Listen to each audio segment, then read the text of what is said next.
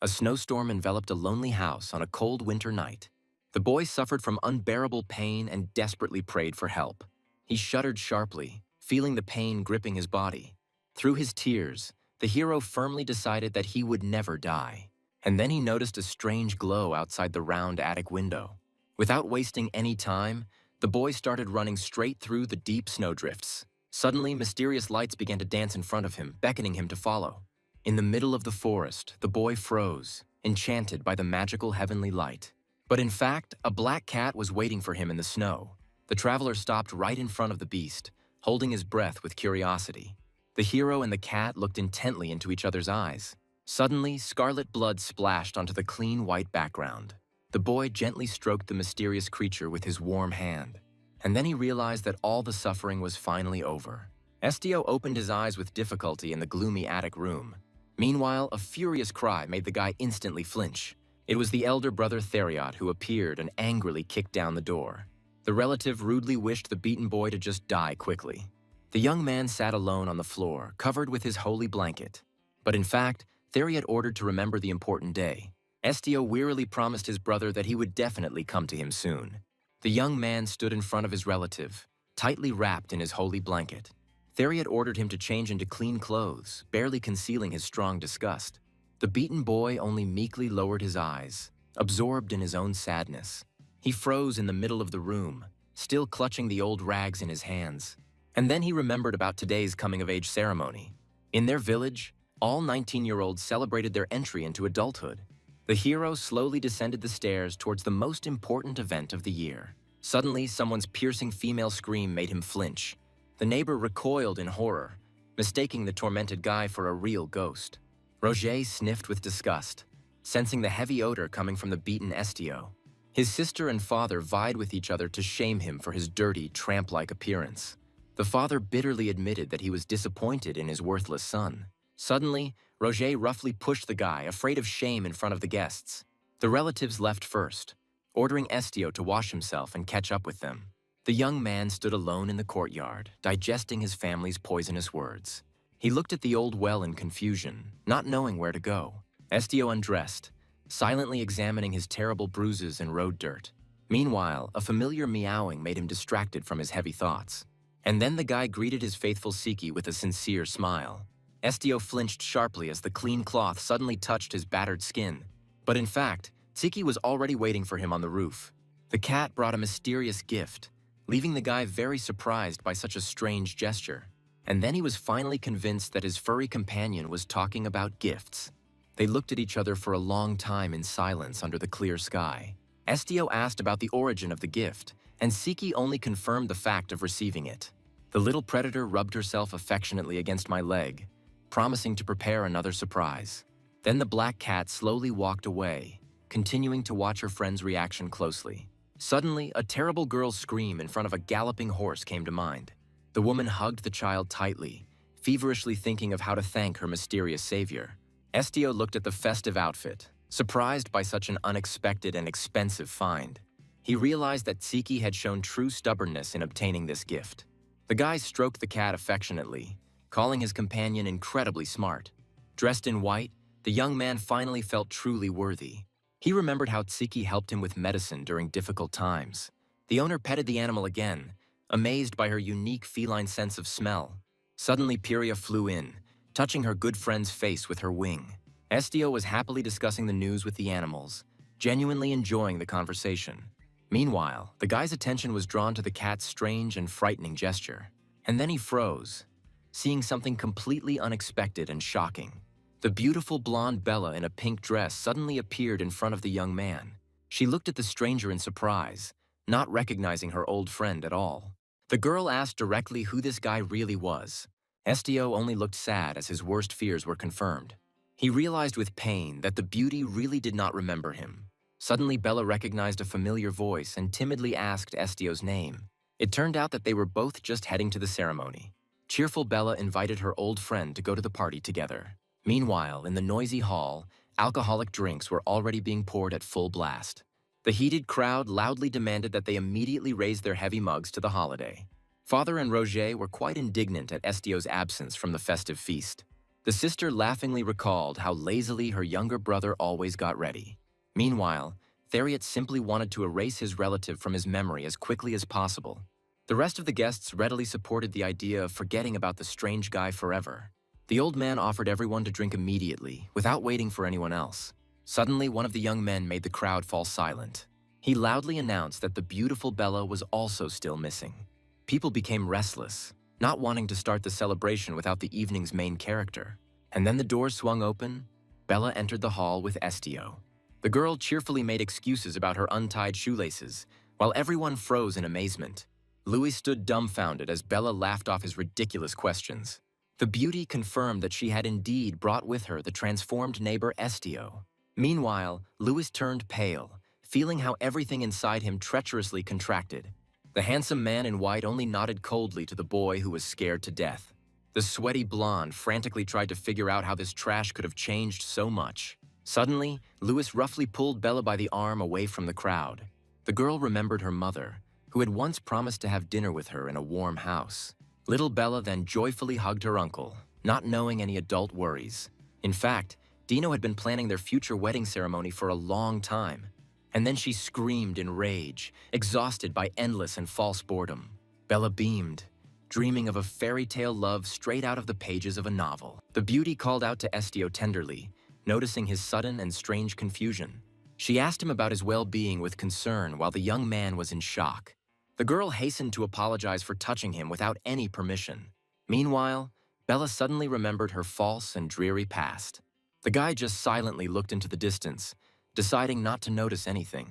The mugs in the hall began to clink loudly, praising the children of their village who had become adults. Estio quietly addressed his companion, singling her out from the noisy crowd. He thanked his friend, completely confusing her with his kind confession. In fact, Bella was glad that she had escaped ridicule thanks to the escort. Bella was genuinely happy for her friend, while passers-by were whispering behind her back. Louis froze suspiciously with his mug, looking at the guy's unusually expensive outfit. An argument broke out in the family about where the money for something like this could have come from. Louis tried to justify himself to his acquaintances, amazed by the sudden transformation of the younger one. Suddenly, the blonde man came close to Estio, demanding an explanation about his clothes. Estio just coldly said that it was just a gift. The enemy clearly didn't believe it, continuing to ask meticulously about the outlandish design. The hero calmly confirmed his words, not wanting to go into unnecessary details. Meanwhile, Louis was completely confused, asking again about fate's sudden generosity. And then he hugged Estio in a familiar manner, greedily asking for the name of the mysterious giver. The enemy laughed maliciously, doubting that the outcast had any rich friends. And then he directly accused his younger brother of brazen theft. A nightmarish moment from his bloody childhood came flooding back to Estio's mind. But in fact, he remembered the fury of the crowd and the terrible screams. Then the little boy lay on the ground in a pool of his own blood. The child, in horror, begged his tormentors to simply spare his life. After that massacre, he was locked forever in a cold, dark attic. Now Luis mockingly claimed that Estio had gone into town to steal. Dirty rumors immediately began to spread among the guests, completely discrediting the guy. Estio only sighed sadly, realizing that there was no point in trying to justify himself to them. Bella looked sympathetically at her friend, who denied any accusations. Suddenly, some boy threw a ripe apple at Estio. The shell hit the target right as the guy was sitting at the table. Sticky red juice ran down his face, completely ruining the party. Meanwhile, the children ran away laughing, calling the hero a strange eccentric. Estio froze in resentment, feeling the crowd's sidelong glances on him. And then the stern and eternally dissatisfied father came to mind. Then he remembered his mother, who always remained frighteningly indifferent. In fact, even the brother only encouraged this cruel bullying. The guy bitterly realized that his family would never be the same. Estio finally realized that there was no place for him in this stinking hole. Suddenly, the walls of the room shook from someone's eerie, very loud laughter. The boy burst into tears, trying to warm himself in his endless, icy loneliness. And then he resolutely packed his things, planning to escape right then and there. He simply walked forward, not caring where he ended up. Estio took one last look back, leaving the past behind forever. But in fact, the young man simply madly, truly wanted to live. Meanwhile, he froze before the fork, wondering about his path. The hero hid his face in his collar, saving himself from the evil night frost. A sudden voice asked sympathetically why he was dragging himself out into such cold.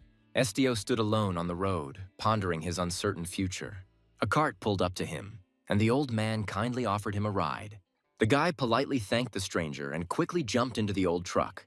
Meanwhile, he rode forward, immersed in his dark thoughts. Suddenly, the small face of his faithful cat, Tsika, appeared from the bag. Estio smiled sincerely, finally seeing his furry and tailed companion. That night, he left the borders of his home village forever. And then the hero suddenly jumped up, his eyes wide open in horror. A red-haired knight sat in front of him, surprised by his sleep in the cold. The stranger laughed merrily, amused by the violent reaction of his fellow traveler, who was scared to death. The red-haired knight teased Estio, calling him a cute country bumpkin. The boy wondered if this swordsman was guarding the cart. The companion decided that the young man was simply too embarrassed. Suddenly, he demanded to speak, afraid of dying of boredom. Estio finally pulled himself together and introduced himself to his new acquaintance. The warrior was genuinely surprised to hear the rather strange name. And then the red-haired girl cheerfully introduced herself as Rina. Meanwhile, she proudly shouted out her last name, Rani Kandar. Estio did not at all understand the reason for her sudden joy. The knight suddenly froze, feeling a serious gaze on her. The knight suddenly confessed his sympathy to Estio. The interlocutor decided to clarify whether the guy was going there for work. He taught the villagers that they should devote themselves entirely to their favorite work. Estio admitted gloomily that he hadn't even thought about it before. The guy felt his worthlessness in the face of a real defender. The knight asked directly what this fragile fellow was capable of. Then Estio whispered softly about his connection with animals. The young man confirmed that he gets along well with any wild animal.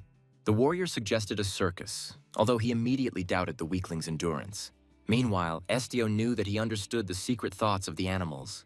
The knight laughed, mockingly asking if the guy could read his thoughts. Estio understood that there were no people with such talent in the city.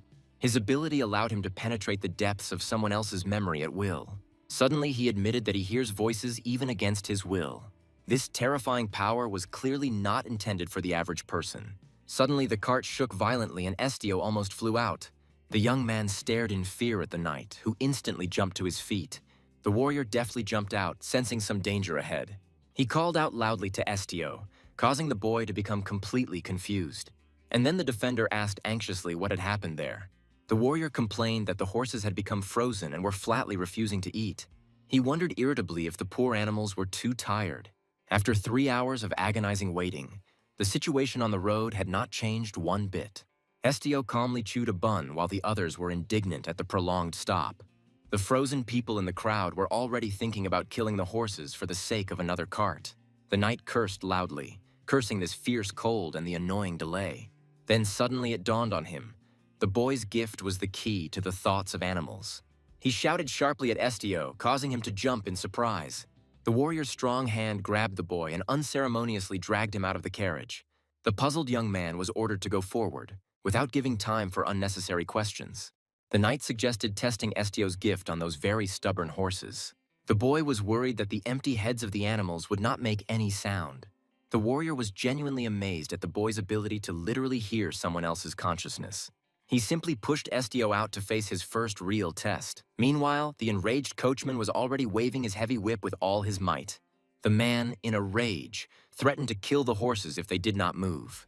And then Estio timidly asked the aggressive driver to wait a little. The guy decided to at least once look into the eyes of the frightened animals. The stunned cart driver did not understand at all what this young man wanted. The hero gestured for calm, deciding to sort everything out himself. Meanwhile, the sullen driver only grumbled discontentedly under his breath. Estio slowly approached the horses frozen in the middle of the forest road. The boy gently touched the beast's muzzle, trying to establish mental contact. And then he realized the full depth of the horror of the frightened animals. The horses trembled with fear, sensing a mortal and imminent danger ahead. The puzzled young man asked why exactly they felt so scared and uncomfortable. The image of a monster with huge, sharp claws appeared before my eyes. The animals cried, fearing the death of all who had shown concern for them. Estio froze at what he heard, and a chill ran down his spine. The knight impatiently asked what the boy had found out from the horses. Estio pointed forward into the dense, snow-covered forest. He described a white monster with claws and scarlet eyes. The knight's face darkened, realizing the scale of the impending losses.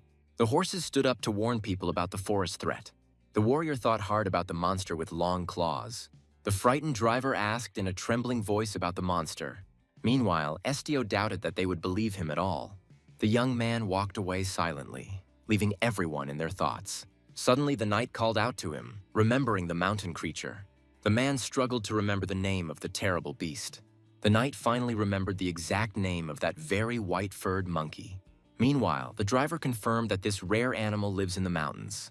The mercenaries immediately perked up because of the expensive skin for the aristocrats. And then the stern warrior ordered everyone to be on guard immediately. But in fact, the old man doubted whether it was a monster or a beast. He decided to check everything personally for the safety of his frightened horses. Estio looked at the warriors in silence and felt a growing excitement inside him. The knight sternly ordered the boy to sit still and wait for his return. Suddenly, all the mercenaries drew their swords at once and were ready. The commander noticed that only half of the detachment went into the thicket of the forest. Estio sat obediently in the snow, perplexed by the strange proposal. Suddenly, the knight grabbed him tightly by the arm and pulled him along. The young man asked in confusion why he needed to go into the thicket at all. Suddenly, the warrior cheerfully announced that they might need an experienced translator. The horses warned of a monster that was much more terrible than the white monkey. Estio seriously considered leaving everyone and simply returning to his home village. He deliberately did not reveal to people the true depth of his frightening talent. The boy silently watched the knight, wondering about his true intentions. Those around him always began to fear Estio once they learned about his mind reading. That's why the hero once decided to close his heart from people forever. The group continued on their way, despite the trust of their companions. Suddenly, a sharp shout made the entire squad freeze immediately. The knight and Estio peered intently into the night darkness. The mercenaries moved cautiously along the snowy, dangerous slope. One of the fighters quickly lit a lamp to reconnoiter the area. The magical lights in the trees dimly illuminated their sullen faces. Meanwhile, the monster in the shadows furiously cursed the impudent humans. A huge white monkey vowed to cruelly kill every human being. Estio froze in horror, feeling the extreme hatred of the forest beast. And then a gigantic and deadly enemy appeared before them. Estio felt an alien will, thirsting for blood, right in the frosty air. The guy realized that this creature only dreams of mass murder. Suddenly, a giant monkey with scarlet eyes emerged from the shadows. The experienced knight ordered the squad to retreat immediately to save lives. The mercenary objected, because there was simply no other way through the mountains. Estio confirmed that real and inevitable death awaited them. The warrior resolutely drew his blades, preparing to meet the enemy face to face. The knight's companions also armed themselves upon seeing the legendary white-furred monkey. Meanwhile, the monster roared furiously, beating its chest furiously. The defender instantly shielded Estio from the beast's deafening cry. The knight angrily confirmed that it was that same white monster in front of them. The sorceress mockingly wondered if the monster's fur was only white. A hail of arrows and magical sparks fell upon the huge forest beast. The girl released several fireballs right into the thick of the brutal battle. Mages and archers joined forces to suppress this powerful threat. One of the arrows pierced deep into the flesh of the monster, which roared in pain. Meanwhile, Estio watched this chaotic and bloody battle in silence. The monkey roared furiously again, trying to throw off the annoying people. The frightened archer froze in horror, seeing death approaching him. The monster's huge paw instantly caught up with the poor fellow, giving him no chance to escape. The frightened warrior fell to the ground, desperately begging his pursuer to stop immediately. A huge shadow paw hung over the poor fellow, paralyzing him with primal terror. Estio held out his hand resolutely, trying to reassure those around him that everything would work out. The young man shielded the warrior with his body, gently urging the enraged giant to calm down quickly. The boy boldly touched the thick fur, looking into the bloodshot eyes. Suddenly, the red-haired swordsman attacked from behind, plunging his sharp blades. The attacker rudely ordered Estio to step back and not approach the monster again. The sharp blade slashed across the beast's spine, causing blood to spray in all directions. The white giant roared piercingly in pain, shaking the air with its eerie scream. Surrounded by flashes, the monster fell to its knees, hiding its head from new blows. The wounded beast rushed away, while the warriors furiously called for pursuit. Watching him go, Estio decided that he had to get this over with as quickly as possible. The young man sank helplessly to the ground, bitterly regretting his strange act. He remembered the moment of realization when the monster actually stopped its attack. Now, because of this mercy, the giant could pay with his own life. Estio was enveloped in the shadows of the past, and he called out for his mother in terror. However, the boy overcame his weakness, realizing that he had to continue on his way immediately. Soon he found a quiet cave, hidden from the eyes of his cruel pursuers. The smell of fresh blood inside made Estio cover his face with his hand in alarm. There sat a wounded giant, mournfully turning his back to the uninvited guest. The flash transported Estio to the very heart of alien snow-covered memories. The tragic past of that very white-furred giant was revealed to the guy. The huge animals discovered a barely alive stranger in the deep snow. The girl jumped up abruptly, not believing her eyes at the horror she saw. The monster showed kindness by handing the frightened beauty a piece of fresh meat. They lived peacefully, raising a charming and fluffy baby together. The mother gently touched her son, deciding to name the baby with the snow-white name Neju. Suddenly the peace was broken, and the woman told the child to hide immediately.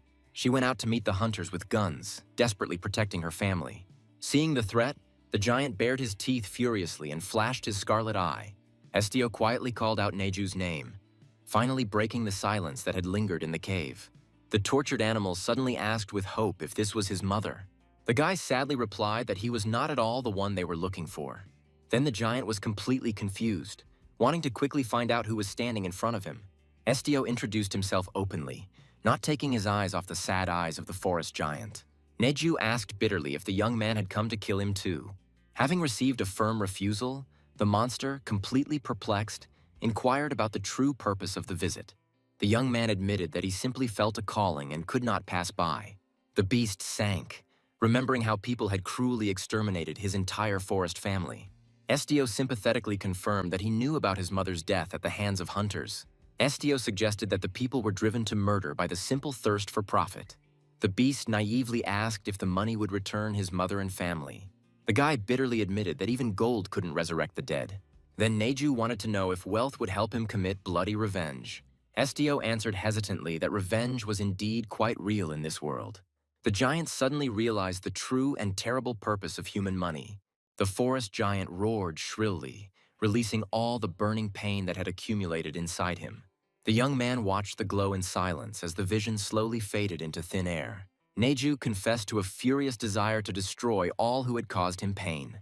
But the appearance of Estio gave the beast long-awaited peace and faith in the best. Estio bitterly admitted his guilt for controlling other people's feelings. The young man assumed that he was able to control any animal emotions. Ne felt better and gave up revenge for human money. The giant did not want to become as soulless as the gold coins. Having spoken his mind, the wounded animal simply asked to be given a little rest. Estio wished his friend peace and resolutely walked out of the dark cave. The boy found himself alone in the snow, pondering his next important step. Suddenly he felt someone's presence and called his black cat. At that very second, Estio deftly intercepted the bag that suddenly flew in. Siki only snorted in irritation, jumping down onto the snow next to her owner. A small black cat suddenly appeared on the path, watching Estio intently. Siki immediately assured her master of her safety because she was not weak at all. The young man thoughtfully offered to carry his companion in his arms, but she only proudly refused. The cat strode away resolutely, causing Estio to ask anxiously about the purpose of her journey. Siki headed straight for the cart, not caring at all about Neju's fate. The little companion dryly ordered the giant to be left behind, considering his fate finally sealed. Estio timidly objected, seriously fearing the beast's imminent death at the hands of cruel people. Meanwhile, the cat reasonably asked whether the guy himself would freeze to death here. The young man realized the bitter truth and decided to quickly return to the warm shelter of the cave. Siki only thoughtfully noted the extraordinary intelligence of her kind and faithful master. Siki reproached the owner for his eternal habit of sacrificing himself. Estio had absolutely no idea what his little companion was getting at. The cat believed that the guy was expecting only betrayal from everyone in advance. She snorted in displeasure, because she didn't like this position at all.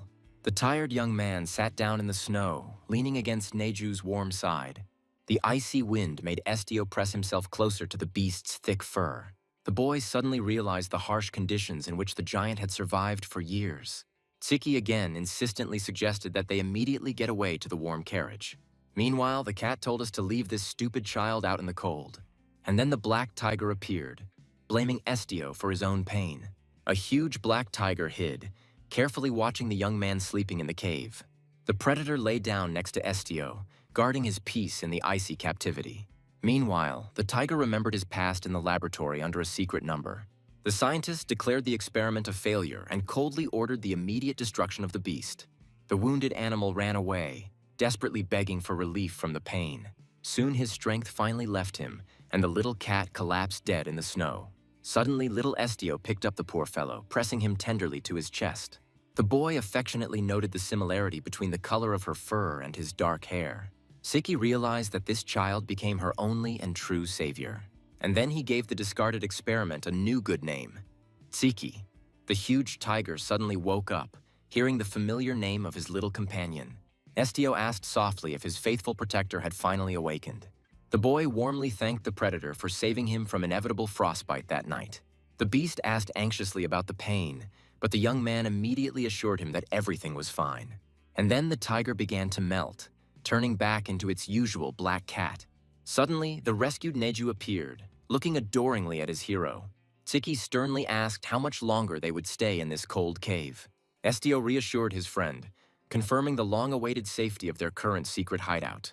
The young man checked Neju's back, amazed at the rapid and miraculous healing of the wounds. Fortunately, the noisy pursuit of the ghostly monster finally died down in the woods.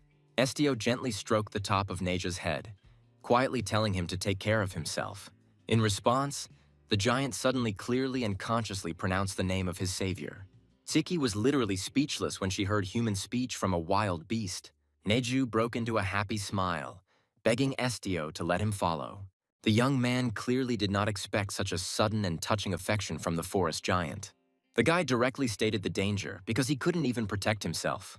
However, Neju comically flexed his muscles, promising to become the hero's personal bodyguard. Estio realized that this kind monster was simply terrified of loneliness. He doubted whether the forest beast was ready to meet the noisy city. Meanwhile, the hero was afraid that he himself would break down at the sight of the family's killers. But the giant promised to remain completely indifferent to the rest of the city's inhabitants. Neju closed his eyes contentedly, remembering all the kind words of his only friend. Estio warned sternly that someone in the city would certainly want to kill him. Then the forest giant naively asked if he would be allowed to just be angry. The strange trio froze, having finally decided on this rather dangerous adventure. Soon, a majestic and very noisy city spread out before the eyes of the travelers. The friends entered Gamatia, and the young man asked Neja solicitously about his fatigue. Meanwhile, Estio noticed that the black cat had mysteriously disappeared again. A sharp shout made the heroes turn around in fear right in the middle of a crowded street. The guard sternly asked why such a huge animal was walking without a leash. The guard raised his hand, threatening Estio with problems because of the predatory monkey. The soldiers immediately decided that the two had come from some village. One of them shoved a collar at the boy, threatening him with the law for walking him without a leash. Estio only listened to them silently, maintaining a strange calm in his eyes. He approached his furry friend and asked him to put it on. The beast smiled humbly because the guy couldn't change anything anyway. Estio personally fastened a heavy iron chain around the neck of the mighty creature. The satisfied guards promised to help the villagers get used to the capital as quickly as possible. The patrolman left, asking everyone to continue to behave reasonably. The guy looked guiltily at his companion, apologizing for this humiliating step. The companion suddenly remarked affectionately that Estio had become an exact copy of his mother. And then a memory surfaced of how my mother was always apologizing to the beast. For a long time, the guy was incredibly interested in what she repented for, but the woman stubbornly remained silent, no matter how much her son tried to find out the truth. It was only years later that Estio began to truly understand those strange words. As it turned out, my mother's apologies were her special way of expressing her feelings. But in fact, behind her words there was always hidden deep love. Meanwhile, the local merchant drove the boy away, calling him a hopeless weakling. The man was deeply struck by the proximity of the fragile youth and the predator. Finally, he offered some advice to look into the guild if you needed work. Estio asked again, puzzled about the guild, considering the merchant's unexpected offer. The man confirmed that they would definitely find a suitable task in the city center. The bright Ignis sign promised all customers almost 100% success. The young man walked decisively into the building, leading his massive companion behind him. Inside, they were greeted by a joyful cry and a welcoming raised palm. The charming blonde immediately began to praise the impeccable reputation of her guild. The guy said outright that he had come to enlist in the ranks of the new volunteers. The secretary politely asked whether the mysterious guest had writing skills. Estio calmly confirmed that he had learned to read and write and could fill out papers. He bowed politely, waiting for a decision from the smiling employee behind the counter. Estio headed upstairs with determination, ignoring the heavy chains. The stern man with the scar looked at the strange couple with a keen gaze. He was clearly unnerved by the proximity of an ordinary boy and a dangerous monster. He spoke first, barely containing the curiosity that was overwhelming him. Usopp asked incredulously whether this young man was really aiming to become a rookie. In his mind, he had already branded Estio as a completely hopeless country bumpkin. The guy calmly explained that he came specifically to recruit into the guild. The owner of the office asked whether the guest understood the seriousness of their tasks. Estio answered simply, because the essence of the work seemed perfectly clear to him. The man introduced himself as Hawk, the head of this Ignis branch in Galacia. Estio bowed politely and formally introduced himself to the stern branch manager. Hawk called his guest to follow him, inviting them to discuss business in the office. The man admitted that he usually checks absolutely all documents first. Hawk joked that he would now accept help even from a wild monkey. And then Hawk asked where this young man came from. Estio calmly replied that he had come straight from the distant Revo district. Usopp repeated the name thoughtfully, trying to remember such a wilderness on the map. The guildmaster asked whether the boy considered those lands his homeland. Suddenly, he asked directly where exactly this Revo was located. The young man explained that his homeland was the tiny and forgotten village of Selbia. Hawk asked if Estio's specialty was simply training wild animals. The man advised avoiding vague answers and always speaking only to the point. He wanted to know the newcomer's talents in order to choose the right future assignments. And then Estio calmly admitted his ability to read the thoughts of any animal. The head of the branch was surprised, because he had never even heard of such a rare gift. Meanwhile, the world was teeming with magicians, mediums, and other powerful fighters. Many drew their power from ancient secret knowledge or contracts with spirits. In fact, the young man's gift was unique and completely incomprehensible. Hawk swallowed nervously, realizing the incredible value of the nugget sitting before him. Suddenly, he apologized for his rudeness, deciding to immediately accept Estio into the guild. Hawk mentally compared the mysterious boy to an undisclosed trump card. The man decided to take a risk and entrust the newcomer with his first serious task. He told Estio to find the merchant at number 3 on Shark Road. The client had clearly reached a dead end in trying to tame rare and dangerous animals. For success, Hawk promised a valuable coin, which served as a pass to the guild. Usopp sent the hero on his way, ordering him to return immediately after completing the task. The young man walked along the night streets, checking the note he had received in his hands. The huge Neja silently pointed the boy in the right direction to the intended goal. Suddenly, the silence of the alley was broken by a furious and extremely threatening bark. From the darkness, 2 ferocious and very hungry dogs bared their teeth at Estio. Neja suddenly appeared behind Estio and silenced the dogs instantly. The young man crouched down in front of the frightened animal and kindly asked him not to be afraid. He calmly explained that he just wanted to talk to the local owner. Estio looked straight into the eyes, confirming his exclusively peaceful and honest intentions. And then the dog was amazed to realize that his fear of the stranger had suddenly evaporated. The boy politely introduced himself to the puzzled dogs and clearly pronounced his sonorous name. Meanwhile, Neja watched closely as the dogs tried to speak. The faithful comrades confidently walked deeper into the courtyard towards a new and dangerous meeting. A stern man with glasses blocked the way immediately after the mention of the Ignis Guild. The stranger very rudely doubted the young guest's rare talent for taming animals. The bald merchant told Estio to follow him deeper into this strange place. Suddenly, they found themselves in a gloomy hall filled with cages containing wild animals. The man led the guest to a large terrarium and ordered him to look carefully inside.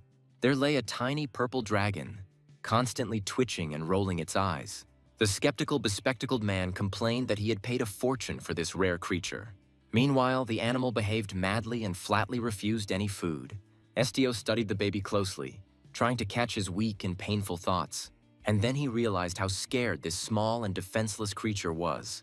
But in reality, this formidable predator was just an ordinary child. The merchant flew into a rage, demanding that the monster be tamed immediately for the safety of the people. Estio asked thoughtfully, realizing the full complexity of this extremely strange and dangerous matter. The merchant looked closely at the boy, amazed by his incredibly deep and wise gaze. The man was finally convinced that a completely unusual and gifted person stood before him. Estio heard a quiet complaint of pain, but could not determine the cause. Suddenly, Estio felt a sharp flash of alien pain that literally pierced his body. The boy clutched his chest while the faithful Nedja worriedly supported his wounded master. The shop owner screamed in fear, but Estio explained that the torment was not his.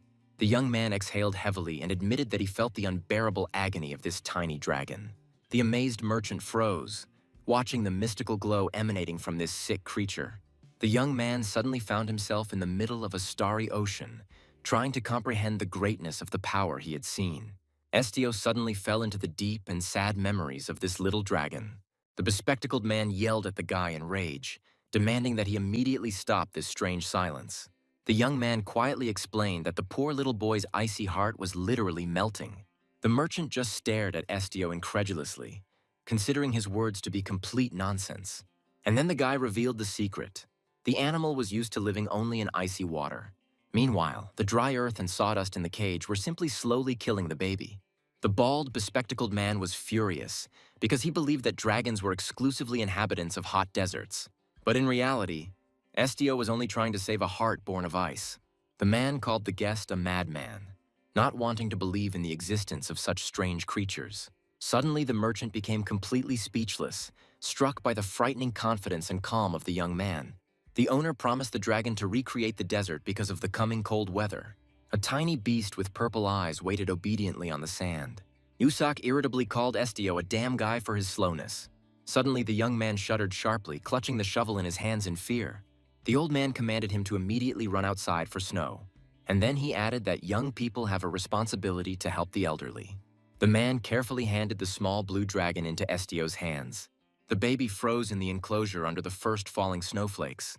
Meanwhile, the angry bearded man again shouted at the hesitant guy. Then Estio rushed headlong into the snowstorm, clutching his shovel tightly. Estio brought snow, and the old man pointed out exactly where it should be thrown. The grumpy owner told the boy to stop talking and to carry snow without stopping. The rare ice dragon finally felt the cool air and noticeably perked up. It turns out that these creatures are incredibly rare and have been little studied by humans. Seeing the contented animal, the bearded man decided that now everything was going as it should. Suddenly, the old man ironically asked if it was time for the young man to rest a little. Without waiting for an answer, he commanded Estio to follow him immediately. Estio quickly discovered the splinter that was preventing the poor horse from walking properly. The guy advised to quickly resettle the predators because of their fierce fight for territory. Finally, the old man admitted that this boy really did have a unique gift. The old man handed Estio a heavy bag while his companion watched silently.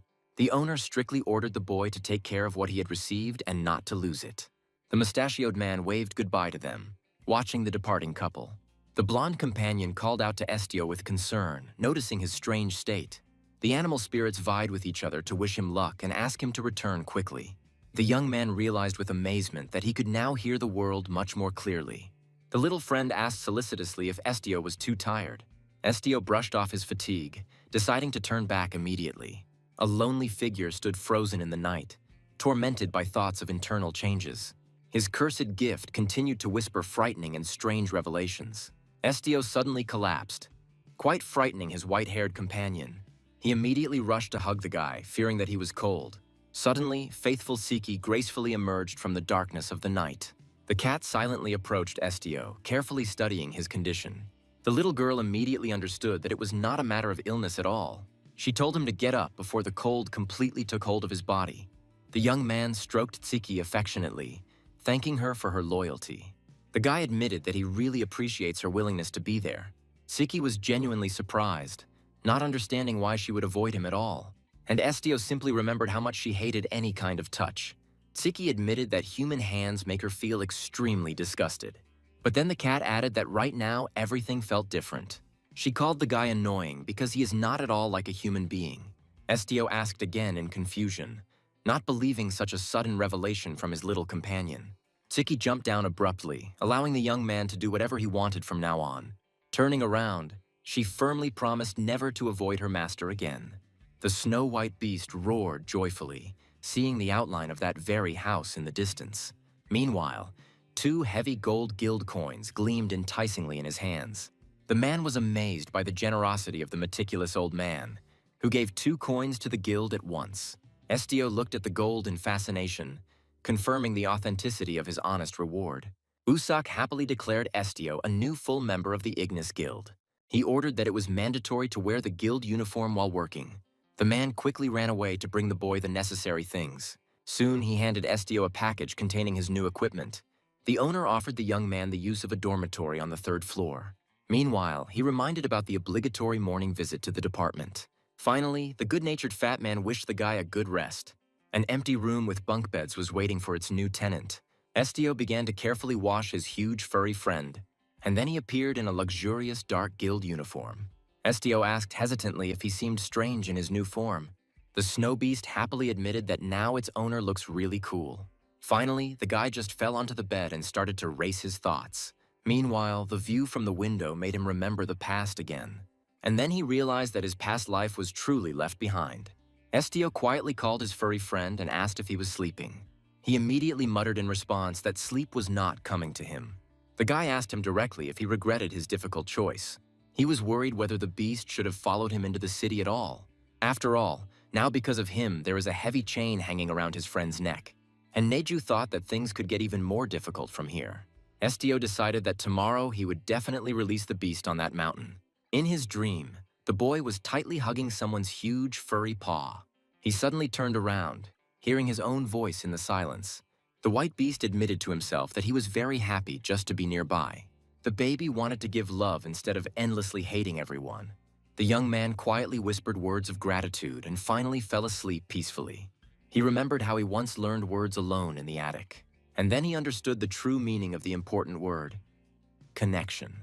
In the morning, Estio, dressed in a cool uniform, came down to the people, attracting attention. Estio came down to the people and it was simply unrecognizable.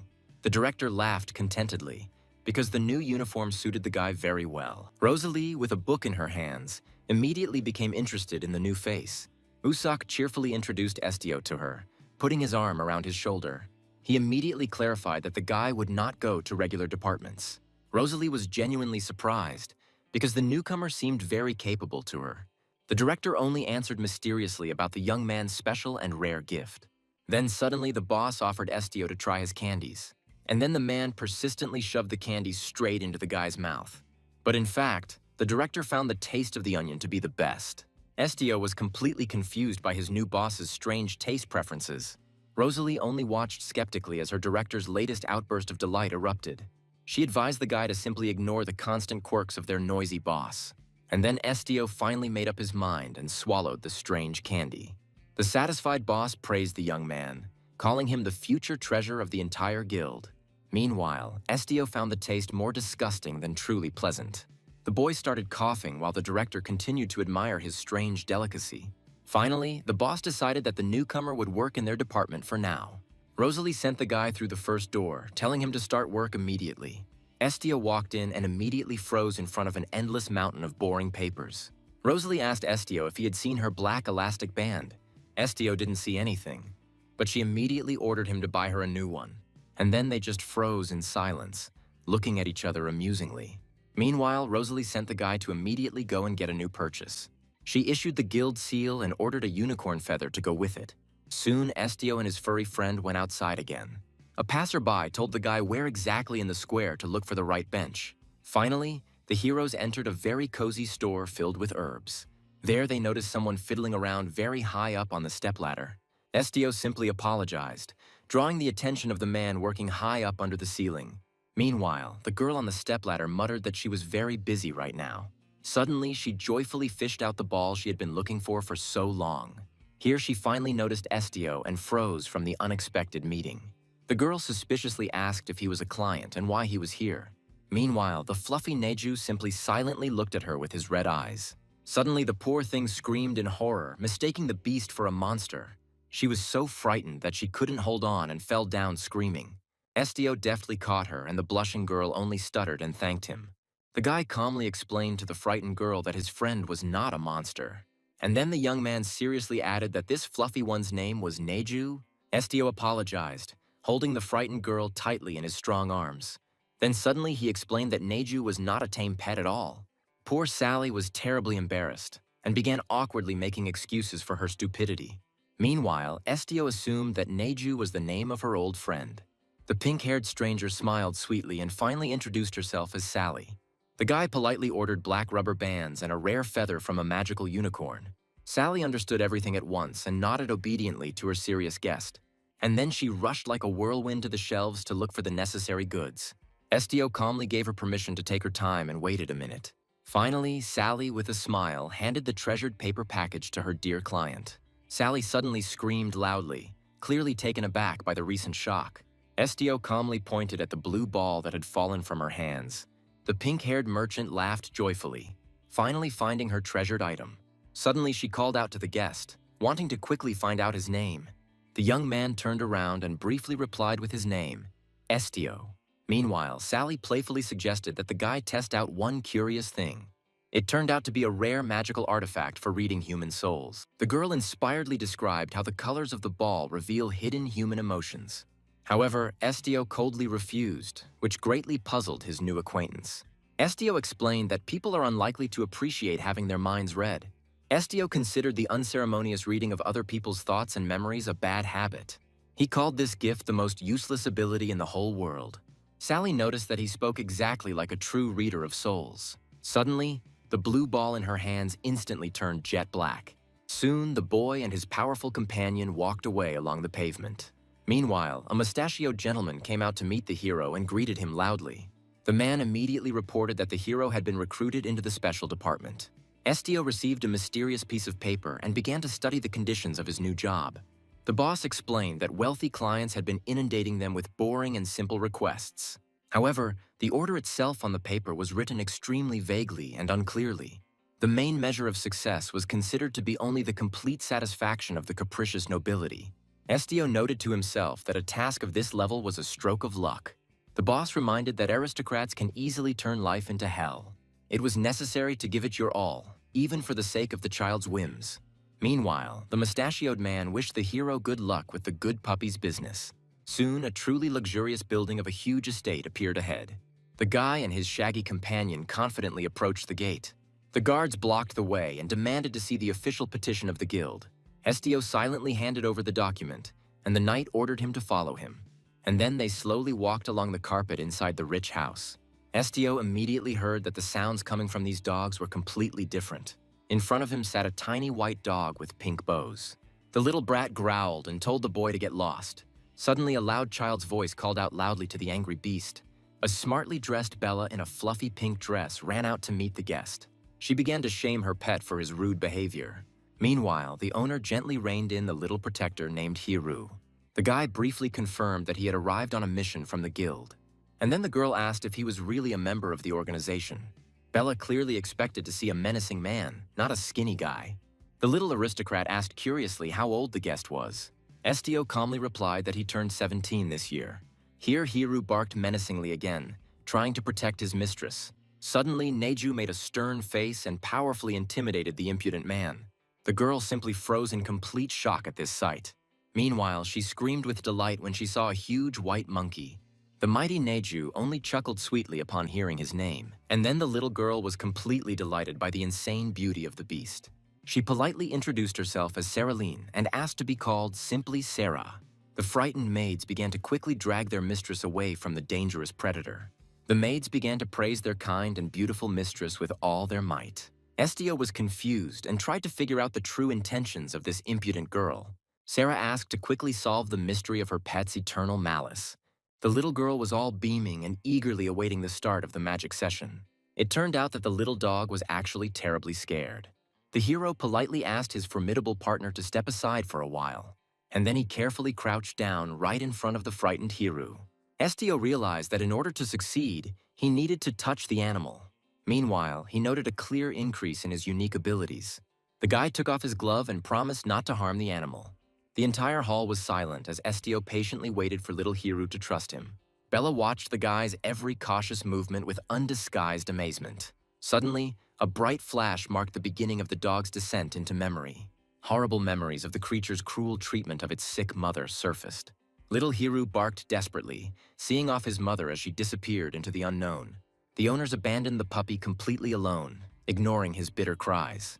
The poor little thing looked completely broken and betrayed by the whole world. He was kept in a cage for profit, with the dream of selling him to aristocrats at a high price. The poor fellow was deliberately starved to maintain his miniature appearance. Meanwhile, the mysterious Count Fabian hastily disappeared behind the door. The merchant hastily promised to wash the dirty puppy before selling it. But in reality, the poor little thing was drowning in the icy water. The baby realized with bitterness that people only hurt him. Suddenly, young Saarlin appeared in this dark story. The father gave the girl a gift and told her to take good care of it. The girl was beaming with happiness and constantly hugged the charming Hiru. She considered her new pet a real precious angel. And then the enraged father kicked the puppy, ordering him to be thrown out immediately. Saarlin, in tears, swore that she would raise her pet herself. But the man only called the dog a stupid and ferocious beast. Nenje too sternly ordered to submit an official petition to the guild. Suddenly there was a threat to get rid of the poor guy because of his character. Bella became worried and asked if the pet really didn't like anything at all. Estio replied that Hira was simply frightened by her excessive displays of affection. The guy sadly assumed that no one had ever loved this puppy before, and then he fell silent, choosing frighteningly difficult words to explain. But in reality, people will one day simply kill this defenseless animal. It turned out that the same cruel fate had once befallen his mother. Bella was upset and admitted that she dreamed of learning to read other people's minds. Meanwhile, Estio snapped that abilities alone were clearly not enough for understanding. Estio told how people starved Hira for profit. Bella turned pale at the shocking news of the puppy's mother's death. It turned out that the owners simply threw away the sick dog because it was useless. And then the girl covered her mouth with her hands in horror upon realizing the truth. She burst into tears, lamenting that she knew nothing. The maid immediately rushed to console her mistress, who had suddenly fallen into hysterics. Bella sincerely swore that she only wanted the best for her pet, when suddenly Estio plunged them into a mysterious body of water. Meanwhile, the girl froze in amazement in the middle of the shining magical ocean. But in fact, the puppy himself clearly called Saarlin for the first time. Bella was completely confused by this strange magical space, but in fact, the puppy sincerely doubted his owner's feelings. The girl was seriously worried that the baby might hate her. Suddenly, the dog allowed himself to be hugged, but only not very high. Meanwhile, reality returned, and the maids immediately surrounded the mistress. A happy Bella enthusiastically thanked Estio for this incredible miracle. She admitted that she didn't even believe in the existence of such abilities. And then the princess realized how wrong she had been about Hiru. It turned out that her furry friend had been trying to talk to her all this time. Estio gently reassured her, lifting the heavy burden of guilt for the past. Estio sternly blamed Hiru's fears solely on these greedy and dishonest merchants. But in reality, this little animal is simply not used to love at all. Bella looked thoughtfully at the sparkling gold coin of the Magic Guild in her palm, and then he wished her good luck and strictly ordered her to guard the reward. The little girl enthusiastically acknowledged that the hero had this truly unique and frightening gift. Suddenly, she screamed joyfully and immediately rushed towards her friend Nenji. Estio stood silently to the side and watched this family reunion closely. Meanwhile, Nenji tenderly hugged the girl and honestly admitted to his little deception. It turned out that the noble men had just returned safely to their native estate. Theriot noted sullenly that he had heard her loud and desperate crying from afar. Bella screamed indignantly that she hadn't been crying that loudly. Suddenly, Nenji laughed, confirming that his daughter had a powerful voice. Meanwhile, he remembered about the guest in time and stopped the farce. Nenji formally asked if this was the master from the guild. Estio calmly introduced himself and confirmed his status in the Ignis department. And then he realized that the owner was eager to learn the essence of talent. The young man honestly admitted his rare ability to hear the thoughts of animals. In fact, Nenji was very surprised when he heard about this gift. A rather strange and suspicious grin suddenly flashed across the man's face. The owner of the house suddenly snapped that he considered what he had heard to be complete absurdity. The man sternly reminded them that it was extremely dangerous to brazenly lie to the nobility. He asked which animal's thoughts Estio could easily read. He asked if the guy had control over the souls of monsters or insidious half-breeds.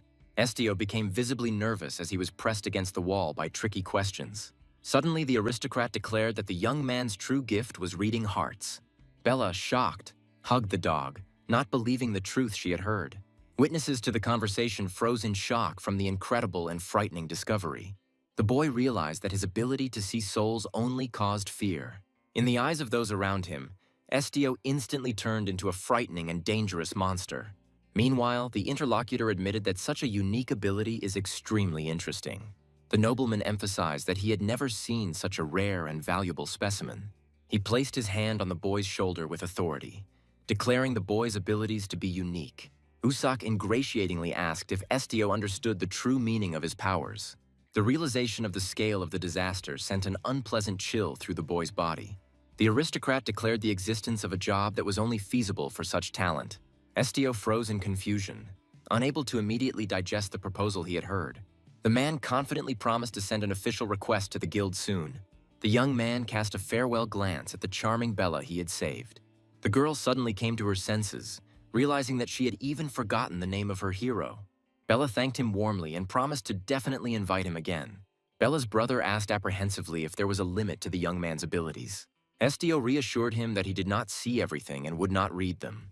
But the boy began to doubt whether Estio was lying about his true limitations. In the end, he rudely showed the hero the door, telling him to get lost immediately. The blonde shouted in rage that Estio should not dare to cross the threshold again. The shocked Bella tried to stand up for the guest because he had helped a lot. In tears, she shouted to her brother that now she simply hated him. A bright and very disturbing sunset was slowly fading over the luxurious mansion. Estio looked at the sky alone, thinking about everything that had happened that day. He picked up the gold coin, realizing that his life had changed dramatically. Furry Neju grumbled that humans were unusually strange creatures. The beast looked doubtfully at Estio, whose calmness seemed surprising to him. It turned out that Neju was genuinely happy that the guy read his soul. Estio noted sadly that Neju probably hated being in this place. The furry companion once again confirmed how crazy the logic of ordinary people seems to him. Neju suddenly realized that Estio was not a scary person at all, but a kind person. He remembered how caring the hero was compared to the angry crowd. And then it became clear that Estio was the friendliest of all those he had met. Neju was not frightened by the young man's gift, but by the rotten thoughts hidden behind the masks. Estio stroked his friend affectionately, not afraid of being labeled a strange and misunderstood eccentric. Estio stroked the white beast, emphasizing his complete indifference to what was happening. He remembered the dark days of confinement in a cramped, cold attic. Meanwhile, with his friends by his side, Estio finally felt alive. The young man snuggled affectionately against his furry companion, finding long-awaited peace. A few days later, the guy was intently adjusting his snow-white gloves. He stood in the rays of morning light, ready for new achievements. Suddenly, the hosts joyfully greeted Estio, loudly applauding his success. The mustachioed man praised the guy, since he clearly caught the eye of some important gentleman. The woman noted that Estio's gift helped him achieve his goal very quickly. The guardians beamed with pride as they congratulated the hero on his brilliant triumph. Estio received a request from a special department of the powerful Ignis Guild. He was looking into the details of the case of the closed shop and the jewelry. To succeed, it was necessary to find the owner of the mysterious company, a certain Thompson. For completing the first request, the guild promised the hero 1 gold coin. The second part of the task promised a pleasant bonus in the form of 3 coins. Meanwhile, the snow-white Neju was happily playing with the good-natured woman. Estio called his pet to follow him, heading off to meet new mysteries. Suddenly, the mustachioed owner called out to the guy, wanting to say something important beforehand. He asked Estio to be careful because there was danger ahead. The woman promised to bake delicious bread for the return of her young hero. Estio promised his guardians that he would return home immediately after completing his mission. The hero studied the route with concentration, together with his faithful white companion. He decided that they just needed to follow the wide main road. And then the guy realized that the path to the outskirts of the city was not short. Estio estimated that it would take them at least an hour to get there on foot. Suddenly, Neju offered to give his master a ride on his back. The beast reminded that he runs many times faster than any ordinary person. Meanwhile, the proud young man politely refused his friend's help. The poor baby drooped, considering himself completely useless to his master. But Estio quickly changed his mind and asked him for a ride anyway. Estio jumped on the beast and asked it to take care of itself. Suddenly, the furry giant rushed forward at breakneck speed. Neju smiled as he turned out to be a really damn fast runner. The boy thanked his friend, gently stroking his soft white fur. Looking at the jewelry, Estio called them just useless colored stones. Meanwhile, he was perplexed as to what exactly it was that those around him admired so much. Approaching the entrance, the young man knocked insistently, checking for the presence of people inside. And then he realized that there was dead silence behind the door. Neju inquired about the plan, since the owner was supposed to live here. Estio crossed his arms, confident that the mission's purpose was definitely hidden within. Estio suggested that the shop owner might have simply gone away for a short while. Neju was worried that his persistent master would freeze to death on the threshold. And then the guy smiled warmly, confidently assuring his friend that everything was fine. Suddenly, a man jumped out of the darkness, frightening the guests with a loud scream. The stranger was outraged by their stupidity, suggesting that they wait at home for his return. Estio immediately realized that the elusive Thompson stood before him. The owner confirmed the identity, wondering about the purpose of the visit of the aristocrat's servants. The man was amazed at the persistence of the couple who waited for him at the door until night. But in fact, he was scared, suspecting the guests of committing suicide. Thompson ironically advised them to find a more comfortable place to die. Estio waved them off, but the owner rudely ordered them to leave immediately. Suddenly, Thompson grabbed the guy sharply, having completely lost all patience. Dark shadows and requests to never have children came to mind. Once upon a time, this stern man was head over heels in love with the beautiful Till. But soon, their happy fairy tale was replaced by a dark and hopeless reality. The endless loss of babies and miscarriages simply burned the life out of the couple. Finally, Leah was born, filling the cold house with her first loud cry. Thompson was beaming because his baby finally looked truly healthy. But in reality, the mother was just waiting for her inevitable imminent death. And then their marriage finally fell apart due to monstrous stress and depression. Thompson fell to his knees, begging his wife to finally come to her senses. He screamed, was she really going to let their daughter die? Meanwhile, the father closed the shop, devoting himself entirely to saving Leia.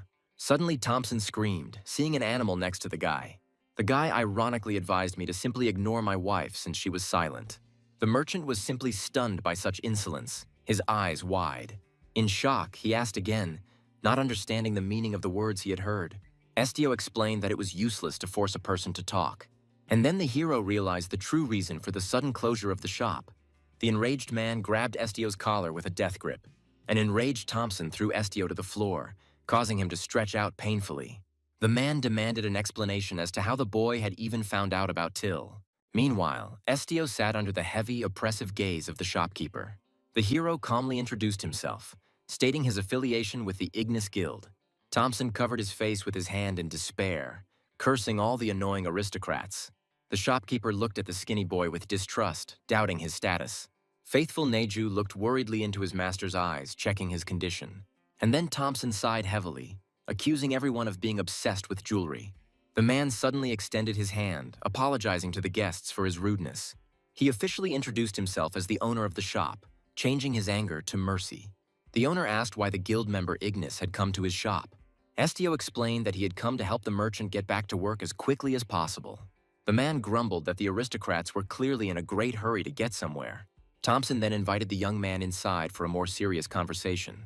The boy calmly confirmed his identity as he followed the gloomy shopkeeper inside. The merchant offered Estio something to drink as a gesture of reconciliation.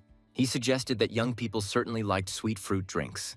The shopkeeper took a hearty sip straight from the bottle without waiting for his guest to respond. The owner noted ironically that the guy now looked damn stupid. He explained that the success of a business depends on the ability to please the interlocutor. Estio mentioned Till, causing the shopkeeper to instantly change his tone to serious. Thompson muttered that digging into someone else's life was not a good idea. The man called the boy a child who doesn't know the harsh truth of life. The shop owner was determined never to open his doors to customers again. Suddenly, the merchant himself suggested that the guest ask about the reasons for such a decision. Estio asked why the man was so stubborn about refusing a profitable business. Meanwhile, Thompson was struck by the complete lack of curiosity in the young man's eyes. The owner offered another drink, trying to ease the sudden tension. And then the guy thanked him politely, maintaining his usual composure.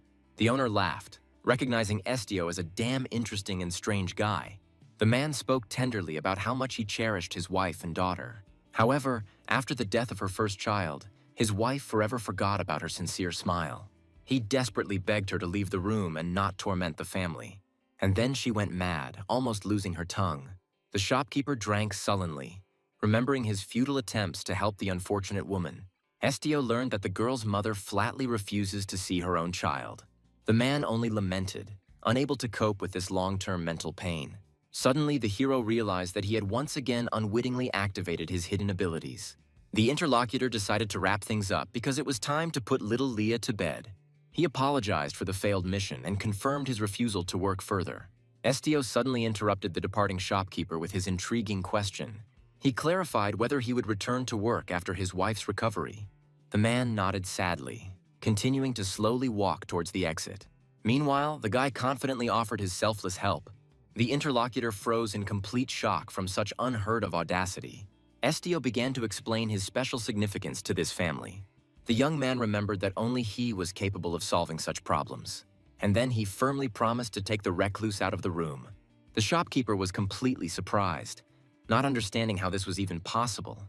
The hero just silently stared at him with his serious gaze. Estio suddenly extended his hand towards the startled shopkeeper, demanding his attention.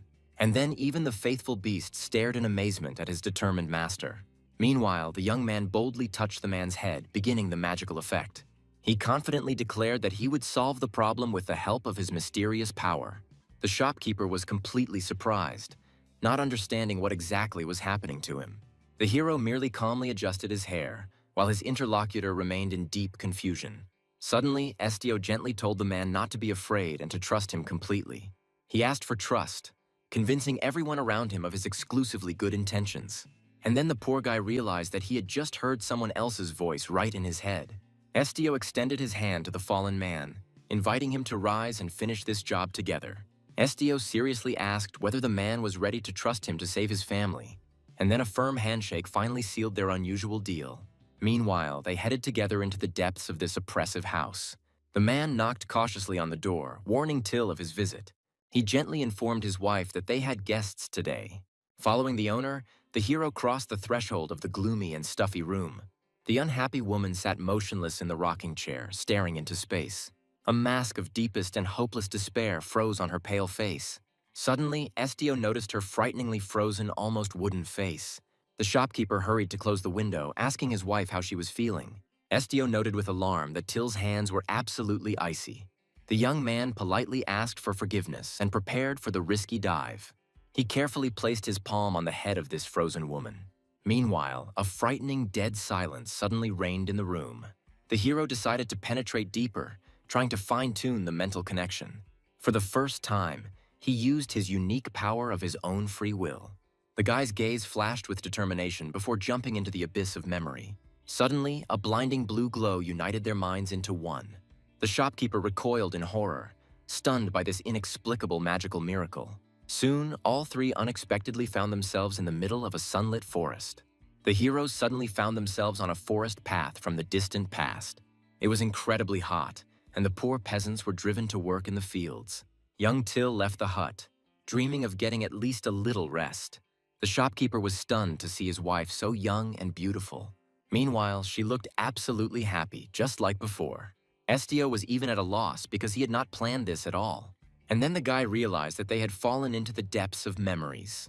The girl hummed cheerfully as she walked towards the dense forest. She seriously considered dropping in on Juan and playing by the river. It turned out that Till had previously been just the daughter of a poor peasant. Her parents died early, leaving the girl with very young children. She took care of them alone, working hard in the fields. Meanwhile, Till made homemade toys and beads for the children. The brother and sister joyfully called her, bringing brushwood and herbs. The girl caressed them with love, considering her loved ones to be the best. Suddenly, the younger brother handed her a beautiful plucked white flower. He tenderly decorated his sister's hair, admiring her modest beauty. She soon blossomed with happiness as she fell truly in love for the first time. Her chosen one was that same shopkeeper, who was still very young at the time. Till waved her hand joyfully at him, glowing with her sincere love. Meanwhile, poverty began to drag the lovers into its viscous swamp. There was a catastrophic shortage of money even for food and medicine for sick relatives. The sick brother asked hopefully about the recent marriage proposal. Till just waved it off, admitting her latest refusal to the annoying groom. And then she stunned the poor man with the news of their final separation. The girl firmly decided to let Juan go as soon as possible for his own good. At that moment, their bright love finally faded away forever. The poor thing took on a mountain of work, trying to get to all the places. She even decided to skip lunch in order to complete all orders before sunset. Finally, the girl thought with relief that the money she had earned would be enough for a month. Suddenly, the poor young man stumbled and fell shamefully right before Till's eyes. The kind girl immediately rushed to the stranger, sympathetically asking about his well-being. She looked at the fallen boy with concern as he slowly came to his senses. And then the shopkeeper realized that this was the day of their very first meeting. Till then selflessly helped him, and soon their communication grew into love. Meanwhile, she devotedly looked after him while the boy was recovering his strength. The girl smiled tenderly at the awakened young man, like an angel against a backdrop of beautiful flowers. Later, the enamored Juan knelt down and proposed to her. Suddenly, he heard rumors about her imminent wedding with another man. Distraught, Juan threatened to commit suicide if his beloved really left him. Juan clutched the vial of poison convulsively, deciding to take extreme measures. Till froze in horror, realizing that he was actually going to settle the score. Suddenly, he started yelling after her that life without her was sheer darkness. The poor guy begged Till to come back, causing quite a drama in the middle of the forest. But she only snorted contemptuously, allowing him to do any stupid thing. She walked away, openly declaring her complete indifference to him. Meanwhile, the girl said that she would not be impressed by such a cheap show. Finally, she dryly wished Juan to finally become happy. The guy was left alone, staring hard at the bottle with the skull on the label. And then she turned around abruptly, sensing that things had taken a bad turn. Juan collapsed and Till rushed towards his body in panic. The girl sobbed inconsolably while Estio silently watched the scene. It turned out that Till was hiding her lover from her rich legal husband. Despair washed over her, as if Juan's action had become an eternal curse. The husband realized the bitter truth. His wife chose him only for his money. Meanwhile, Estio confirmed her selfish rejection of the poor farmer's feelings. The guy asked if the husband was now ready to completely change his mind. He froze, struck by the directness of this sudden and very difficult question. If her decisions are driven only by profit, then there is no love in the marriage. Will a selfish woman still remain a truly close person to him? The man cried out in despair that he loved Till more than anyone in the world. Estio calmly asked what had changed in their lives then. The man drooped and admitted that nothing had really changed. For him, she still remained his truly beloved wife. Her husband was frightened by her strange fixation on just one dark memory. He hated her belief that it was impossible for her to ever be happy again. The poor man, through tears, acknowledged his wife's frightening emotional emptiness. The whole family gathered in the room, but Till remained completely cold. The man pitifully begged Till to at least look at their tiny child. Estio countered that it was physically impossible for her to be completely devoid of feelings. Estio stated that poor Till was trapped in her own personal hell. She considered the deaths of her children to be cruel retribution for her past sins. The man was completely at a loss from such a terrible and sudden revelation. Suddenly, he fell to his knees, furiously denying any guilt on her part. He gently squeezed her hand, reminding her of her little living daughter, Laya. The poor guy begged her to come back as the ghostly walls began to crack loudly. He promised that they would definitely overcome all troubles together. The husband whispered hopefully that they would become a real family again. And then the imaginary glass shattered, freeing her tormented consciousness. Till finally woke up from the nightmare, looking at her savior in surprise. The husband smiled happily, catching the lively gaze of his beloved wife. But suddenly Till perked up, feeling a strange uneasiness in the silence of the house. She breathed out her daughter's name and resolutely jumped up from her seat. The woman ran as fast as she could to the cradle, driven by maternal instinct. Till hugged Laya frantically, tearfully begging the little one for forgiveness. The husband brought a bottle, gently explaining that the girl just wanted to eat. He offered Till something to eat while the baby greedily finished her milk. The family finally found the long-awaited peace in sincere and warm embraces. Suddenly, Estio fell to the floor with a crash in an unfamiliar place. The sleepy old man grumbled at the guest who arrived in the middle of the night. The man carried Estio into the house while the others crowded around in fear. The boy lay unconscious, his face burning with intense heat. The old doctor examined the guest, lighting the room with a dim kerosene lamp. The couple explained that Estio passed out immediately after using his powers. Suddenly, the doctor admitted that the case was beyond his knowledge. And then the family became worried, not understanding where to look for salvation. The old man advised rest or urgent contact with the Mages Guild. Meanwhile, the doctor hastened to leave, leaving the owners in complete confusion. Nenji looked devotedly into his friend's face, sensing something truly evil. Suddenly, the beast screamed that Estio was suffering from terrible pain. The man was quite surprised when Nenji suddenly began speaking in human language. The husband promised to pay the bills and hurried home to his little daughter. Meanwhile, the beast seriously reminded him about the renewal of the old case. He paused for a moment, considering the value of the help he had given Estio. He confirmed the deal, entrusting the wounded hero to the care of his faithful companion. The happy couple left together, supporting each other in their new lives. Estio was still lying in a fever, completely exhausted. The help paid off, the request was fulfilled, and the family finally found peace.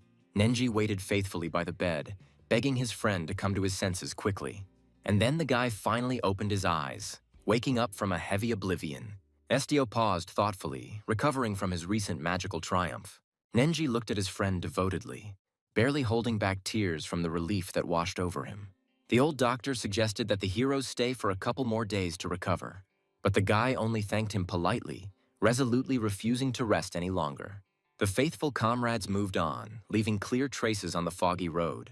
Meanwhile, the mustachioed rich man spoke enthusiastically about Estio's incredible talents. He enthusiastically admitted that absolutely no one had ever achieved such phenomenal success. The man slyly reminded us of the enormous interest in the hero on the part of the aristocracy. Estio was genuinely surprised to hear about the strange rumors that had spread throughout the area. And then rumors began to spread about the appearance of a man with a truly unique gift. Estio, along with his faithful Nenji, finally reached the luxurious residence of the Fabiens. The guards opened the doors, inviting the guests to enter the huge and bright mansion. Suddenly, a small white dog with a smart red bow jumped out to meet the guy. The dog joyfully jumped on Estio, demonstrating genuine delight at the long-awaited meeting.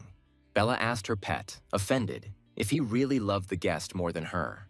The girl pretended to sigh, admitting complete defeat in the battle for the dog's attention. Suddenly she froze, noticing an important sealed envelope in the guy's hands. The blonde asked if her father had really called Estio to him personally. But in the end, Bella smiled sweetly, sincerely happy to meet her friend again. Estio only sighed dully that things weren't going well for him right now. Bella became alarmed and began to ask what had happened to the hero. Estio asked her directly if she was not at all afraid of his frightening abilities. But the girl only laughed, not seeing any reason for fear. The guy warned that he could find out all the secrets and tell them to everyone. The blonde thought for a moment and admitted that such a scenario would be quite inappropriate. But in fact, he was also able to completely control other people's emotions. Suddenly, Bella was overwhelmed with delight by such incredible power. Estio was completely at a loss, asking again if all this was scaring her. The girl was surprised in response because she knew that he would not do that. And then the guy only humbly admitted that she was right, turning to her as Milady. The old butler interrupted them, announcing that the gentleman was expecting a guest. Bella told Estio to find her before leaving and not to run away. Meanwhile, the girl, smiling, demanded a promise from him. Estio entered the office, hearing from inside an authoritative permission to enter. The guy said hello, but the owner suddenly asked him about cacti. The hero was at a loss, admitting that he knew almost nothing about them. The gentleman spoke enthusiastically about the vitality of amazing plants in the desert. He explained that excess moisture will quickly destroy even a cactus. In fact, the condition of the flower depended entirely on the care. The owner can very easily destroy his small plant. By the way, the mustachioed blonde thoughtfully looked away, deciding to change the subject. Suddenly, he asked Estio directly about the ability to read the souls of plants. Suddenly, the cactus screamed shrilly, complaining about the unbearable noise around it. And then the guy was quite surprised, not expecting such a violent reaction. The man came closer, still clutching the screaming cactus in his hands. Meanwhile, he admitted that he considers plants to be completely spineless creatures. In response, the cactus became angry, ordering its owner to shut up and leave quickly. Estio was stunned by this absurd verbal altercation. The gentleman explained that the plants were left with no choice, but Estio could. And then the aristocrat officially invited the guy to become his new master. The red wax seal sealed his new status as a common family servant. And then Estio asked in amazement whether he was really destined to be a soldier. L'Emile de Fabienne burst out laughing, denying any interest in the boy as a warrior. Suddenly, the gentleman narrowed his eyes slyly, offering the hero a position as a personal advisor. The majestic mansion promised the respect available only to Lemel's chosen favorites. Meanwhile, Estio cautiously inquired about his real tasks at the estate. The aristocrat mysteriously emphasized that he expected only unique abilities from the young man. He put his arm around the guy's shoulder in a friendly manner, promising a complete absence of complications. But in fact, the gentleman asked him to dig into heads. The prickly cactus immediately sensed a trap, calling its hospitable host a dangerous manipulator. Estio politely declined, citing his ideal job at the guild, and then Lemel grinned ominously, hinting that the guy had misunderstood something. The aristocrat sternly retorted that his proposal was a real order. Suddenly, the young man boldly clarified the consequences in case of direct disobedience. He slyly promised that this decision would have serious consequences in the future. But in fact, the cactus only silently watched the conversation. The hero insisted that such orders should be discussed directly with the guild. Lemel noted to himself that he liked the guy's obstinacy. Meanwhile, he graciously gave Estio time to think again. Finally, the owner ordered the cactus to be removed in favor of something more pleasant. The servant grabbed the pod amid the cactus's indignant cries about the pathetic commoner. The butler politely invited the guy to follow him straight to the exit. The prickly bully was indignant because he didn't even have time to prick anyone. Suddenly, Estio called out guiltily to his guide, not taking his eyes off the plant. He timidly offered to take the cactus for himself since they decided to throw it away. But the servant merely waved it off, considering the weed useless and too troublesome. And then the young man boldly asked who had considered this plant completely sterile. But in fact, the butler gave in and simply gave Estio the loot. Meanwhile, he asked the hero to stay behind to say goodbye to his lady. Thorn shook from the fierce blow, resigned to its icy death. Estio gently promised the cactus that he would not let it die. The hero honestly admitted his complete ignorance regarding leaving, and then he kindly asked the thorn to immediately talk about thirst. Estio added that he heard him and was ready to remove any discomfort. Suddenly, the plant recognized him as a god, calling out its complex name. The guy instantly shortened the pompous name to the simple and capacious Akru. Nenju did not hide his admiration. Amazed by his friend's talent for understanding even greenery, the little animal cheerfully greeted the baby, sincerely admiring his cute appearance. In fact, the cactus also found its furry neighbor extremely cute. Nenju timidly touched his friend, amazed that he was not at all prickly.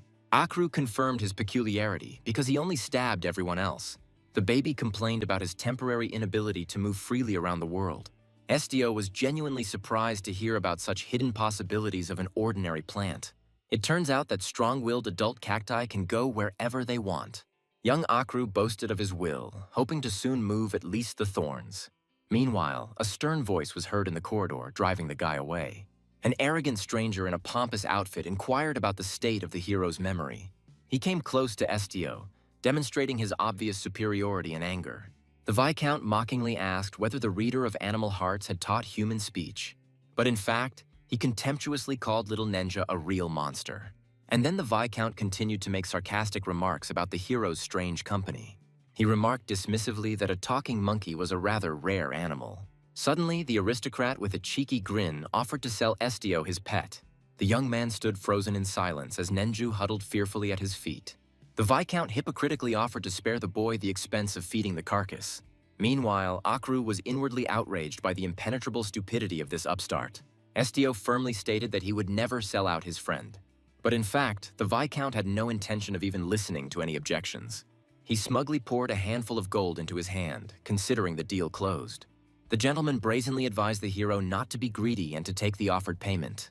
The impudent Viscount insistently demanded that a price be set immediately for his furry friend. And then Estio icily snapped that Nenju was not for sale. The aristocrat was furious at the audacity of the guy who dared to openly contradict him. The hero calmly reminded that he was here solely at the invitation of the master. Suddenly, the Viscount grabbed the collar, accusing the young man of immorality. An enraged Nenju bared his teeth, demanding that his beloved master be released immediately. After a sharp push, Estio barely stayed on his feet next to him. Meanwhile, he hastened to assure the faithful beast that everything was fine. But in fact, the madman simply raised the bet to 30 gold. He commanded the guards to immediately take the white monkey away by force. Estio shouted furiously that he would never give up his friend. The Viscount was simply stunned by such unrealistic audacity of an ordinary commoner. He roared, indignant at the guy who dared to raise his voice at the aristocrat. Armed guards instantly surrounded the heroes, preparing for a fierce brawl. And then Estio realized that the peaceful squabbles had finally come to an end. Suddenly, the guard collapsed to the floor, choking on his own blood.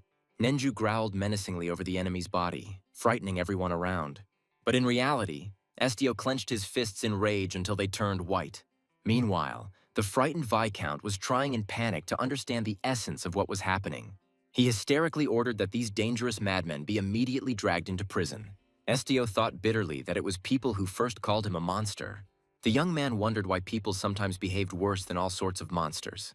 Meanwhile, the guards drew their swords, preparing to finally deal with the defenseless beast. Suddenly, Nenju went berserk, letting out a deafening, pain-filled roar. Suddenly, Mr. Lamille himself appeared in the hall, interrupting his son's crazy outburst. But in reality, the aristocrat, in a rage, gave the heir a resounding slap in the face. The owner roughly grabbed his offspring, blaming him for the complete failure of all plans. He coldly ordered his son to shut up and clean up the room immediately. Lemel emphasized that the boy was needed alive, and the fate of the animal was not important. The soldiers obeyed their master's will with discipline, marching towards the exit. The guard suddenly began to conjure strange fire signs with his fingers.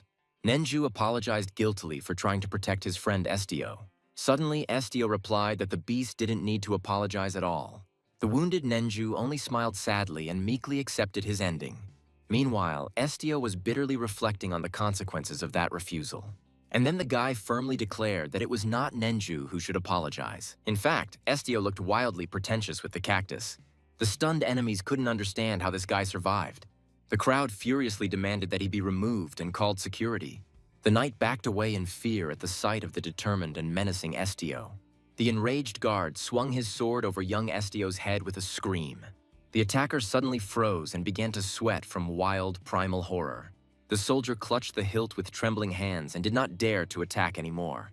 Relatives watched in shock as this shameful and very quick defeat occurred. A second later, the defeated enemy collapsed and stained the floor with his blood. The remaining warriors surrounded the guy, but were afraid to come even a step closer.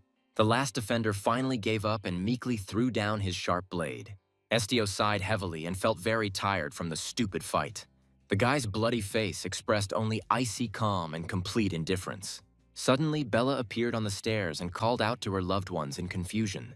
Estio stood alone among the fallen enemies on the blood-soaked carpet. Little Sarah was in complete shock and couldn't take her eyes off the horror.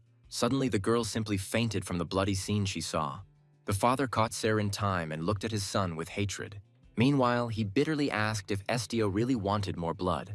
But in reality, the guy was seriously wondering why he should hold back at all. Estio remembered how he himself had been brutally beaten for years in this house. The young man realized that there was never a reason for their unjustified cruelty. And then he realized that his power was enough to destroy everyone. But in the end, Estio wearily promised that this time he would stop. Estio told his father to pretend that nothing had happened in the house.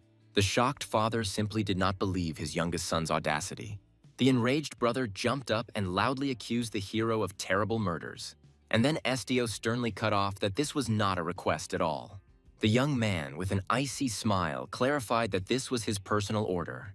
The family, completely helpless, realized that the young man was now the boss here. Meanwhile, Estio quietly uttered his name as if it were an important spell. But in fact, he simply called his faithful Tsiki. Suddenly, the cat turned into a huge and extremely ferocious predator. Estio asked the tiger why he had stunned Ninja in the midst of the events. Estio carefully laid the wounded Ninja on the powerful back of the black tiger. The young man asked his companion to leave without him, but she resolutely objected. Meanwhile, Tsiki growled menacingly that excess weight was not a hindrance at all. And then Estio obediently climbed onto the beast and hugged his friend tightly. The ferocious predator left this cursed place forever with one powerful leap. Suddenly, the boy quietly called his faithful cat by name.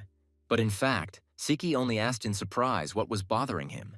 Estio sadly realized that he had turned into a real monster, breaking the destinies of others. The abandoned bloody blade was a reminder of the crime committed and the complete emptiness. The boy understood the gravity of his sins, but no longer felt fear. Estio, riding on a huge cat, reflected on the significance of his dark actions. Tsiki bloodthirstily declared that in his place she would have killed absolutely everyone. The predator told the guy to throw away unnecessary pity and not be overly soft. The young man sadly admitted that he was the only real aggressor in this house. Suddenly, Tsiki replied that she perfectly understood the reason for his deep sadness. Suddenly, the cactus spoke up and politely asked permission to put in his weighty word. The plant ironically noted that those who doubt themselves are not monsters at all. In fact, the cactus apologized for his unexpectedly long speech. Meanwhile, somewhere else, someone was shouting furiously throughout the building. The polite postman made excuses for a complex order from influential members of the local guild. The enraged manager called the postman a fool and loudly demanded a clear answer. The man clutched his head in despair at the sheer stupidity of his subordinate. The elderly chief looked completely broken and sighed heavily from endless fatigue. The bespectacled assistant sternly told her boss to finally pull himself together. Meanwhile, she was anxiously thinking about the pressure from headquarters on the dangerous Estio. And then the manager shouted furiously that the guy would never harm people. But in fact, the secretary just wanted to report some extremely important news. Suddenly, the missing young hero himself appeared on the threshold of the office. Estio politely apologized to everyone for his rather long and strange delay. The manager froze in shock and could not believe his own eyes. Estio looked tired with dirty spots on his pale face. The kind manager patted the boy and praised him for his work. Suddenly, the hero sharply asked if the boss really didn't need details. Meanwhile, the boss reminded him of the report and the secretary's strong feelings. Suddenly, the winged postman coughed loudly, attracting all attention. The manager admitted that many of the guild's employees died on the mission. And then he suddenly asked where his faithful partner had gone. But in fact, the boss was looking for that white-furred monkey with his eyes. Estio sadly replied that his wounded friend was now recovering his strength. Meanwhile, poor Nenju slept peacefully, all wrapped in white bandages. The manager happily noted that the hero's tailed partner was very lucky. The boss told the guy to rest and submit a report in 3 days. Suddenly, the winged postman shouted about the problems that had arisen with the manager himself. The man didn't understand why the wounded hero couldn't be given time to sleep. And then Estio froze in shock and mistook the guest for an angel. Meanwhile, the feathered messenger ordered the guy to immediately report to headquarters. In fact, this strange guy demanded to perform right now. The manager was surprised by such a quick and submissive agreement from his young subordinate. The young man replied that guild members are obliged to obey any orders from the leadership. The elderly chief only sighed heavily and admitted the truth of these words. Estio, in the carriage, mentally thanked the manager and felt deep guilt. The hero was sincerely glad that there was a place where he could go. Suddenly, a cactus in a pot loudly announced Estio's problems. The plant reproached the guy for his inability to refuse people and for being too soft. Meanwhile, the winged companion asked in surprise what had happened to the hero. In fact, Estio simply replied that nothing at all had happened. Cactus continued to grumble that due to long reflections, he was completely exhausted. The young man politely asked his prickly friend to finally be quiet for a bit. The feathered messenger froze in complete shock at the guy's strange behavior. And then the guest, amazed, asked if Estio had really spoken to a cactus. The green-haired boy in uniform excitedly asked Estio to read his thoughts. The protagonist remained calm, although internally this impudent man infuriated him. Meanwhile, the white-furred beast Neju made a quiet and sleepy sound. Estio looked at the monster with apprehension, wondering about his own safety. The interlocutor suddenly became nervous, regretting his stupid and impudent question. And then he apologized in a panic, completely embarrassed by the situation. The guy tiredly closed his eyes and asked not to bother his head anymore. Estio touched Neju gently, coaxing him to sleep a little longer. However, the furry friend responded cheerfully and was worried that the owner looked tired. Neju offered Estio to lie on his soft fur, but he refused. Neju pulled the boy close and showed off his soft fur. Estio timidly thanked his friend, as he finally felt the long-awaited warmth. The officer stared at them, clearly noticing some important detail. And then he sincerely compared this strange couple to a family. Later, the soldier thoughtfully suggested raising the temperature so that the guests wouldn't freeze. But the young man politely refused and assured that they were doing very well. Estio noted that life here was much better than in the attic. The guy even missed those candies from the manager a little. Suddenly it started raining outside the window and filled the cabin with noise. The setting suddenly became perfect for scary ghost stories. Estio tried to sleep, remembering all sorts of scary stories. He philosophically noted that only evil people are truly frightening. Suddenly the officer screamed loudly, completely waking up the entire carriage. The guy realized with annoyance that his fellow traveler was snoring unbearably loudly. Estio told the beast not to be distracted and to quickly return to sleep. However, Neju sensed the presence of something that was not human at all. The white beast realized with horror that the enemies were thirsting for their death. Suddenly, the driver burst in with wild cries about a monster attack. The astonished officer instantly jumped up, feverishly thinking up a plan of retreat. The carriage was surrounded by fierce harpies with colossal fighting force. The officer was surprised by the appearance of harpies at this time of year. The driver gloomily noted that the creatures would overtake even their horses. Here, Neju resolutely volunteered to scout out the dangerous situation outside. Estio anxiously tried to hold on to his furry companion. Suddenly, the beast jumped out into the rain, telling the guy to wait. The coachman doubted whether it was worth letting the white monster go alone. Meanwhile, the officer, in panic, recalled his helplessness. The young man firmly decided that he would definitely rush to help his friend. Estio calmly confirmed that he was no fighter either.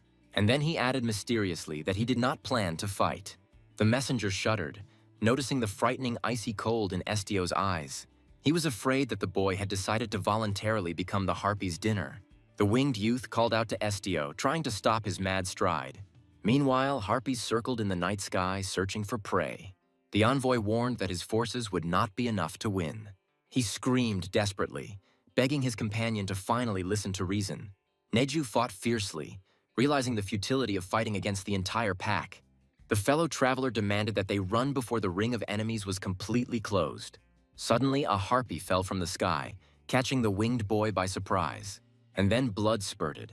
The monster dealt the messenger a crushing blow. Estio fearlessly intercepted the monster, which scared the poor messenger to death. The ferocious harpy plunged its beak into the boy's shoulder, drawing the first blood. The young man only looked coldly at the enemy, thinking about the end of the battle. The companion screamed in horror when he noticed a deep wound on Estio's shoulder. A flock of red creatures surrounded the heroes in a tight and deadly ring. The huge monster loomed over the boy, preparing to deliver the finishing blow with its beak. Suddenly, Neju's powerful fist whistled and slammed into the monster's face. The white beast furiously rushed into battle, scattering the predators with one blow. Neju flew up to his master in alarm, noticing drops of fresh blood. Estio dismissed the wound as a trifle, while the officer showered him with sincere thanks. From above, a flock of harpies could be seen attacking the heroes right on the field. Estio doubted that it would be possible to subdue so many wild, hostile targets at once. The boy's eyes flashed azure as he commanded the creatures to stop. The monsters froze, and the young man wondered whether he should kill them. Estio simply waved his hand and told the pack to go away. The predators instantly obeyed and shamefully disappeared into the night sky. The green-haired messenger was completely surprised by the miracle he had just seen. He didn't believe that the ferocious monsters would obey a simple human order. Estio suggested returning, and Neju enthusiastically supported the owner's idea. And then they wandered off to the carriage, because Estio was always cool. Ark froze as the flock of harpies instantly disappeared into the sky. He understood why headquarters was seriously interested in the mysterious young man. Estio solicitously told Nej to be careful when entering. Meanwhile, Ark watched the calm hero with apprehension. And then he realized that this guy was incredibly dangerous.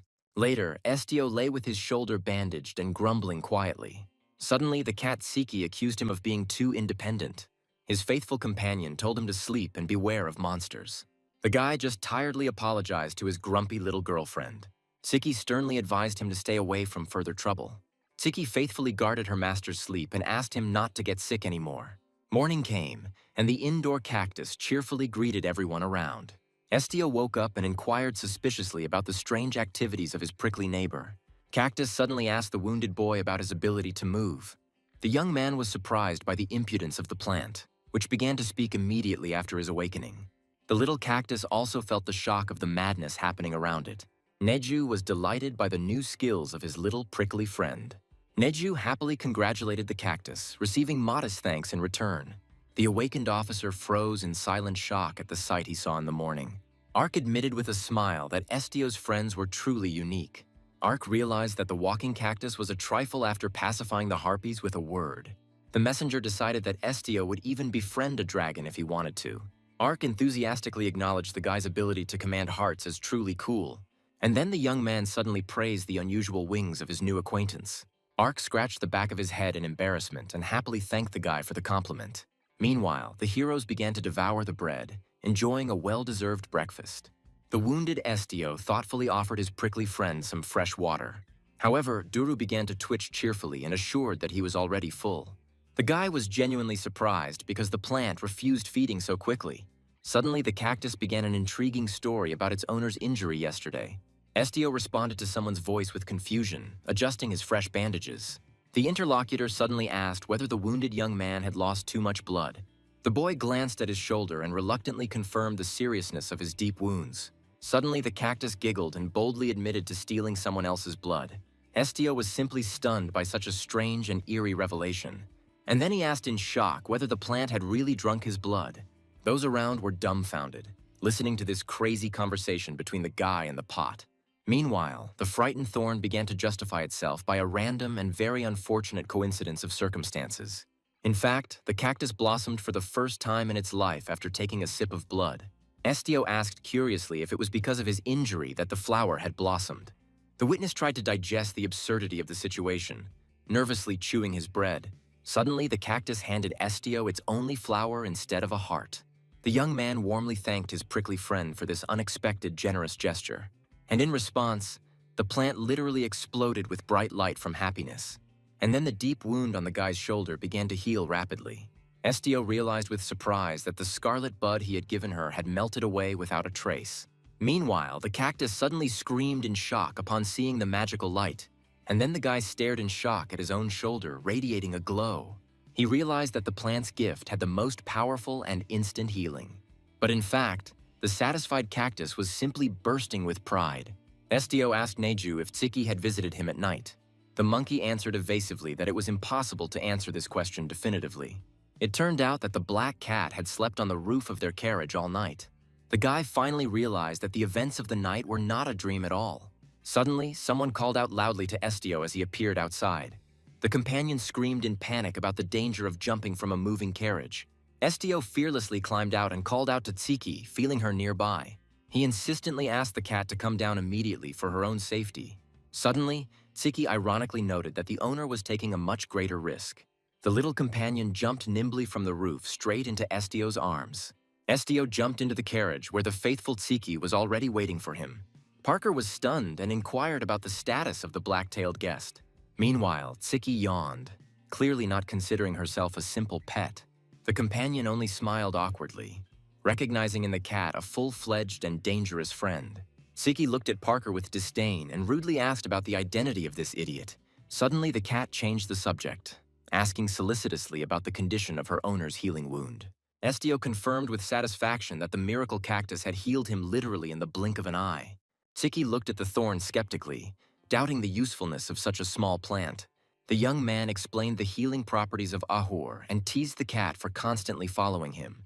But in reality, the proud Tsiki justified her presence as nothing more than an absurd accident. Estio kindly invited the faithful Tsiki to always keep him company. Meanwhile, the guy warmly recalled their very first touching meeting. Suddenly, the cat grumbled and reproached its owner for always looking for unnecessary problems. Estio only smiled softly and once again sincerely thanked his companion. And then Tsiki realized that her prickly owner had really changed for the better. But in fact, the young man was simply ready for new great achievements. Soon, a grand magical portal appeared before them, leading to the headquarters. Parker formally introduced them to the post and quickly completed all the formalities. The guard sternly warned his friends about the potential for unpleasant side effects from the portal. Estio stepped fearlessly into the bright light to meet his new mysterious destiny. A majestic hall with a sparkling marble floor opened up before the heroes. And then Estio realized the scale of the enormous headquarters of the famous guild. Parker warmly welcomed the young man within the walls of this amazing place. Meanwhile, this was the grand headquarters of the powerful Ignis Guild. The young man thought that the endless spiral staircase really did reach to the heavens. But in fact, Estio seriously thought about the real existence of paradise. Images of people with power and wealth flashed through his mind. He also remembered those who loyally supported these influential gentlemen. Suddenly, the guy began to wonder about the true cost of his rise. Parker cheerfully reported an unexpectedly quick arrival at the final destination. Parker explained that the magic staircase works on the principle of a portal. Therefore, it was decided to immediately arrange a meeting between the young man and the vice guildmaster. The friends approached the door, waiting for this important conversation to begin. Suddenly, the companion suggested that the big boss had fallen asleep again. Estio and his little companion were surprised by such a strange statement. Meanwhile, Parker began to persistently ring the doorbell.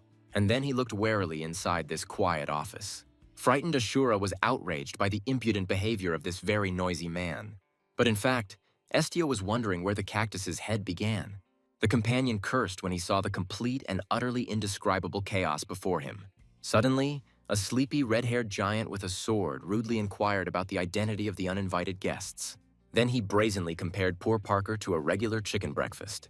Meanwhile, the caustic Asura agreed with the edible resemblance of her noisy companion. Parker merely irritably reminded the lazy vice guildmaster of the important guest. And then the knight threatened to deprive the guy of his salary for waking up so early.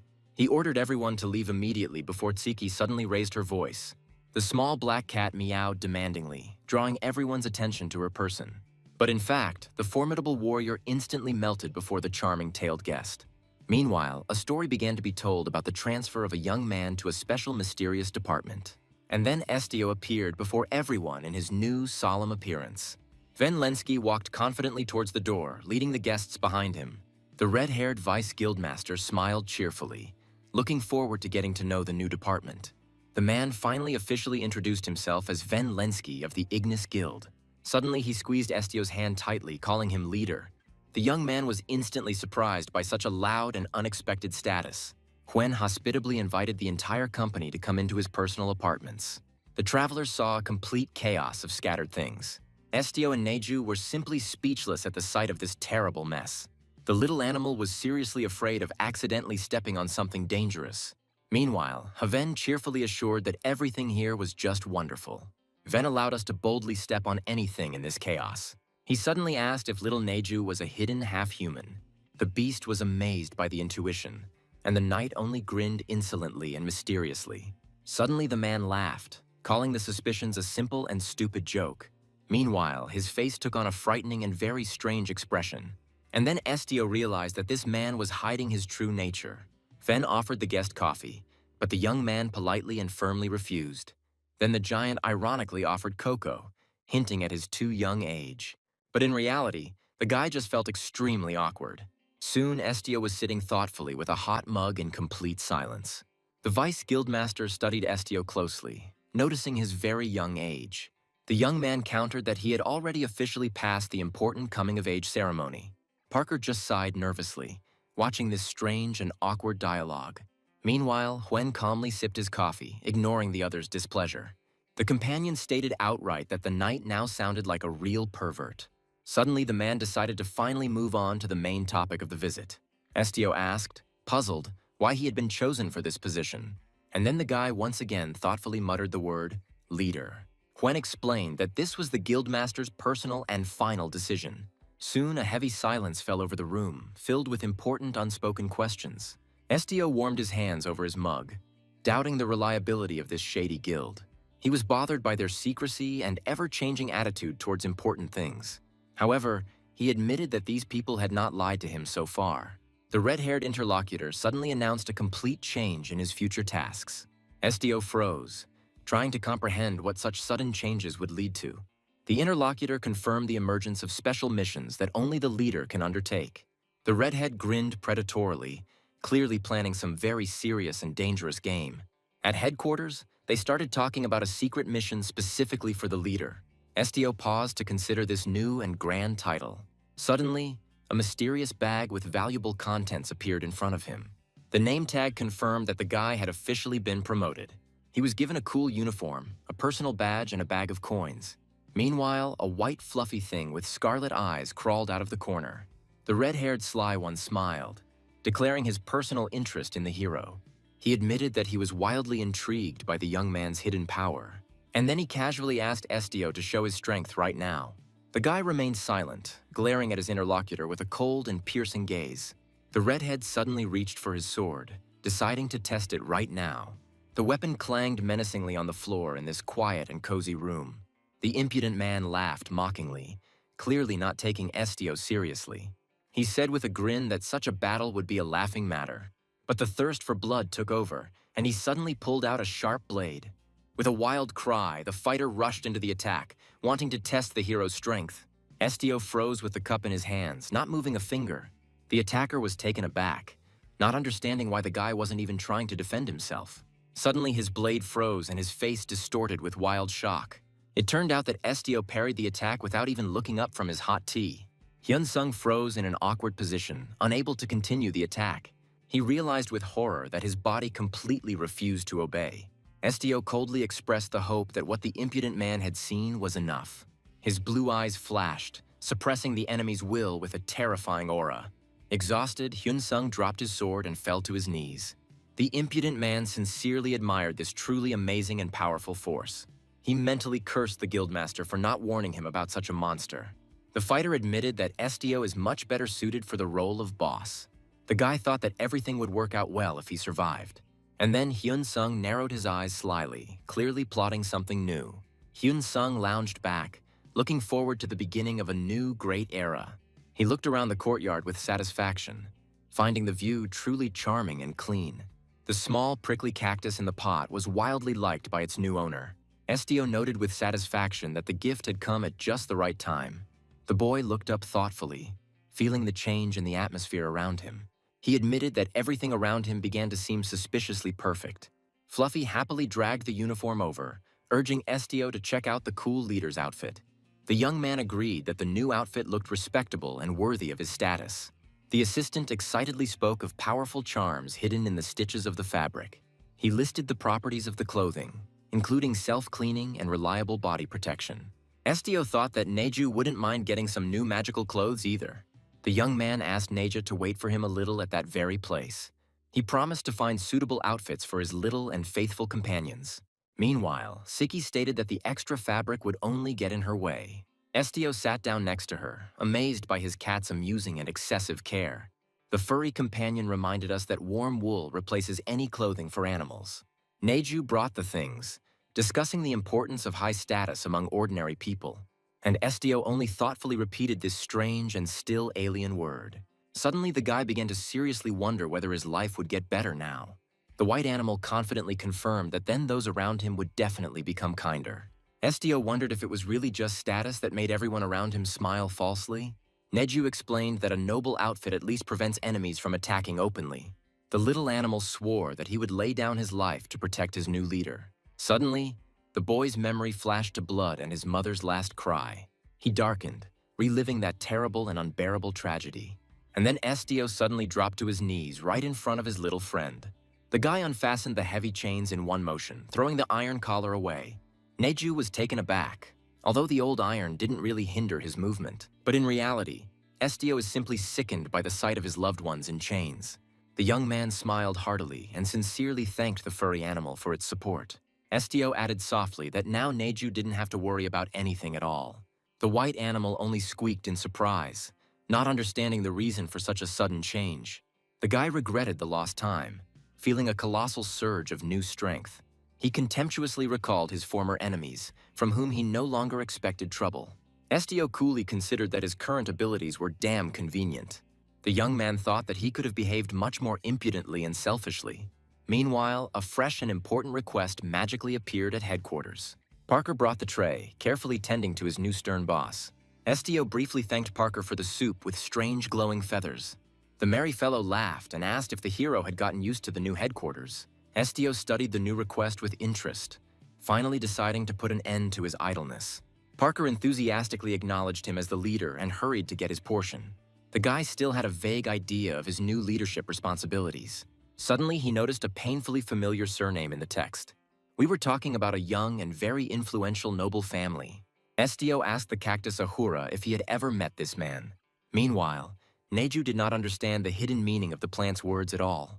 Ahuru confirmed that he was already well acquainted with this client.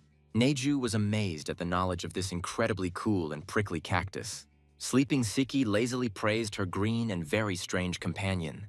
The cactus expert added that this mysterious customer, Mubion, is clearly on the loose. In fact, Mubion wielded a sword so well that it was breathtaking. Estio asked if the swordsman was simply strong, but the answer surprised him. It turned out that the future head of Mubion had once knocked out the legendary fighter with one daring blow. Meanwhile, this monster did not know the bitterness of defeat, cutting enemies into pieces. The hero was surprised that such influential warriors would even turn to the guild for help. And then a hyperactive Parker burst in with a tray of food and a wild scream. Suddenly, the cactus Ahuru became indignant, noticing someone's suspicious glowing feathers in the soup. Estio dryly noted that the request itself contained no normal details at all. Parker was stunned, unable to believe that the guy had emptied the plate so quickly. Having finished lunch, Estio and his companion finally decided to set out. On the way, the guy noticed that Estio seemed too withdrawn to him. The screams of his relatives, who called him nothing but a damned monster, came back to him. Estio thought, analyzing his unusual feelings from simple communication. It turns out he hasn't shared a meal with other people for ages. The heroes froze comically, exchanging glances full of the most sincere bewilderment. Estio asked if his companion had any other business at headquarters. He explained that the delivery for Estio was his last assignment. The boy's offer to take a rest only puzzled Estio, wishing to continue working. Apparently, Estio had forgotten to be informed of some important details of his situation. Estio became nervous, trying to find out what secret was being kept from him. Bernie Parker solemnly announced that he had now been transferred to the leader's personal team. The guy was literally glowing with joy, looking forward to working in Estio's support group. He extended his hand, officially confirming his status as a new and very loyal subordinate. Stunned, Estio only blurted out that he, too, was extremely surprised by such a drastic change. A firm handshake sealed the alliance, although everything that was happening seemed like a strange dream to the hero. Looking at the emblem made Estio realize the full responsibility of his new role. Bernie was seriously scared when he saw the leader's face suddenly darken and become serious. Estio finally opened his lips, deciding to immediately begin his direct duties. He ordered them to pack their things, completely confusing Bernie with plans for a sudden departure. Estio suddenly decided to visit an important client in distant Hygar, and then the heroes resolutely stepped towards the shimmering purple portal. Meanwhile, Bernie loaded a whole mountain of junk onto his back. A stunned Estio explained that they were not going on a hike at all. It turns out the guy just got his hands on a whole bunch of expensive octopus snacks. He spent his entire salary on treats, but the leader tactfully refused. It suddenly turned out that the portal would only take them to a creepy cave. Poor Bernie clearly didn't expect such a sharp turn of fate. The employee wished him luck and boldly activated the transition to another location. The friends froze in front of the magical portal, preparing for a dangerous sortie. Coming out of the portal, Bernie barely suppressed a groan as he realized the gloominess of the dungeon. Suddenly, with a cry, he rushed to catch up with his comrades who had gone ahead. The heroes froze in the damp cave, accompanied by the measured dripping of water. Suddenly, a creepy old woman jumped out of the darkness, seriously scaring the guy. Poor Bernie collapsed unconscious to the sound of the strange stranger's cheerful laughter. Having come to his senses, he complained of a real meteor shower before his eyes. The old woman ironically called him an energetic little bird and laughed cheerfully. But in fact, she turned out to be the impudent manager of this portal. Estio politely asked if they had indeed arrived at the Renox cave. The portal's owner merely chuckled contentedly, appreciating the young leader's good manners. Estio politely informed them that their path lay to the mysterious domain of Hygar. The old woman warned that adventurers rarely venture into these lands of death. The guy became wary, asking the reasons for such a creepy name for a dangerous place. It turned out that the emperor's talented cousin was too ideal for life in the capital. The grandmother sarcastically remarked that the envious monarch simply exiled the dangerous competitor. The portal manager pointed to the dark mouth of the passage into unknown distances. Estio learned that only godforsaken secrets awaited the heroes within. Bernie was horrified to hear about the bloodthirsty monsters swarming ahead. In the darkness, the eyes of the monsters guarding the lifeless domain of the young duke flashed. The old woman laughed, remembering the emperor's cowardice in front of his own talented brother. The old woman burst into wild laughter while poor Bernie shook behind the leader's back. She noticed that this little guy was acting surprisingly calm and confident. Meanwhile, the portal manager advised the young men to exercise extreme caution while traveling. And then she pointed her finger, warning not to anger that cowardly cat. Otherwise, they will be eaten alive before they can even get out of their shells. Estio calmly replied that he wanted to convey a very daring message to the emperor. It turns out that the guy was even genuinely happy about such a warm and bright reception. He hopes to talk to the monarch face to face without any hiding. Such impudence literally sent the old woman into a fit of wild, uncontrollable laughter. She appreciated the youth's audacity, repeating his words about talking without hiding. The old woman chuckled playfully, finding this whole circus an extremely amusing sight. Estio stared at his partner, noticing his sudden and strange numbness. The young man sincerely apologized, unaware of his companion's terrible phobia. Bernie cried out in shock, struck by the leader's precise and sudden hit. The guy timidly asked if Estio really could masterfully read his thoughts. However, he quickly perked up, allowing the leader to continue to peer into his soul. Bernie explained that it was not fear, but simply his racial predisposition.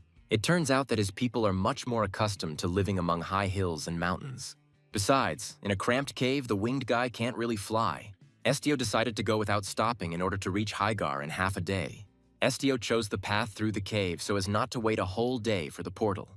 Bernie thought this decision was wise and placed his full trust in his leader. The boy awkwardly apologized, admitting his guilt for ignoring the preferences of the entire group. The companion asked him not to be afraid of mistakes, because the right to command belongs to the leader. Estio muttered thoughtfully about the commander's status, feeling the weight of the sudden responsibility that had fallen upon him.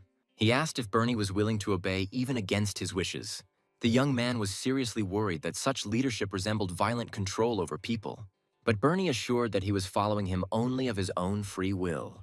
A flashback to the previous battle where Estio had saved him from the monster came before his eyes. Estio only sighed darkly, considering that help a random act of self-preservation. Bernie beamed, thanking Estio profusely for his miraculous rescue. The guy admitted that now he is simply obliged to follow the leader forever. But then Neju suddenly growled, causing Bernie to jump in horror. And then the beast warned that there was a whole bunch of monsters ahead.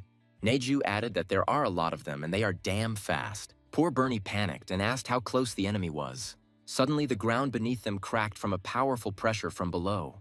Huge sandworms suddenly burst forth, scattering stones. Estio was genuinely surprised when he saw these legendary giants in person for the first time. Luckily, Neju called the worms quite peaceful and calm guys. It became clear that the strange creatures were simply watching the uninvited guests closely. Fat yellow worms suddenly crawled out of the cracks, writhing right in front of the heroes. The furry companion explained that these larvae do not eat meat or greens. Estio was very surprised when he learned that underground monsters feed on ordinary dirt. Friends made fun of the sobbing boy, affectionately calling him our scared chicken. The young man peered silently into the darkness, remaining completely calm in the eerie cave. Estio walked forward boldly, informing his companions of the permission he had received to pass. While his friend was shaking with horror, the guy casually consoled him with the absence of cannibals. The leader moved decisively through the tangle of monsters to the panicked cries of his comrade. He calmly stepped over the worms, attributing their persistence to ordinary curiosity. Estio looked around, noticing that it was these worms that had dug the huge cave. Parker stood frozen in horror as the leader urged him to just relax. The blonde could barely contain his scream as he looked at the giant larvae swarming under his feet. The frightened boy madly jumped over the worms under the silent gaze of his friends. Estio offered his assistance thoughtfully, seeing how pale his faithful comrade had become. Overcoming his panic, Parker resolutely declared that he would cope with all the difficulties himself. At some point, Estio wanted to simply ask the monsters to clear the way for them. Wallowing in the mud, the companions complained about smelly wool and ruined clothes. The young man described the stench as tolerable, although Parker considered the smell truly awful. Parker realized that a leader cannot lie, even when he tries very hard. Estio suddenly realized that his first impression of the Renox cave had been wrong. But according to rumors, this place was literally teeming with the most bloodthirsty monsters. In fact, the stinking worms turned out to be unusually friendly guys. Parker continued to grumble, considering their disgusting appearance a clear sign of predators. Estio called the giants cute, which completely infuriated Parker. It turned out that the worms had been crawling behind them for 3 hours, simply out of good curiosity. 3 hours had passed since they entered this strange dungeon. Parker was dying to find a pond and wash away that awful stench. Suddenly, their white companion joyfully sensed the proximity of the long-awaited water. He smelled the scent of cleanliness and even heard the invigorating sound of a distant waterfall. In the depths of a dark cave, a powerful and sparkling waterfall suddenly appeared. The entire honest company froze, amazed by this majestic spectacle of nature. A huge stream crashed down with a roar, filling the dungeon with noise. Estio was the first to dare to touch the water, scooping it up with both hands. The guy confirmed that the water looked absolutely clean. Suddenly, he warned his friends to be careful with the icy stream. And the white fluffy one was already frolicking in the invigorating spray of the spring. While the companion was enjoying his bath, the cactus in the pot peacefully waited for its owner. Drenched from head to toe, the heroes stood completely wet and silent. Estio simply sat on the ground while Parker finally cheered up. Parker offered to wash the cat since they had found clean water. Tsuki showed with her whole appearance that water procedures were not for her. Estio was seriously afraid that his furry friend would get sick because of the dirt.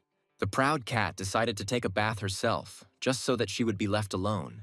She touched the water with her paw in disgust, mentally cursing this wet business. Parker suddenly grabbed the cat and joyfully jumped straight into the stream. He literally floated in the air, enjoying the new, unreal lightness of his body.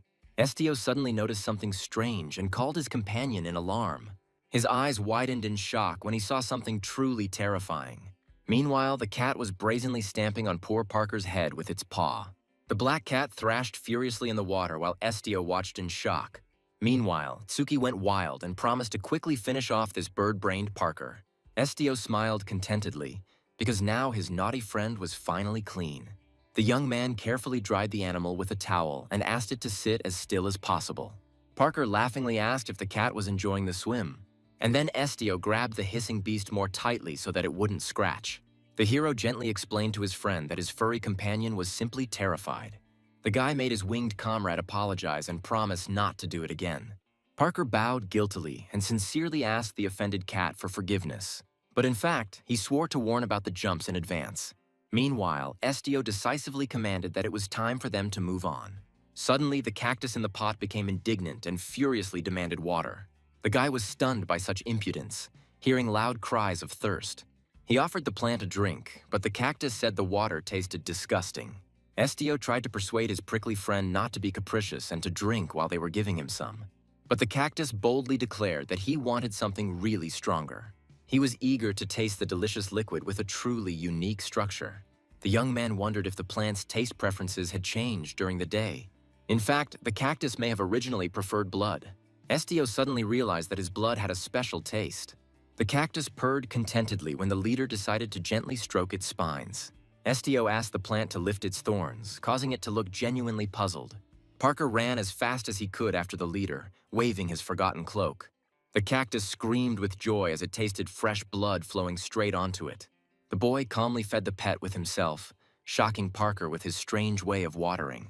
Meanwhile, the friends were discussing whether someone could have built this waterfall on purpose. Parker suggested that a completely different creature had once inhabited these caves. Estio inquired about the reasons for such guesses, having heard the legend about the master of the dungeons. And then Parker began to speak mysteriously about caves where predators live. But in fact, the conversation turned to real legendary dragons. The interlocutor explained that dragons often chose such caves for their lairs. Estio doubted the legend, since the massive lizard would have felt cramped here. Parker mentioned rumors of the ability of the strongest dragons to take on two forms. It turned out that before using their true power, they could very well look like humans. The young man asked whether this was a normal transformation of their massive bodies. The friend objected, believing that God's favorites possessed two bodies at the same time. He remembered the scriptures where the human form was called the true divine form. Parker explained that the dragons received a second body in the image of the Creator. Estio admitted that he had never visited the temples or heard the legends. The young man added that he spent his entire childhood in a remote mountain town. Moreover, even though they were God's favorites, their ending was sad. Ultimately, the legendary guardians simply vanished, turning into nothing. Despite their former power, the entire race died out, leaving no legacy. But Parker objected violently, promising to reveal a completely different truth to the leader. Estio heard that the great lizards themselves wished to leave this world. A friend reminded him that no one had the power to exterminate the top of the food chain. Suddenly, the young man asked whether humanity was the cause of their death. The friend just laughed, admitting that the truth was completely different. The insane technological progress and protracted human wars are to blame for everything. The hearts of the guards bled when God offered them the final choice. Estio wondered if they had really decided to leave for their own world forever. The squad walked through the cave, recalling legends from ancient sacred scriptures. The guy's companion confidently added that God loved dragons more than people. Suddenly, the animal with the cactus froze, sensing the approach of something extremely dangerous. He immediately realized that the new guests would not be as cute. A thick and undisguised thirst for blood suddenly wafted out of the black tunnel. The heroes instantly realized that they had wandered into the territory of ferocious cave wolves. The little protector bared his teeth, noticing how hungry the predators were in the darkness. Suddenly, a shadow fell from above, and the wolf almost grabbed me by the throat. But the furry fighter deftly threw the enemy away without even dropping his cactus. The pack surrounded the heroes, but the animals suddenly froze in fear. The furry giant bared his teeth in rage, his eyes flashing with an ominous red flame. A short blow and the predator flew away, splashing blood across the gray stones. And then Estio held out his hand, enveloping himself in a powerful and mysterious magical aura. The ferocious wolves instantly calmed down and obediently sat down in front of their new master. The companion noted with delight that the boy had finally put his power into play. Estio nodded calmly, completely suppressing the will of the forest killers with his piercing gaze. He decided to himself that it would be wrong to kill these hungry poor fellows. The boy closed his eyes for a moment, preparing to give the wolves the decisive mental command. And then he imperiously announced to the pack that from now on he became their rightful master. The huge wolf recognized the leader and filled the cave with a long howl. Meanwhile, the predators turned into obedient and devoted guards. Estio gave the order to move forward, not wanting to remain in the crypt any longer. Neju was upset that his friend's fur was so dirty again, but he calmly waved it off, not seeing any particular problem in the mud. The white beast cheerfully promised to simply wash himself in the nearest river, and then the guy asked to call him only by his first name from now on. Neju suddenly froze, feeling freedom, and his eyes widened in amazement. Suddenly he cried out joyfully, seeing the exit from the dark trap. Finally, the friends broke free, towards the sun and lush grass. The green-haired companion almost burst with delight when he saw something amazing. Suddenly, the pompous and majestic domain of Hygar appeared before them. The huge castle looked like a real and absolutely impregnable fortress. The boy grinned contentedly as he led Estio towards the massive white stone walls. The hero squinted, trying to grasp the incredible scale of these lands of Hygar. And then the ground under their feet began to shake, seriously frightening the company. Neju pointed his furry paw fearfully towards the distant smoky horizon. It turned out that a whole horde of horsemen was flying towards them at full speed. The stern rider at the front of the line proudly waved his huge flag. The Trinity was quite dumbfounded when they saw the countless number of these advancing warriors. The stern cavalry commander slowed down and asked if they had arrived from Ignis. Meanwhile, the officer bowed politely because their master was already waiting for guests. The townspeople around immediately began to whisper upon seeing members of such a famous fighting guild. Those around them noted with apprehension that these mercenaries looked frighteningly strong, and then the people became alarmed, wondering if they would soon have to fight. Someone raised their fist decisively, calling on their fellow citizens to immediately join the fight. The whole crowd, armed with pitchforks and axes, swore to defend their city together. Estio rode on horseback, suddenly realizing how wonderful this place really was. He felt how sincere and brave the hearts of these people could be. And finally, the guy was struck by their ardent desire to protect their homes. And then Estio admitted that he never wanted to defend his home. The whole company entered the building, following the stately and important officer. The hero raised his head in surprise, hearing the guard's polite and unexpected apology. Suddenly, the soldier announced that only their leader would be allowed to go further. It turned out that one could not enter the Duke's office without his personal invitation. Meanwhile, Estio realized that there was no point in arguing with the local rules. He turned to his faithful companions and ordered them to wait here. Neju was upset, but the boy remained adamant in his decision. Estio promised to quickly find out the details of the order and return immediately. The partner gave Neja a comforting hug as the hero left for the meeting. Fluffy Neju sternly warned the leader to call for help immediately, and the cheerful partner cheerfully advised Estio to rely on him completely. The guy confidently put his finger up, promising to take care of his little friend. Estio walked inside, nervous that he was leaving his friends alone for the first time. He wondered anxiously whether his faithful companions would cope without supervision. The hero decided to quickly deal with this order and leave immediately. Then suddenly he noticed the cactus that Neju carried with him everywhere. Estio couldn't help but remember how carefully the white beast had guarded this plant. Suddenly, the mysterious owner of the office greeted the hero, waiting for his appearance. The stranger at the table slyly asked if they really didn't know each other. The black-haired aristocrat cordially reminded him that the hero had once accepted his invitation. The man narrowed his eyes mysteriously, almost naming the true name of his mysterious guest. Suddenly, the Duke jumped up, staring in horror at the cactus that had spoken. The owner of the office simply did not believe that ordinary plants could chat. Meanwhile, the cactus Ahuru politely introduced himself and even blushed embarrassedly. The poor aristocrat immediately screamed hysterically from such a magical shock. Estio looked at all this noisy hysteria with complete doom. The guy simply covered his face with his hand, dreaming of getting out of here as quickly as possible. The guards came running at the shouts, drawing their sharp blades as they ran. But the warriors froze, finding the boss in the most absurd and stupid situation. The Duke sent the frightened guards back, deciding to quickly hush up this noisy incident. As soon as the door closed behind them, he finally breathed a sigh of relief and tiredness. The aristocrat admitted that he was expecting an unusual leader, but a prickly guest was too much. He asked suspiciously if this little cactus could really talk. And then he laughed, because the plant's impudent tongue appealed to him. Meanwhile, the guest reminded that he is, in fact, the real leader of the guild. SDO sincerely didn't understand why he lied about their long-standing acquaintance. He only grinned slyly, clearly enjoying his quite successful and daring test. It turned out he was just checking to see if the guy had a hobby of dressing up as a cactus. Suddenly, he revealed the truth about the hero's true mental power. Suddenly, the Duke laughed merrily, admitting his completely logical guess. SDO asked darkly how much he actually knew. Meanwhile, the aristocrat suggested not to get hung up on it and just be friends. The guy felt a colossal pressure emanating from this suspiciously cheerful guy. And then the stranger extended his hand, finally deciding to introduce himself according to the rules. Mubian Hygar confirmed that he was the one who sent the request to the guild. SDO shook hands with restraint, cementing his acquaintance with this important client. Suddenly, Mubian interrupted the hero, wanting to clarify one funny moment. The Duke asked point-blank if this chatty cactus was a monster. Ahuru was truly shocked, because he was openly called some kind of monster. Ahuru jumped up and down furiously, vowing not to forgive the Duke for such an impudent insult. And then Mubian screamed in horror, trying to comprehend the threat of the prickly little one.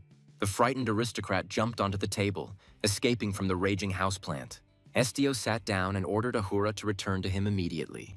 The boy calmly asked if the Duke really understood the cactus's speech. Sitting on the table, Mubian hesitated and awkwardly tried to explain something. Meanwhile, he admitted that he really could hear the plant perfectly well.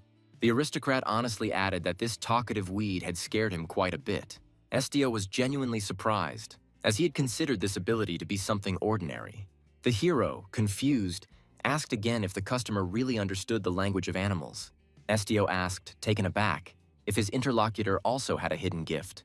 The man grinned and immediately stated that he did not possess any magic.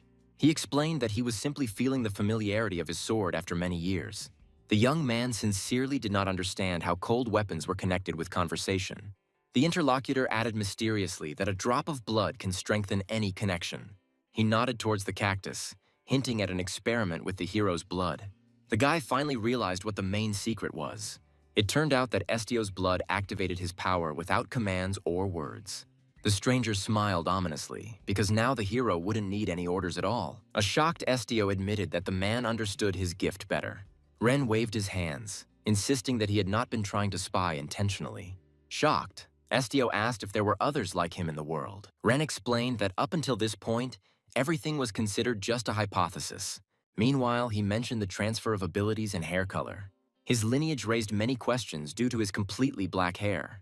And then the guy remembered his unusual and frightening eyes. His terrifying skills have scared the hell out of people since childhood. Soon, people began to seriously think about the terrible truth within. In fact, the Hygar family did indeed descend from a dragon. SDO froze, realizing the scale of this ancient and terrifying legend. SDO froze in shock at the sudden mention of the black dragon. The guy watched his interlocutor's overly pompous behavior with suspicion. Ren suddenly grabbed his head, feigning an unbearable internal struggle. He pompously declared that the ancient dragon essence had awakened in his veins. Neju quietly whispered to the hero that it was time to quietly get away from the madman. Ren laughed, dismissing his scary words as just a stupid joke. He immediately removed his hand from the sword, remembering old road legends. Ren then added that his request was directly related to them. SDO curiously asked what exactly his order was. The young man took the heavy bag and was surprised by its unexpected, pleasant heaviness. Ren admitted that he dreams of finding the true descendant of the mighty black dragons. SDO stood frozen in shock as Neju watched the madness unfold in silence. Ren raised a finger, limiting their deal to exactly 1 month. He promised to close the request within a month, regardless of the final result. Ren told me to follow him because he had already found a replacement. SDO immediately warned about the non-combat role and asked about personal guards.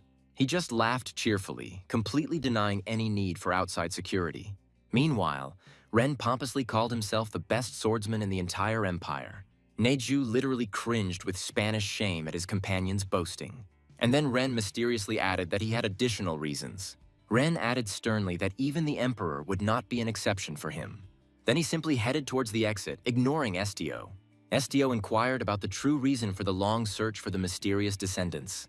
The guy asked whether his personal guess coincided with reality. Ren narrowed his eyes slyly, praising the hero for his masterful ability to read minds. Estio thought that this strange swordsman was much braver than ordinary people. Ren reiterated his words, determined to finally clear up the difficult situation. He admitted that he was acting on his own behalf, not the Duke's. Estio nodded silently, finally realizing the seriousness of this crazy proposal. Suddenly, Ren declared that the Hygar family was not directly related to dragons. Ren admitted that he did indeed have dragon blood running through his veins.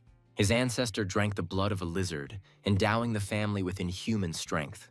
Estio stood frozen in shock, realizing the scale of this terrifying ancient truth. Ren ironically compared his power to the magic of that very cactus. The nasty cactus was indignant, forbidding the guy to compare them as equals. The swordsman strode away resolutely, formally addressing the invisible Duke. The young man followed him, finally asking to clarify their purpose.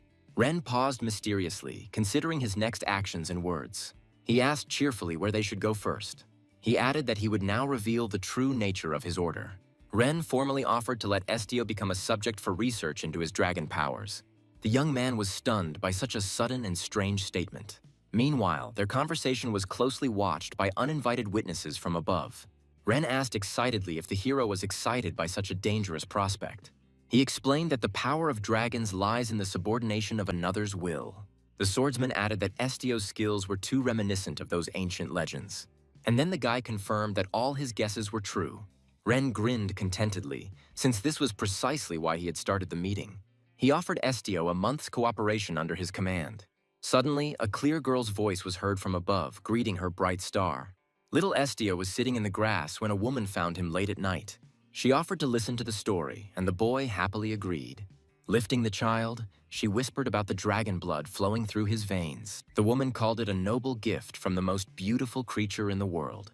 Estio remembered the words of Grandfather Haikon about the complete disappearance of the ancient dragons. The mother gently explained that for many this did indeed seem true. She explained that the world had become too complex for the lizards to protect. Having called her son a star, she asked whether he remembered an important detail. She added that their lineage proves the presence of dragon power in the world. She kissed Estio, reminding him of immortality and the great mission of the Guardians. The mother tenderly reminded her son of the nobility of their great family. Little Estio doubted his protection due to the dragon's lack of attention. The woman explained that their family keeps evidence of the existence of lizards. She spoke the name of the legendary creature again with a gentle smile. The child became curious as to why the ancient lizard was still here. But in reality, he simply loved people very much. Suddenly, the young man woke up from an obsessive dream in the night camp.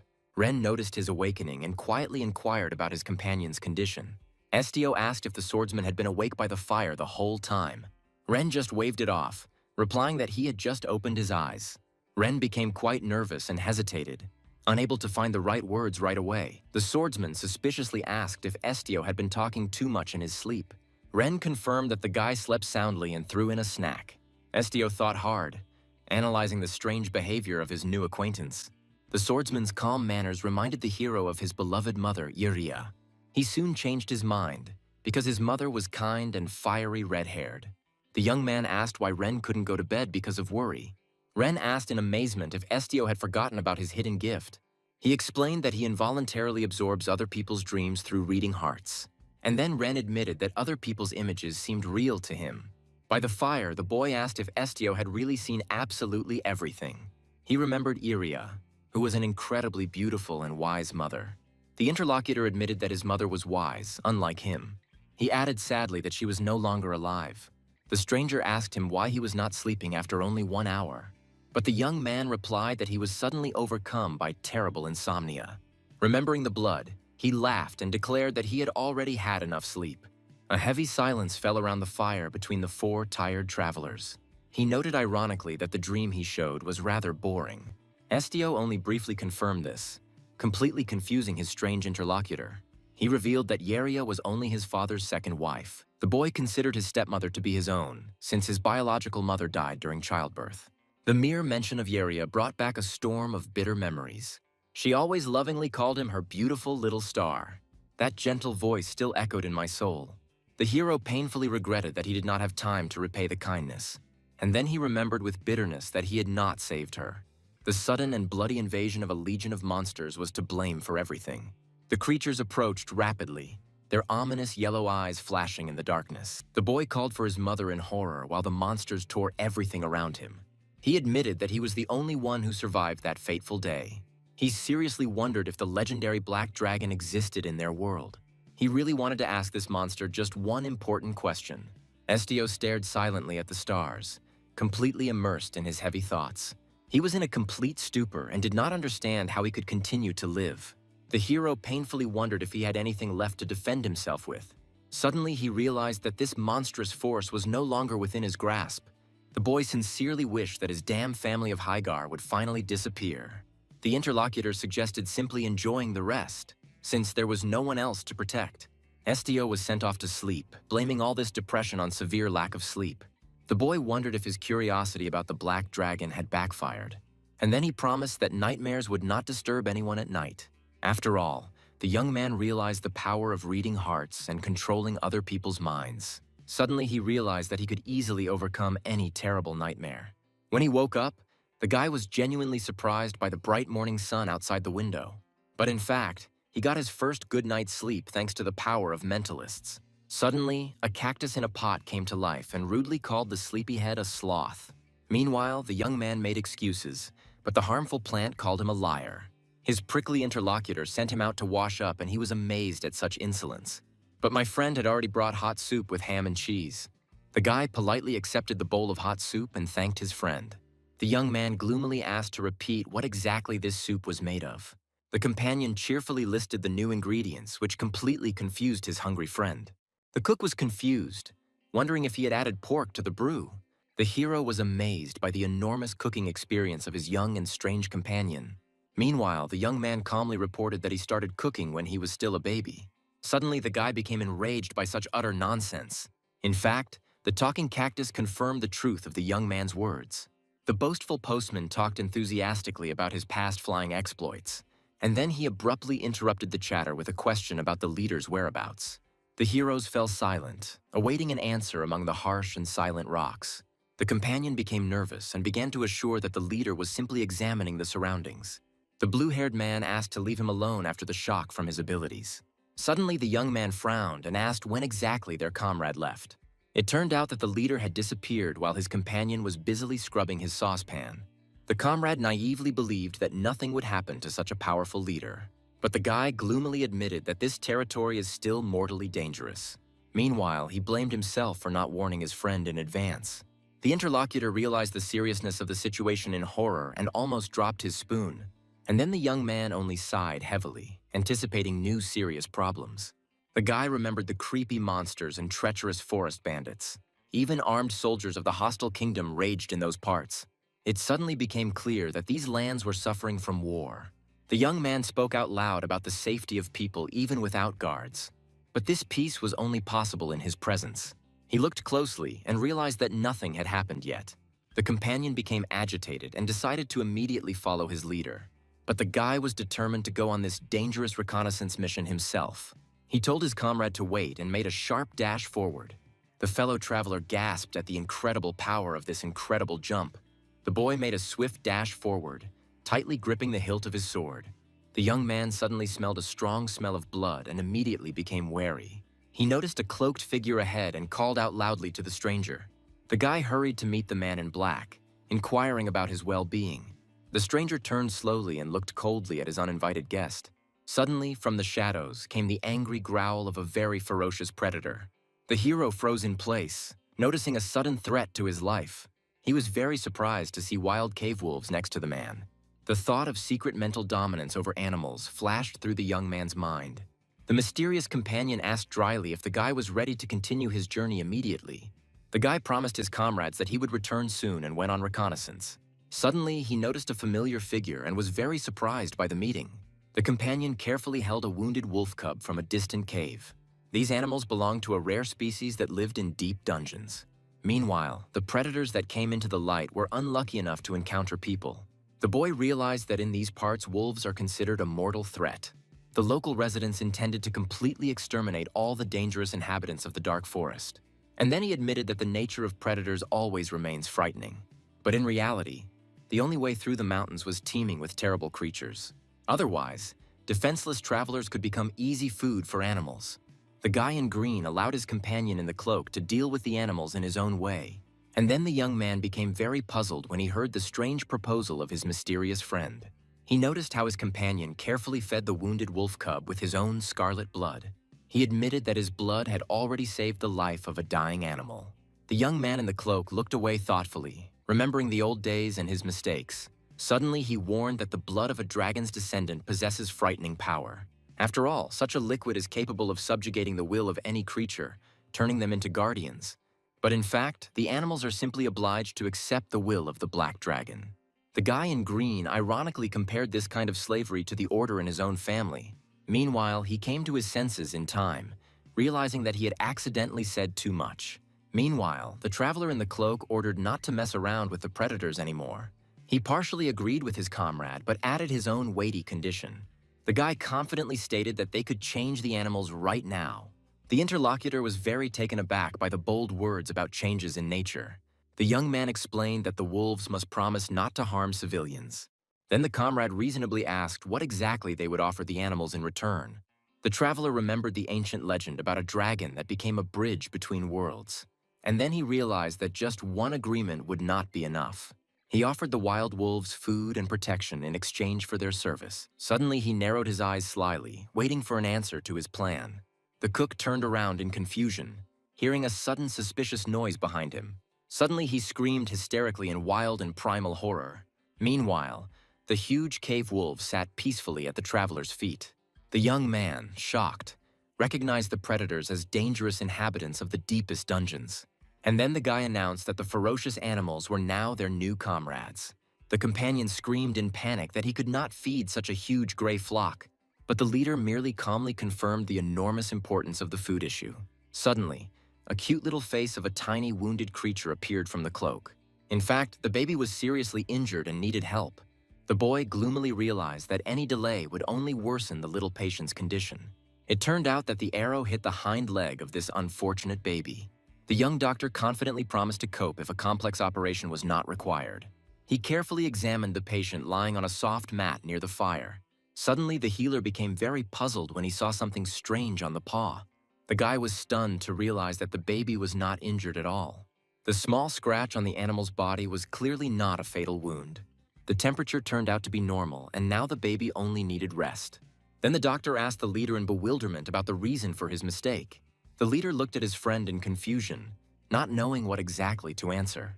In the end, he quietly admitted that he had simply made a big mistake. He coldly broke the arrow, citing the ridiculous mistake of choosing the wolf. The interlocutor in green only silently stared at him with a suspicious and extremely distrustful gaze. And then he simply left, hiding the arrow fragments behind his broad back. Estio repeated the story about the mistake again, trying to finally close the topic. The hero only stared into the distance, hiding his thoughts behind a mask of complete calm. Suddenly, Estio passed by silently, leaving his companion alone with his guesses. The guy in green seriously wondered why Estio was so afraid to show his strength. Meanwhile, Siki was peacefully dozing on a branch under the rays of the sun. But as soon as the owner called, the cat instantly woke up before the long journey. The impudent wolves greeted the heroes with grins, calling the aliens some kind of pathetic mongrels. Siki called the wolves new friends who would now accompany them. Estio added that the predators will now legally settle in the territories of Hygar. The black cat lazily washed herself, wondering where the squad would move next. His companion awkwardly admitted that he should have told him about it earlier. The mercenary cheerfully announced that he had already chosen their next target. Estio was taken aback by such suddenness, because the decision came to his friend instantly. The companion asked where exactly the provincial town where Estio was from was located. The protagonist thought seriously, casting a quick glance towards his past. Finally, the young man reluctantly admitted that he grew up in the remote village of Selbia. The cheerful comrade immediately decided that their path lay precisely there. Hearing this, the green-haired guy literally screamed in wild shock. He suspected something was wrong, mentally calling the group's leader a real pervert. The mercenary's suspicious smile only strengthened his extremely strange suspicions. Estio gloomily inquired about the true purpose of the visit to his native village. He admitted that he initially only wanted to observe him closely. But in fact, he noticed gaps in Estio's knowledge. Meeting the family could provide very valuable information. Estio was pricked by the thought of the people who had once raised him. The young man flatly refused to see his former family again. However, the companion reminded him of the obligatory fulfillment of his personal request. And then the mercenary looked intently into the eyes, demanding consent. Estio sighed heavily and reluctantly admitted that his leader was right. The fire was extinguished. It was time for the detachment to move forward to meet the past. Soon they arrived in Galacia at the majestic building of the Ignis Guild. Manager Hawk bowed deeply, greeting the leader and the guests. Estio was greatly embarrassed by such a formal and obsequious reception. The guy awkwardly asked the manager to communicate in a simple way, as before. Hawk hesitated, as Estio's new status made him tremble. The manager cleared his throat and finally decided to drop the mask of unnecessary formality. And then he cheerfully asked how Estio himself was doing. Estio smiled broadly and confirmed that he was doing great. Hawk praised the new uniform and invited his friends to come inside. But in fact, the manager was praising his own great talent. The man jokingly demanded a reward of candy for his foresight. Suddenly, Hina appeared and immediately started talking about distant Selbia. She immediately reminded me that there was a long way to go to my home village. Meanwhile, the road through the mountains promised to be painful and long. Hawk then generously offered to lend his best carriage for the trip. Estio thanked the man warmly as he fussed about preparing the crew. Finally, Hawk suggested that the tired guests quickly rest in their rooms. Estio noted sadly that nothing had changed at all in the room. And then the guy asked, puzzled, who exactly had come to see him. He wondered who could possibly have come here at such an hour. The hero gasped in surprise when he saw Rosalind's familiar face in front of him. The girl awkwardly asked if she had interrupted his well-deserved rest. Rosalind asked Estio seriously if he even knew how to ride a horse. He honestly admitted that he had never learned this in his life. The guest was very upset and sighed with annoyance at such an honest answer. There were no free carriages left, and the guy knew horses very poorly. The young man simply replied calmly that there was no problem with that. Estio suggested walking since the squad wasn't too pressed for time. Rosalind became worried and wanted to assign them a reliable guard. Suddenly, the hero briefly said that there was no need for this at all. Estio assured that his companion was the strongest swordsman in the world. He was clearly outraged by such an impudent and very sudden self-proclamation. Rosalind was relieved and asked to contact her if she needed any help. Meanwhile, someone raised their hand and politely asked for forgiveness. The green-haired boy reported that their shared supplies were almost depleted. And then he complained about the burnt and foul-smelling pot. He laughingly suggested that the guild should quickly issue them new dishes. The girl readily agreed to explain the entire procedure in her office. The group wondered if they could buy some more useful things. The mercenary immediately decided that they needed to visit the local gun shop. The little spirit wished everyone good luck on this long and dangerous journey. Estio asked resignedly if he would have to go alone in the end. He had no understanding of weapons or the whole combat environment. The young man explained that he had always been in a special support group. He had never had to use a truly lethal weapon before. The companion was surprised that he had never hunted even in the provinces. Estio admitted that he simply didn't want to kill the animals at all. The interlocutor asked Estio point blank whether he had ever had to take a life. The young man remained silent, and his cold gaze suddenly revealed a frightening inner darkness. The horrible crimson stains on the bloody clothes immediately came to mind. Estio bowed his head low and silently acknowledged that his hands were already dirty. The interlocutor immediately understood. This guy now concealed a steely, unshakable determination. Even the one who felt sorry for the bird was ready to shed blood for the sake of the goal. Estio took a firm step forward, cutting off this difficult and unpleasant dialogue. The man handed him the blade, reminding him of the fragility of flesh in the face of danger. He grinned contentedly and added that the weapon was an important part of his mission. Estio let out a tired sigh and told Nej to wait there until Parker returned. Neju really wanted to go, but Estio told him to stay home. The girl became despondent, but still obediently wished the hero a successful campaign. Suddenly, Estio exhaled heavily as he passed by a huge, prickly cactus. The companion sincerely did not understand why the guy took this tiger with him. Estio explained that Siki would follow him despite the prohibitions. Siki only purred contentedly because the owner knew her character very well. In fact, the cat believed that no one dared stop her. Meanwhile, they walked through the city while the stranger carefreely whistled a melody. The man opened the door of the workshop and politely called out to the owner of this establishment. Inside the workshop it was empty. Only counters and tools greeted the guests. Suddenly, a strange and annoying creaking sound was heard from behind the empty counters of the workshop. Estio's companion explained peacefully that they were just ordinary customers. It turned out that the blacksmith simply forgot to lock the door before a general cleaning of the premises. The man exhaled heavily and politely asked the unexpected guests to leave immediately. It turned out that the influential Viscount Fabian had bought up absolutely all the equipment in advance. Meanwhile, not a single sword remained on the walls of the shop. The master added that there is currently a massive recruitment of new soldiers everywhere. Estio froze, as the blacksmith mistook his companion for a guild member. The interlocutor assumed that the Ignis Guild was aware of all the Viscount's troubles. In fact, young Lady Fabian suffered from an incurable and painful disease. Estio was genuinely surprised to hear about the noble lady's mysterious illness. The master chuckled incredulously, amazed at the ignorance of his strange guest. Suddenly the blacksmith hesitated, clearly about to reveal a very personal secret. He called the boys closer to whisper rumors right in their ears. It turned out that the unfortunate girl suffered from an extremely rare heart defect. The poor thing literally lost her mind from the sight of blood and nightmarish visions. Some time ago, her house was flooded with the blood of dead soldiers. Now the Viscount was desperately looking for any recruits and ways to heal his daughter.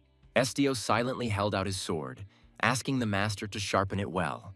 But in fact, the little lady longed to become the hero's secret friend. Estio froze when he heard his name from the mysterious stranger. He abruptly handed him a dark dagger, ordering him to take the weapon immediately. The guy sincerely didn't understand why he needed this blade in the workshop. The man insisted on his own, reproaching Estio for his careless attitude towards him. After that, he briefly stopped to follow him to the exit. Estio only blinked in confusion and quietly thanked him for the unexpected concern. Soon they were walking along the cobbled street following the departing carriage. Meanwhile, the hero called out to the cat, peering intently into the sunset shadows. He asked Siki about Sarah, but she only snorted in response. Estio sighed sadly, admitting that some things were better forgotten forever. Siki snorted in surprise, not understanding her master's worries for the old offenders. The guy clenched his fist until it cracked, realizing the complete innocence of the unfortunate Sarah. And then Estio bitterly acknowledged his own powerlessness in the situation. Meanwhile, the silence of the guild was suddenly broken by someone else's hysterical scream. The enraged man flatly refused to put up with the local mercenary's brazen refusal. The red-haired employee, with a forced smile, tried in vain to calm the unruly customer. The irritated Viscount was furiously indignant at the long neglect of his important request. Suddenly, Estio, who had entered, froze in confusion, recognizing the familiar name of the troublemaker. The girl politely referred to the rules, but her interlocutor rudely told her to shut up. The enraged nobleman slammed the table, threatening to shut down the office. The Viscount's face, distorted with rage, was spraying saliva, demanding that the right person be brought immediately. Estio's companion whispered in surprise, recognizing the madman as a local aristocrat. The hero only nodded gloomily, sensing something bad about this sudden meeting. The man in the rumpled shirt had completely lost all his noble grandeur. His partner reasonably suggested ignoring the troublemaker, to which Estio readily agreed. And so the boys quietly tried to slip past the angry nobleman. Suddenly, the Viscount turned around sharply and wildly screamed the hero's name. His sick look and creepy smile did not bode well. And then someone else's shaking hands grabbed the dark cloak with a death grip. Fabian was manically delighted at the meeting, admitting to a long search for the right guy. The madman clutched the fabric tighter, hopefully trying to tease out Estio's plans. The young man coldly and harshly ordered that he be released immediately. The frightened aristocrat shuddered nervously, but obediently loosened his grip. Then Fabian began to pitifully beg the hero to just listen to him. With tears in his eyes, the man begged to save the sick Sarah. But Estio asked him, completely indifferently, why he should do this. The Viscount, in despair, reached for his dark cloak again. The madman tearfully asked to at least erase his daughter's frightening memories. However, the young man brushed it off sharply, citing his extreme busyness. Shocked by such a cold-blooded refusal, Fabian literally froze in place. The enraged aristocrat waved away the other's excuses with a cry. But the guy in green grinned, identifying himself as the real customer. He brazenly stated that he had no intention of canceling the order.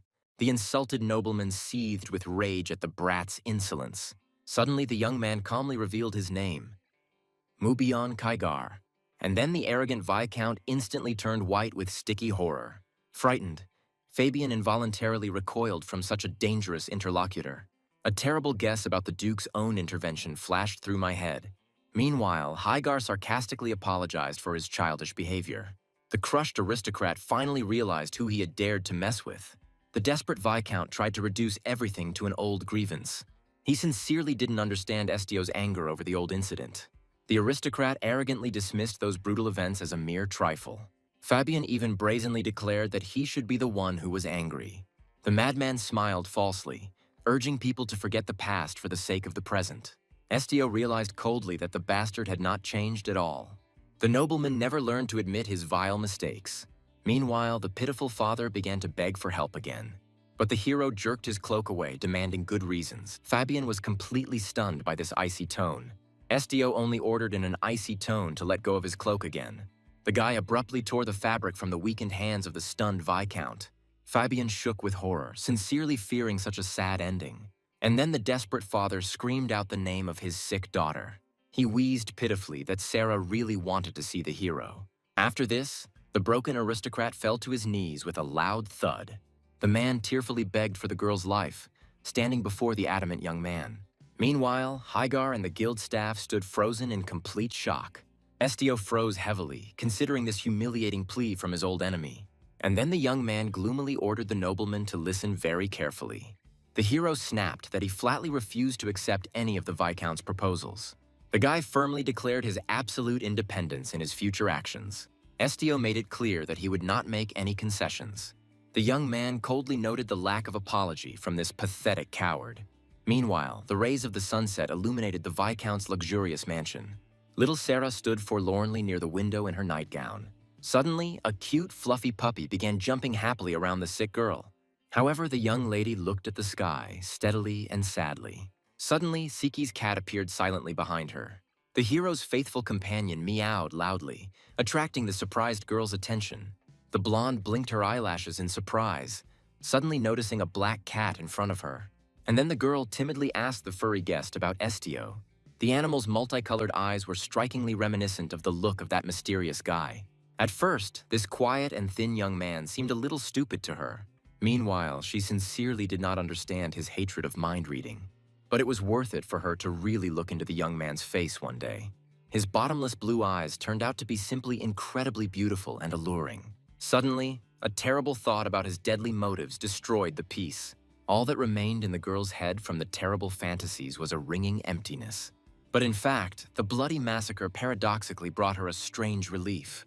The little girl with bows suddenly realized the boy's amazing mercy.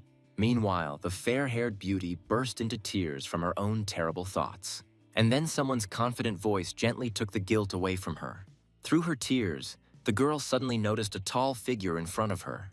And at the stranger's feet, a small black cat began to purr joyfully. The blonde raised her tear-stained face and was shocked to recognize the guest as Estio. Suddenly, the young man smiled warmly and greeted Lady Saralyn. She was speechless in front of the outstretched hand, taken aback. Putting her palm in, the girl shyly asked to be called simply Sarah. But in fact, Estio did not come here on orders at all. The young man suddenly tried to remind the confused blonde of their long-standing secret conversation. And then the guy warmly called her his true friend. Sarah clapped her hands in joy at the memory of their secret friendship. Then suddenly Estio stunned her with the terrible decision to erase these memories. The girl simply froze in complete shock from such terrible words. Meanwhile, the young man gently placed his hand on the top of her light head. The guy, with a heavy heart, convinced his girlfriend of the necessity of this ritual. But Saralyn abruptly slapped the stranger's hand away, refusing to believe her ears. And then Estio froze in surprise before such a daring rebuff. And then he grimly suggested that she choose death over memory loss. The girl stared at the guy in shock, trying to find the words. Estio coldly promised her a happy life without unnecessary memories. And then the blonde powerlessly lowered her head, shaking with bitter sobs. Sarah clenched her fists painfully, flatly refusing to accept such care. Suddenly, in a rage, she grabbed his black cloak. The girl tearfully accused her friend of cowardly behavior of adults. The stunned young man tried to justify himself, but was immediately called a fool. Meanwhile, Saralyn hysterically confessed her fear of losing her feelings. She was terrified of unknowingly causing severe pain to the people around her. But in reality, she was afraid of becoming a monster like her father. Saralyn gently called the tiny white puppy to her. Sarah hugged her pet tightly, terrified of losing her memory. Bursting into tears, The blonde flatly refused to erase her memories. Estio looked thoughtfully down at the sobbing lady, and then the young man asked directly about her true desires. The girl exhaled convulsively, collecting her thoughts for an important answer. Saralyn smiled widely, truly wanting to remain his loyal friend. The blonde proudly promised to sort out the remaining problems herself. Estio decided to ask again, but received an absolutely firm answer. In fact, the lady turned out to be incredibly strong. The blonde strictly forbade erasing the memory, and Estio nodded understandingly. Then the young man said goodbye to his girlfriend and headed to the window. The guy deftly jumped onto the windowsill, getting ready to leave the house. Suddenly, the girl called out to the departing guest, causing him to turn around. Sarah timidly asked if she could overcome her fears. Estio smiled warmly and expressed confidence in her abilities. Meanwhile, the young man jumped down sharply, greatly frightening the blonde. The girl leaned out of the window in panic, loudly shouting a name, and then she froze in surprise from a strange rustling sound outside. But in fact, glowing feathers were swirling beautifully around. Cutie Bella said goodbye to Estio coquettishly, smiling dazzlingly as she left. He made many new friends who are now always there. Estio asked suspiciously how his companions had tracked him to the Fabian mansion. The guy in uniform made excuses that Sir Mubian literally dragged him there. Sir Mubian simply calmly clarified what exactly had caused such surprise. Estio snapped that he did not intend to coordinate his actions with them in the future. After these words, the young man silently headed towards the stairs, ignoring his stunned allies. Mubian jumped in surprise when Estio suddenly addressed him. Estio dryly ordered the knight to finally rest and leave him alone. The dumbfounded swordsman froze in complete shock at such a sudden change in tone. And then he called after Estio, asking him to wait and not leave. Mubian only sighed heavily, realizing the complexity of his young master's character. He lamented that Estio still behaved like a capricious child. And then the knight suddenly realized something important that he had not suspected before. Mubian hugged his friend, cheerfully teasing him about his supposed love woes. Estio just thought wearily that this chatterbox just needed to shut up. Suddenly, a small furry inhabitant joyfully greeted them from the window of the mansion. The tiny monster excitedly announced that a delicious dinner was ready for everyone. Estio admitted that he was hungry and suggested that everyone eat their fill before the journey. He thoughtfully repeated the word tomorrow, realizing that a path lay ahead of them. Estio remembered that they were supposed to be in his home village tomorrow. Meanwhile, someone in the forest was loudly complaining of unbearable fatigue. This unknown voice continued to groan loudly in the middle of the rocky desert. It turned out that it was a small cactus that was complaining that its roots were hurting terribly. The fluffy monster asked solicitously if his prickly friend was very tired.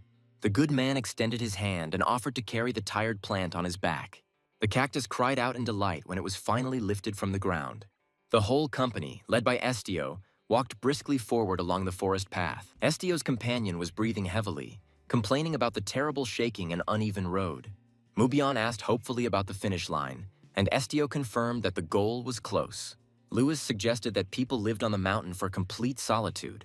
Estio was lost in thought, looking at the dense crowns of the trees. It turned out that he himself had previously lived in a very remote place. Lewis noted that in such a remote place, there was simply no one for robbers to rob. The winged companion asked how long Estio had been absent from these parts. The young man replied that he left his native village immediately after the coming-of-age ceremony. Estio's gaze darkened as he remembered his past in Selbia. The cruel cries of his fellow villagers as they drove him away came back to him. The villagers whispered behind his back, calling the unfortunate guy truly cursed. Luis was amazed that Estio started working immediately after his 19th birthday. Luis was puzzled as to why the leader had reacted so strangely to the mention of responsibility. And then he noted with a smile that leaving your homeland for a dream is not easy. Estio only gritted his teeth and said that in reality, everything was different. The guy turned sharply and walked away, declaring that responsibility had nothing to do with it. Clenching his fists, the young man admitted that he left simply for the chance to survive. The companions looked at their suddenly frank leader in complete confusion. Meanwhile, Luis recalled that the Estio family still lives in Selbia. It turned out that he found out that the boy's parents, older brother and sister, were okay. Louis happily assumed that his relatives would certainly be delighted with the meeting. His companion sincerely did not understand why the new guild leader was not smiling at all. He wondered if his relatives could have treated such a powerful magician badly. Suddenly, Louis cried out in surprise, noticing something strange ahead. Thick clouds of black smoke billowed out from behind the forest, and someone desperately screamed about fire. Estio looked up in alarm, realizing that something bad had happened. The winged satellite instantly took to the air to check the situation from above. Lewis panicked and asked if the whole mountain was on fire, but was told no. Estio clarified in an icy tone that the smoke was coming from the direction of the village. A shocked Lewis asked again if he meant to say that Selbia was burning. The main character just silently looked into the distance, maintaining a frightening calm. The companions were deeply struck by Estio's composure at such a terrible moment. The furry assistant was worried that civilians would suffer from this disaster. Smoke was billowing out in columns, as it was impossible to fight the fire in such a remote area. Estio's companion fell into despair due to the lack of water mages in the group. The little monster was genuinely surprised that someone could control the water element at all. The boys explained to the little one that great elementalists can even summon rain clouds. Suddenly, the flying scout returned with extremely important and alarming news. The winged warrior's face instantly fell as he began his chilling report. He exhaled heavily and admitted that there was no fire right now. Estio cut him off abruptly, asking suspiciously about this strange clarification. The young man demanded an immediate explanation of what exactly this frightening word for now meant. It turned out that the inhabitants of Selbia had built a creepy altar and set it on fire. The little cactus became enraged by the scout's lengthy and frightening report. The winged warrior trembled, doubting the reality of the nightmarish sight he had seen. Estio glared at his companion, demanding that he tell the truth immediately. At the top of the altar, someone's bare feet were tied tightly to a post. Right in the middle of the raging flames, a defenseless figure hung on a pole. The young man froze, looking at the blazing fire that had become someone's terrible trap. Estio whispered Parker's name in horror, recognizing an old acquaintance in the captive. He clenched his fists in rage, not believing the cruelty of his crazed fellow villagers. The scout added in a panic that the unfortunate man seemed to still show signs of life. The guy couldn't believe his ears, hoping that the scout had simply made a mistake. Suddenly, Estio jumped up, leaving his companions in complete bewilderment. He rushed through the forest, refusing to believe in such extreme human cruelty. But if this is true, then Estio should have made it in time. The young man bitterly realized that he should have been hanging on this pole. Estio ran towards the village, barely catching his breath from his furious run. Right in the square, a huge bonfire blazed to the approving roar of the crowd. Seeing the victim's face, the hero froze in true and deep shock. In the very center of the flames, the unfortunate Bella, sobbing, begged for salvation. The poor girl desperately implored the crowd to believe in her complete innocence. Dino and Lewis in the crowd turned away indifferently from Bella's screams. The enraged woman forbade the captive to even utter the name of her husband, Jake. Bella was choking with sobs, begging at least someone for mercy and salvation. She suddenly remembered how, as a child, she would call her always busy parents. Then the father simply told the little girl not to interfere with their important work. Little Bella cried from loneliness, just wanting to be near them. But then someone unfamiliar called her to play in the dim corridor. The girl turned around, not believing that someone actually wanted to keep her company. A group of friendly villagers invited her in with smiles. Happy Bella joyfully rushed to meet her first friends in her life. People around her admired the cutie Bella, offering her to become their little sister. The girl beamed with happiness, feeling truly loved and needed for the first time. The villagers joyfully greeted the lovely Bella, showering her with sincere attention. The man noted with a smile that she was becoming more beautiful every day. Bella enjoyed the love of her friends, wanting this feeling to only grow. Suddenly, an enraged woman accused her of having an affair with her husband. The frightened girl was declared a witch, allegedly having bewitched and betrayed the trust of the entire village. Bella screamed desperately, reminding herself of the words of love she had heard before.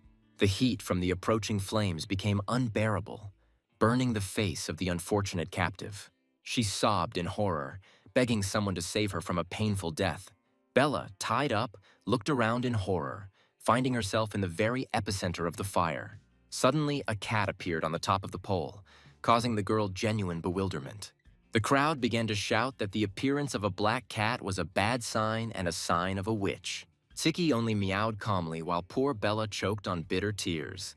Estio watched what was happening, realizing that all this madness had started because of him. With a sharp movement, the invisible blade cut the strong bonds in the blink of an eye. The girl froze in shock as the rope simply fell at her feet. The stunned people in the crowd screamed, Not understanding what the hell was going on, suddenly, Estio burst into the flames with a spectacular effect, causing everyone to cry out in surprise. Bella was completely confused when she saw her savior right in the middle of the raging fire. Estio resolutely picked Bella up in his arms, saving her from the fiery captivity. The guy cast a cold glance at the crowd, ignoring the heat of the fire. The father of the family recognized Estio in horror, but was shocked by the strange sign. It was the symbol of the Ignis Guild, which made everyone present go cold. Estio sternly demanded to know what the hell was going on here. The old man snapped back in rage, continuing to accuse the unfortunate girl of all sins. He insisted that the sinner had incurred the wrath of the gods and was obliged to pay immediately. Estio calmly asked the maddened crowd what exactly the sin was. The man spat out angrily that this crap had bewitched and killed a man. Sister Rosetta remarked sarcastically that her brother's new outfit made no difference. Bella screamed desperately that she hadn't killed anyone and it was all a lie. The crowd continued to spew vile rumors about a witch eating human entrails. Blinded by hatred, people demanded that the unfortunate girl be immediately gotten rid of. Estio asked sternly if they had any evidence or a trial.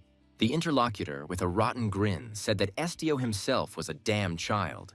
Brother Theriot angrily ordered Estio to get lost and never come back.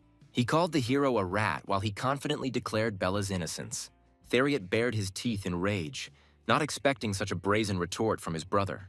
Estio said in an icy tone that he had personally looked through all of the girl's memories. Bella confirmed his words, begging him to believe that she was clear before the law. A sudden blow from a stone to the head made Estio stagger in surprise.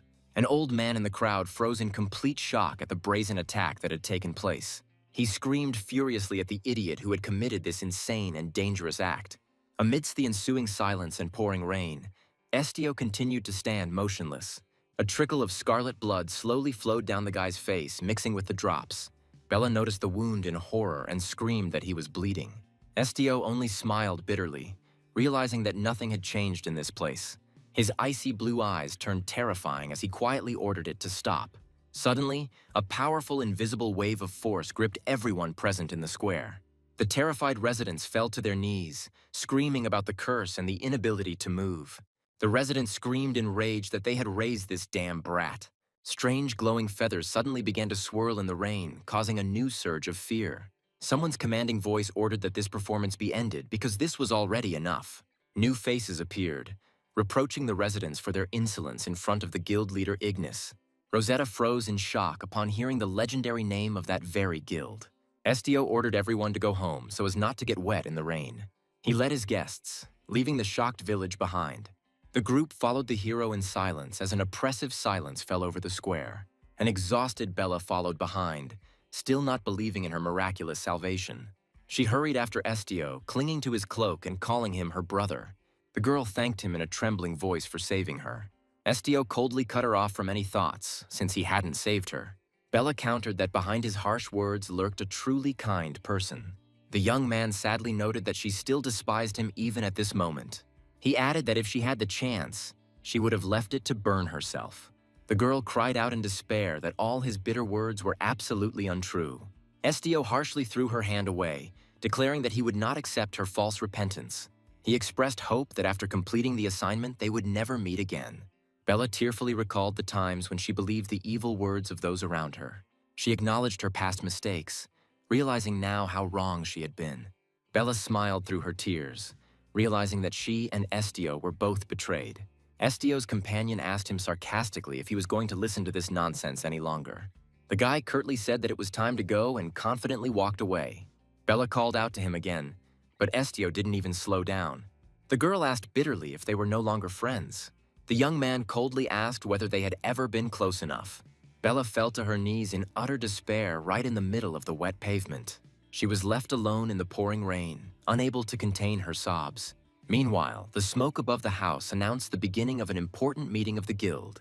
The old man at the table sarcastically remarked on what an important person their resident had become.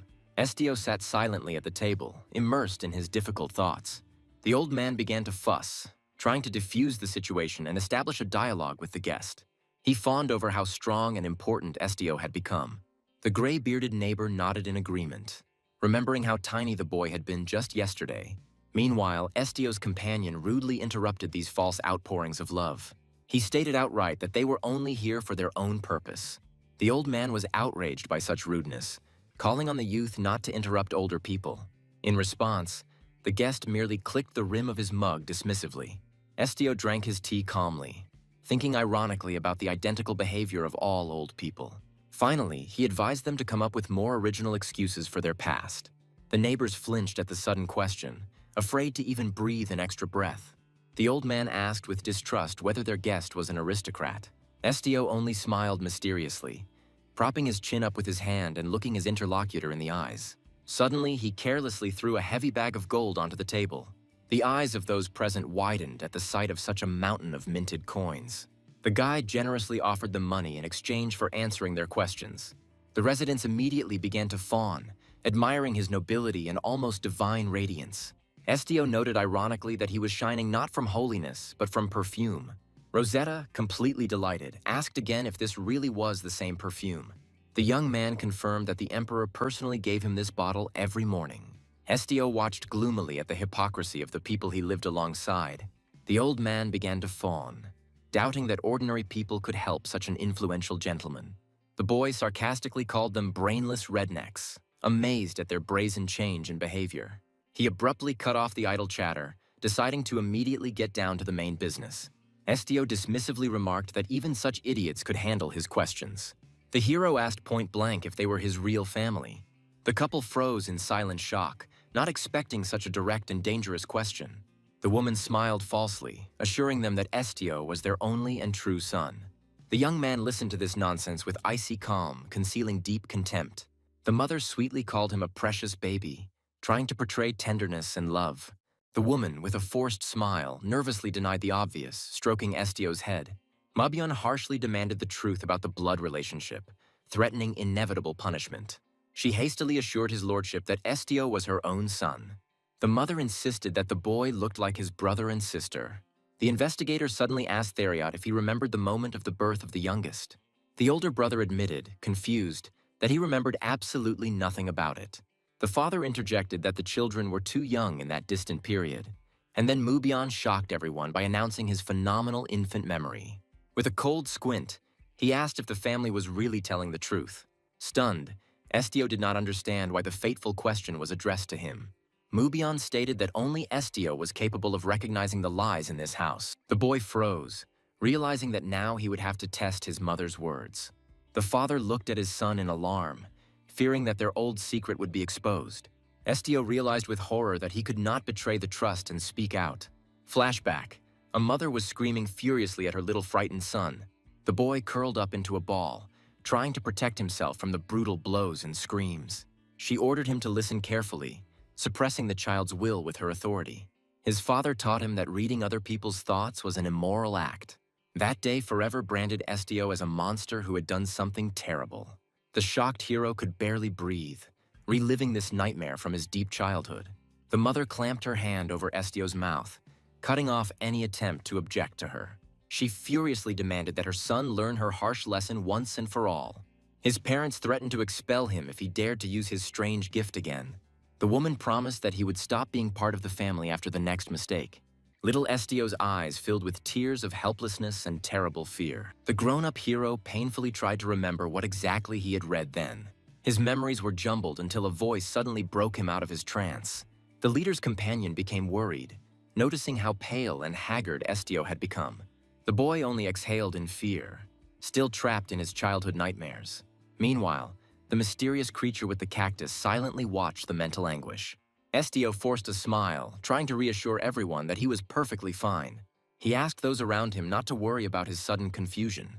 The parents froze in tense anticipation, realizing that the situation was getting out of control. An inner voice told the hero that his family was definitely hiding something from him. Suddenly, Estio stood up decisively, shocking everyone present with his sudden action. He walked slowly towards his father and mother, not taking his eyes off them. The hero officially requested permission to read their memories on the orders of the client. The mother screamed in panic that he had no right to do this. She reminded him of the ban and called him a monster for this attempt. Rajet clung to Theriot in horror as she watched the family's impending collapse.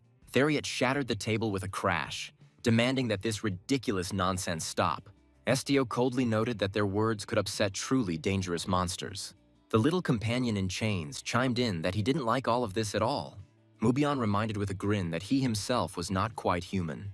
Meanwhile, the cactus in the pot giggled suspiciously and maliciously on the table. Suddenly, the plant spoke, inviting everyone present to join in the merry chaos. The relatives were speechless with horror, staring at the talking succulent in front of them. Roger screamed hysterically, finally recognizing the cactus as a terrible monster. All the family members jumped back from the table in panic, shouting their sister's name. And the cactus was simply sincerely perplexed as to why its appearance had caused such fear. The poor cactus nearly burst with anger, demanding immediate attention. The little companion in chains was genuinely amazed by the reaction of these strange people. Estio listened in silence to the discussions about dragon's blood and the talking rooster. Ahuru cried out indignantly when he was called a rooster in the heat of an argument. The guy decisively grabbed the pot from the table, interrupting this senseless mess. He looked at the plant wearily, calling it by name and soothing it. The offended cactus burst into tears, complaining about being completely ignored. The hero gently stroked Ahura, convincing him that he was truly feared. Mubion sternly ordered everyone to gather if they wanted to see their money. Theriot rose to his feet in a rage, questioning the guests' right to command them. The older brother grabbed Estio by the collar, calling him a fucking bastard. He growled that the outcast was always the reason their family had problems. Theriot recalled the years of humiliation, blaming only his younger brother for everything. He admitted that he kept it in the attic only for his own peace of mind. With a wild grin, the brother asked if he knew the purpose of the attic. The father tried to stop Theriot, shouting that he had said too much, but the elder continued to shout that Estio had survived despite the lack of food. He screamed that anyone who got out of that hell could only be a monster. The father froze with his hand outstretched, realizing that the terrible truth had finally been revealed. Estio only coldly stated that he now finally understood everything. Theriot continued to rage, hating the boy's resemblance to their common mother. The young man froze, trying to comprehend the wild phrase about simply copying eye color. The hero felt the darkness that had lain dormant for many years of humiliation boiling inside him. With chilling calm, he confessed to his brother his reciprocal, pure hatred. Theriot bared his teeth, not expecting such a brazen and direct response from the brat. He swung to strike, finally turning into an uncontrollable, vicious animal. Unexpectedly, the father took the blow himself, covering Estio with his body. The old man hoarsely reminded his sons about the blood, demanding that they stop this bloody circus. He firmly stated that Theriot could never disown his brother. Theriot roared, accusing his father of cowardice and secret fear of the outcast. The head of the family shouted back, acknowledging his horror at his son's strength. However, he added bitterly that he never really hated him. Estio silently wondered why his father had allowed all these horrors to happen. The hero extended his hand to his father's chest, finally deciding to end all of this. A blinding light burst from the young man's hand, causing everyone in the room to close their eyes. Estio stared at his fingers in amazement, realizing the depth of the power that had awakened. A powerful flash illuminated the hut, forever dividing life before and after. The scene changed. A man with an axe was making his way through the dark forest thicket. A black raven with scarlet eyes suddenly soared into the air above the trees. The woodcutter screamed and fell backwards, knocked off his feet by an unknown, terrifying force. He cursed and gripped the axe handle tighter as fear washed over him. It turned out that he had simply taken a wrong turn and got completely lost in the forest. Suddenly, an incredibly powerful and bright light broke through the thicket. The frightened lumberjack started to run, desperately calling for help and salvation. He begged to wait at least until sunrise, saving himself from the unknown. The man froze in amazement, touching his head at the sight he saw. In front of him, in the center of a huge crater, a mysterious golden artifact shone. The woodcutter couldn't believe his eyes as he looked at the pulsating magical glow. A stream of energy rushed upward, illuminating everything around with rainbow reflections. He stood rooted to the spot, amazed by the power of the treasure he had found in the forest. Suddenly, the lumberjack realized with delight that in front of him was a real piece of gold. He greedily grabbed the precious find, forgetting about caution. Meanwhile, an ominous growl was heard behind the man, and then a black wolf with a bloody paw emerged from the darkness. The frightened poor fellow fell to the ground, dropping his golden dream. The predator bared his fangs, not intending to let the uninvited guest go alive.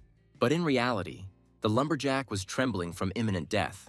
He remembered his family and realized that gold was their last chance. The man swung his axe desperately, trying to protect his life. The huge beast prepared to jump, filling the forest with a furious roar.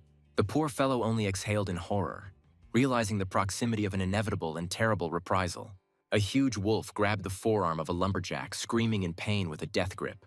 With his last strength, the man swung his knife, trying to fight off the enraged beast. Suddenly, he fell to the ground next to the shining golden artifact. Breathing heavily, he greedily pressed the treasure to himself, dreaming only of carrying it.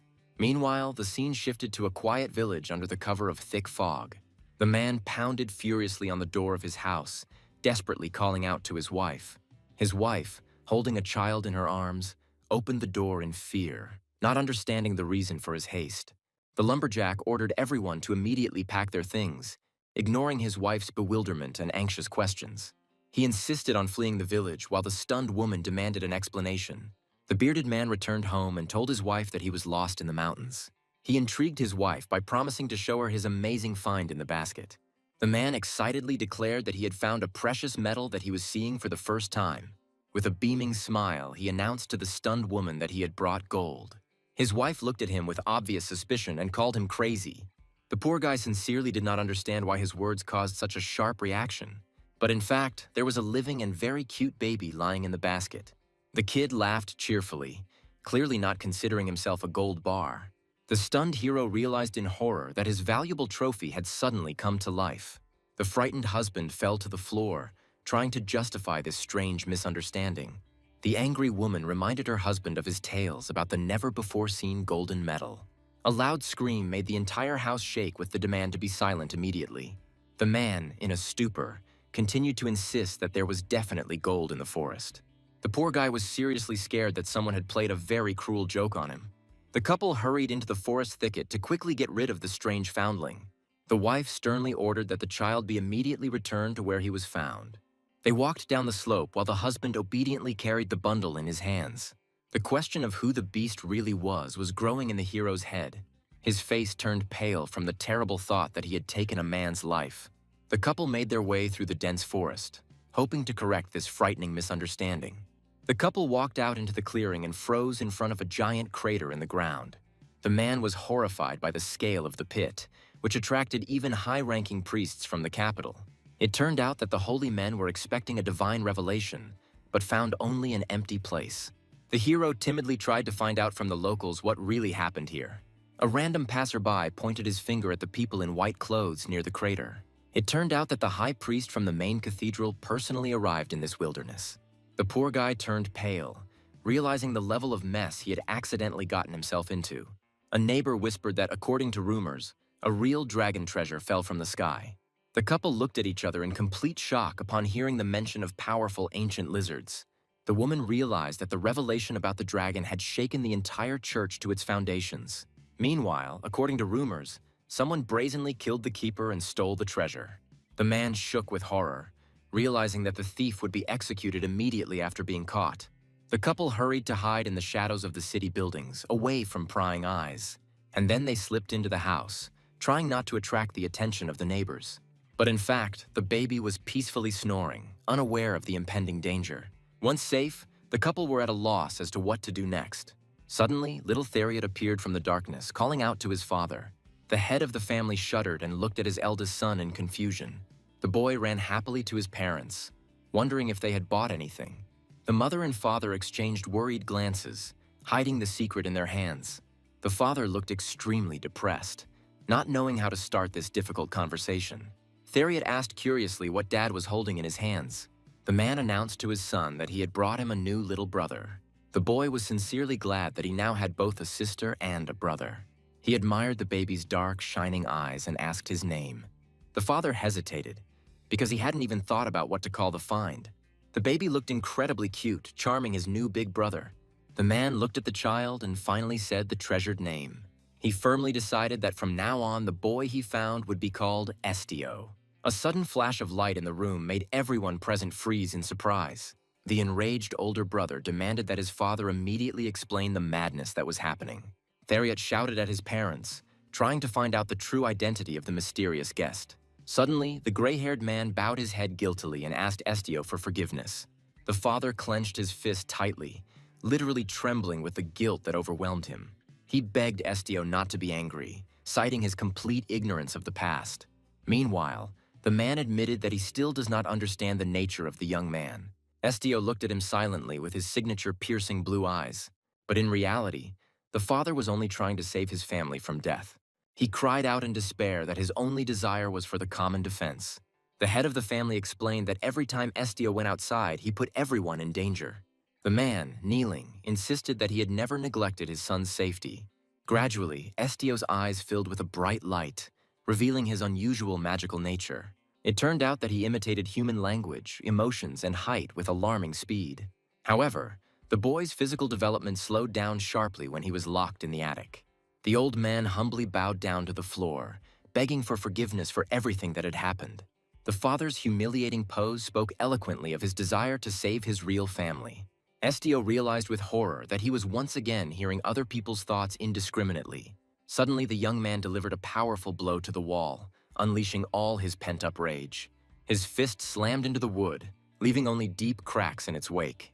A heavy silence fell over the room as Estio dictated his terms to everyone.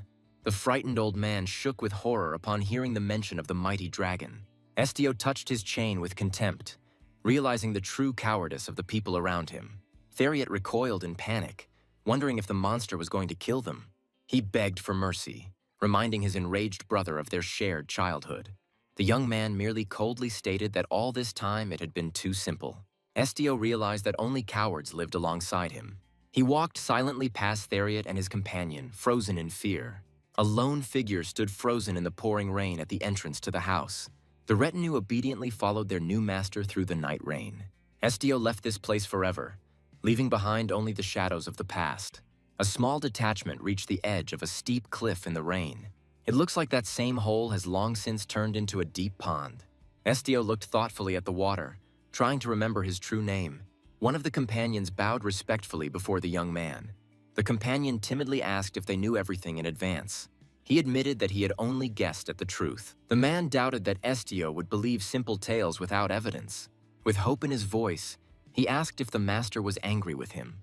Estio only briefly clarified whether he should be angry at all. The young man recalled that he had simply taken on this matter at the guild's request. A thick fog and pouring cold rain hung over the gloomy village of Selbia. Estio, in the pouring rain, firmly promised to protect everyone he cared about. Suddenly, a legend was heard about the Hagar family, who once drank the blood of a dragon. The young man solemnly knelt down, calling out his true divine name, Savior. And then he furiously vowed never to allow the nightmares of the past to repeat themselves. The man in the cloak silently watched the fidelity of his new faithful guardian. But in fact, the dragon's gift is not only power, but also slavery. The keeper is obliged to put the well-being of the master above his own life and desires. Meanwhile, the bloody contract finally sealed their destinies with invisible, strong bonds. It was deep into the night, and the tired leader was strongly advised to finally go and rest. A quiet and inviting cat cry rang out over the night village of Selbia. Estio slept peacefully in his bed while Siki jumped on the pillow. The little cat snuggled affectionately against its owner's face, guarding his restless sleep. She thought that the guy's head was in a real mess right now. The young man tossed and turned in his sleep, letting out an indistinct and muffled groan. Suddenly, he felt the warmth of his faithful companion and calmed down a little. Siki whispered tenderly that now everything would definitely be fine. She confidently added that her loyalty will remain unchanged forever. The cat promised to love him, no matter what creature he became. And then Estio slowly opened his eyes, awakening from his dark visions. Estio jumped up in bed from the noise outside the window. The boy rubbed his eyes, barely realizing that a long morning had arrived. A cheerful companion appeared at the door, joyfully greeting the sleepy leader. The friends insistently called the young man to come down quickly for breakfast. Meanwhile, the comrades began to argue cheerfully, interrupting each other in the doorway. The journey to Galatia on foot in the rain would have taken 2 long days. It was decided to wait out the bad weather with hot soup and fresh bread. The friend, with his mouth full, suddenly asked about the leader's plans for the future. He asked what Estio intended to do after his long-awaited return to headquarters. The main character thought for a moment and decided to simply wait for his next task. And then the guy almost choked on his bread when he learned the shocking truth. A friend seriously asked if Estio planned to continue working in the guild. Estio confirmed this, considering himself no worse than the dukes and guardians. The companion hesitated because he was going to return all the property to his leader. Suddenly, he reminded that a keeper never abandons his master. The young man only sadly admitted that he knew almost nothing about himself. In fact, his own origins remained a mystery to him. The comrade realized that by dragon standards, Lord Estio was still just a child. It turns out that the childhood of these powerful creatures lasts for hundreds of years under protection. Based on this, the hero looked like a real newborn dragon in the eyes of his companion. Estio looked like an ordinary adult, but it was just an imitation. The black dragon once abandoned his flesh and blood to their fate. Suddenly, the young man began to think that his relative might not have abandoned him at all. But in reality, the dragon was simply unable to help. A short notification stated that the current task was completed and it was time to return. The companion in green was puzzled as to why the leader was so insistent on staying. The man desperately begged Estio to come with him to safer lands, and then the guy gloomily suggested that they hadn't found out everything. He honestly admitted that he was not ready to believe in the reality of the nightmare that was happening. Estio coldly ordered the intrusive guest to leave, cutting off any attempts to object. The man fell into despair, fearing that all his efforts were in vain. He clenched his fist nervously, worried that the Hygar family would become useless. The satellite expressed hope that one day his leader would still need him. Estio told him to return home and attend to his immediate duties. The guy coldly added that he would call him himself when he really needed help. Finally, the sun shone over the guild headquarters, signaling a long-awaited and well-deserved vacation. The hero froze in bewilderment as piles of papers suddenly began to swirl around him. The red-haired friend announced with a laugh that the guildmaster personally wanted to see Estio. The young man just blinked silently, trying to comprehend the abrupt change in his vacation plans. And then an acquaintance suddenly presented Estio with a valuable gift as a sign of special favor. The red-haired friend enthusiastically began to describe all the delights of a lazy holiday at home. He dreamed of a warm bed, reading books, and eating chocolate at night. Estio just listened silently while his friend persistently offered him a portion of cookies. The guy politely declined, thoughtfully fingering the edge of his new, bright pink gift. The companion wished him a good night's sleep before the personal visit of the mysterious guildmaster. Suddenly, an unusual creature with red eyes called out to the hero as he walked away. It sarcastically asked if Estio really didn't want to find his real family. The young man froze for a moment and firmly replied that he was not interested. The voice asked ingratiatingly if he was ready to leave those who caused pain unpunished. The small cactus in the pot literally exploded with indignation, demanding an explanation for such passivity. Suddenly, the angry cactus threatened to personally pierce the offenders with its thorns. Estio sat down in front of his companion, gently asking him to simply listen and calm down. He admitted that he would remain the same even if his enemies suddenly changed. The guy firmly decided that there was no point in trying to change anything now. Morning came, and the hero lazily sprawled out in a huge, soft bed. And then he realized with horror that he absolutely did not know how to have fun. The young man swung his legs over the side of the bed, confusedly contemplating his sudden vacation. Walking to the window, he thoughtfully glanced around the sun-drenched guild headquarters. Soon, Estio was sitting on a park bench under thick shade. He just stared into space, clearly not knowing how to kill time. Suddenly, a cheerful and very familiar cry was heard behind Estio. The noisy companion enthusiastically invited the red-haired warrior to also greet the leader. Meanwhile, the guy began to doubt whether it was worth disturbing the eternally thoughtful gentleman now. He couldn't quite decipher Estio's current mood, which was difficult. And then the fighter decisively declared that he would go and greet him himself. Estio flinched as his friend's huge green wings suddenly appeared before him. The companion cheerfully asked if it was time for them all to finally have a hearty lunch. The poor guy admitted that he himself had not yet eaten, waiting for all the work to be completed. It turned out that his vacation had started for exactly the same period. But in reality, he just really wanted to drag the leader to a restaurant. Neja and Akru happily agreed to join the noisy group of friends. Estio timidly asked if his presence would be a burden to the others. The friend laughed, comparing the impenetrable shamelessness of his comrades to the tough skin of a dragon. Suddenly he stopped short, noticing that the two were looking at each other suspiciously. The red-haired giant approached the hero, trying to remember this familiar face. Estio froze under his heavy gaze, wondering if his true identity would be revealed. And then it dawned on the warrior. He immediately recognized the same guy from the past. He recalled how Estio had once caused a stir that would never be forgotten. The strong fighter smiled broadly and good-naturedly, clearly not harboring any old grudge. The hero only quietly breathed out the name of his old acquaintance in response, surprised by such a meeting. The red-haired warrior raised his hand in joy, amazed that Estio had survived his encounter with the monster. He said that the creepy monkey was never found on the mountain. Estio calmly replied that he also did not expect to see his old friend here. But as soon as the hero mentioned his companion, the knight literally lost the power of speech. The warrior drew his blades in horror upon hearing about that very white-furred monkey. The winged boy screamed desperately, trying to stop the attack and protect his little friend.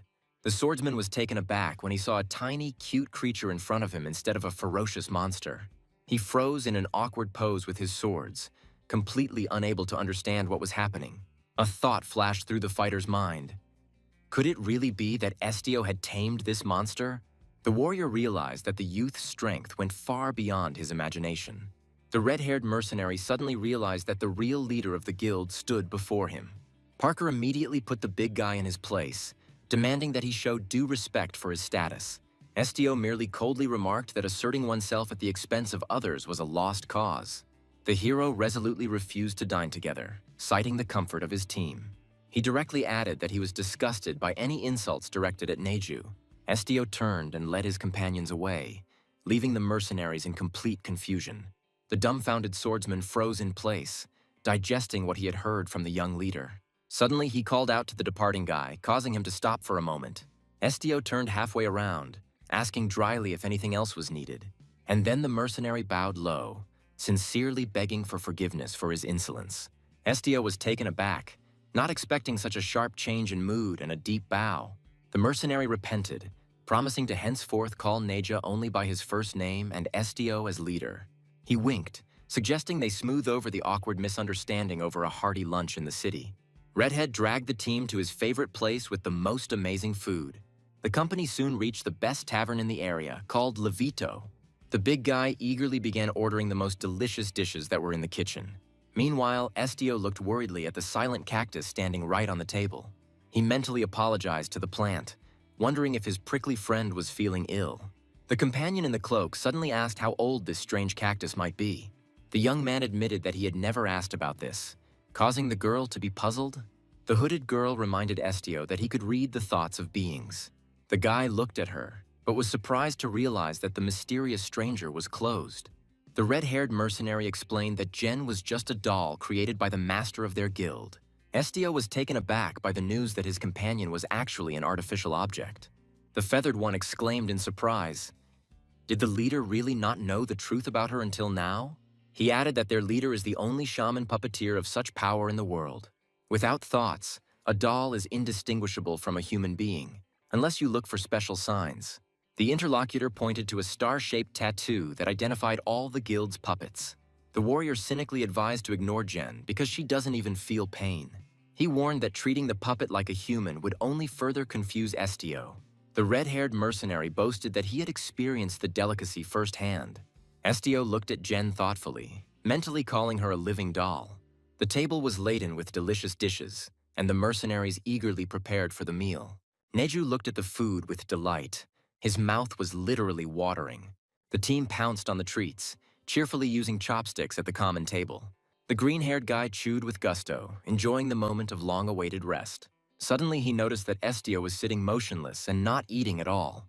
The mercenaries were frightened, deciding that the leader did not like the food they ordered at all. The young man calmly began to explain that the reason for his behavior lay elsewhere. Estio shocked everyone by admitting that he simply doesn't eat that kind of food. Estio cast a dark glance at the plates, a cold sadness overcoming him. Before my eyes stood living creatures, killed only a few minutes or seconds ago.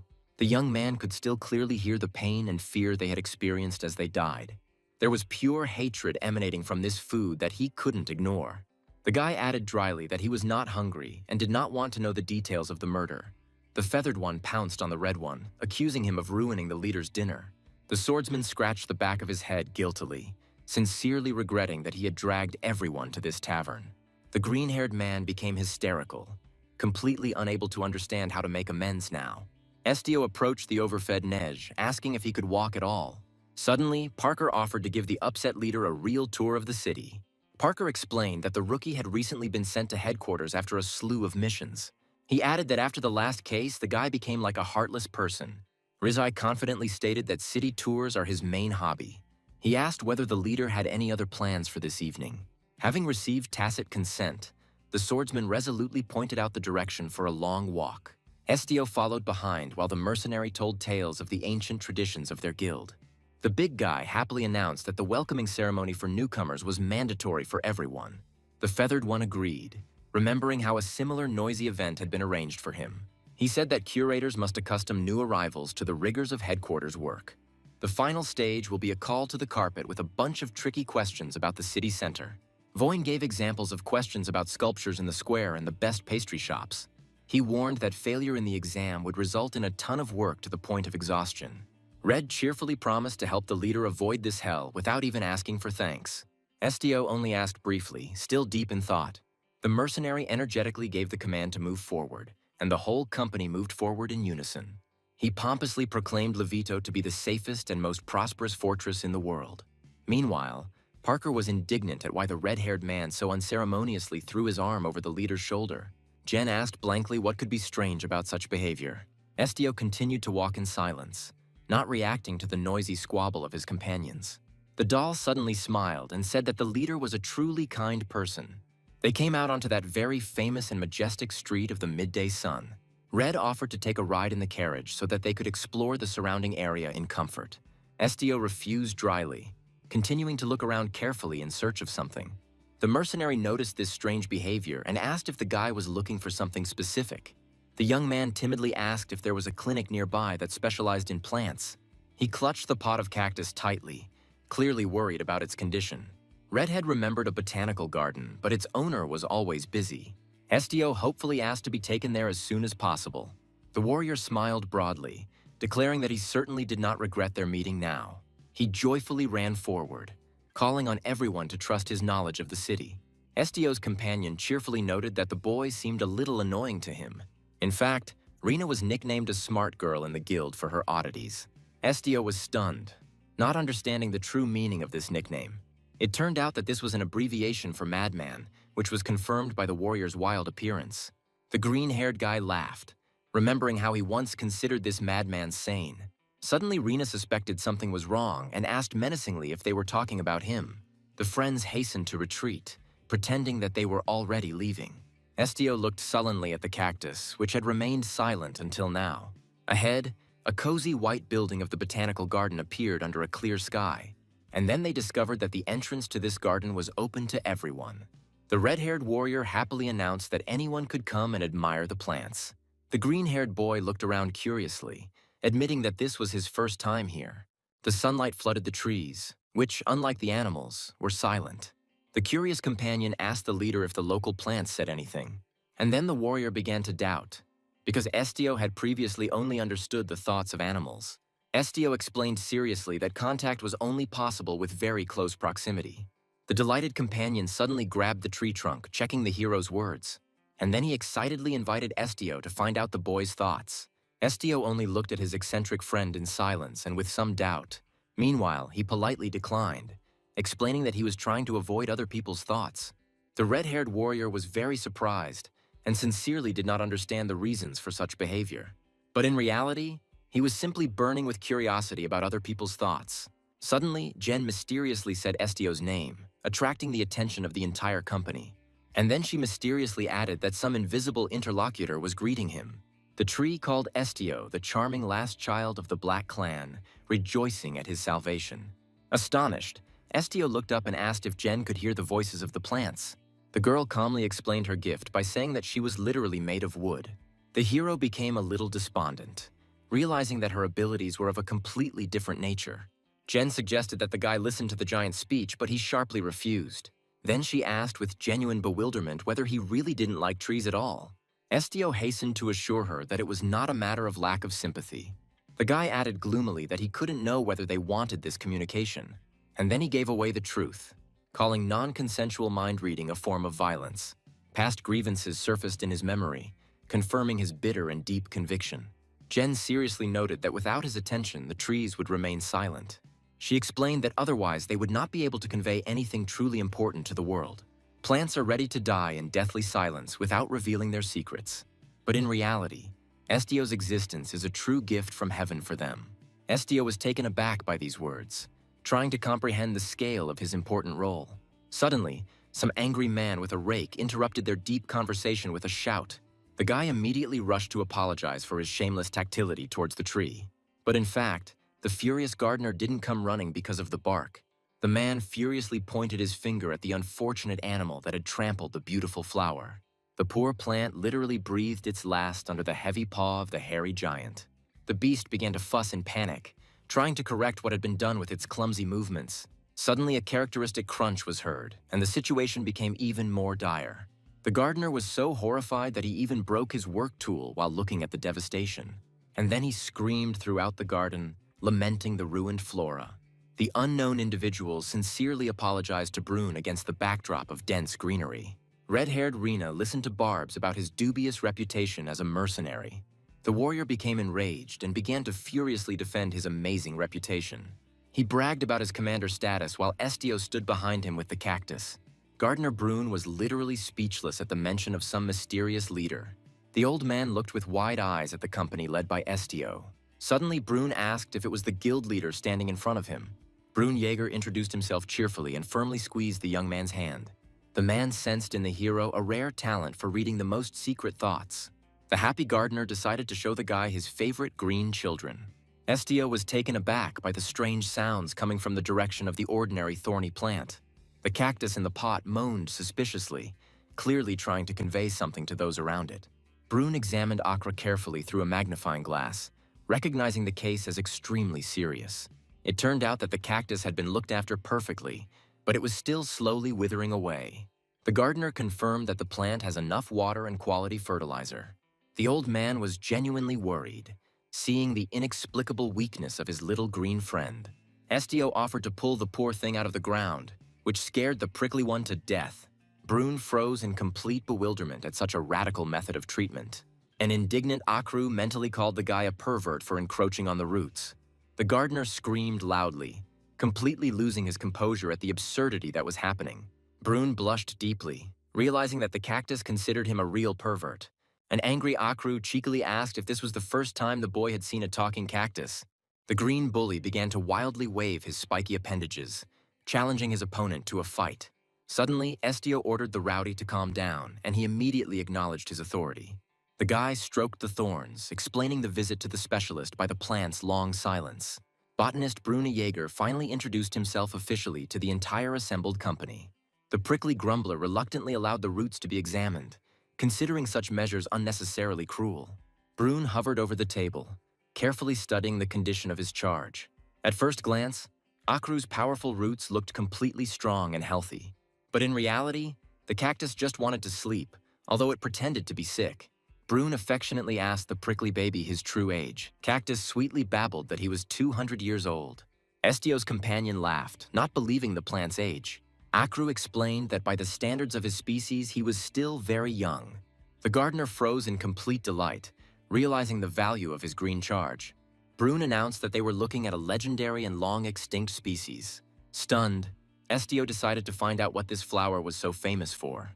The old man described a majestic desert plant that bears fruit once every 1,000 years. Akru expressed outrage at the rumors of extinction, assuring that his relatives were thriving. The botanist finally realized that the cactus had simply gone into seasonal hibernation. Brune asked the leader about the approximate duration of the hibernation of this miracle plant. The gardener was about to study the records, realizing that the giant's sleep would be long. Estio looked at Ahra seriously, realizing the scale of the coming changes. The hero told the cactus to rest in the garden until the sleep phase ended, but the prickly grumbler categorically refused to leave Estio alone. The young man offered Akru help in the duke's residence for greater comfort.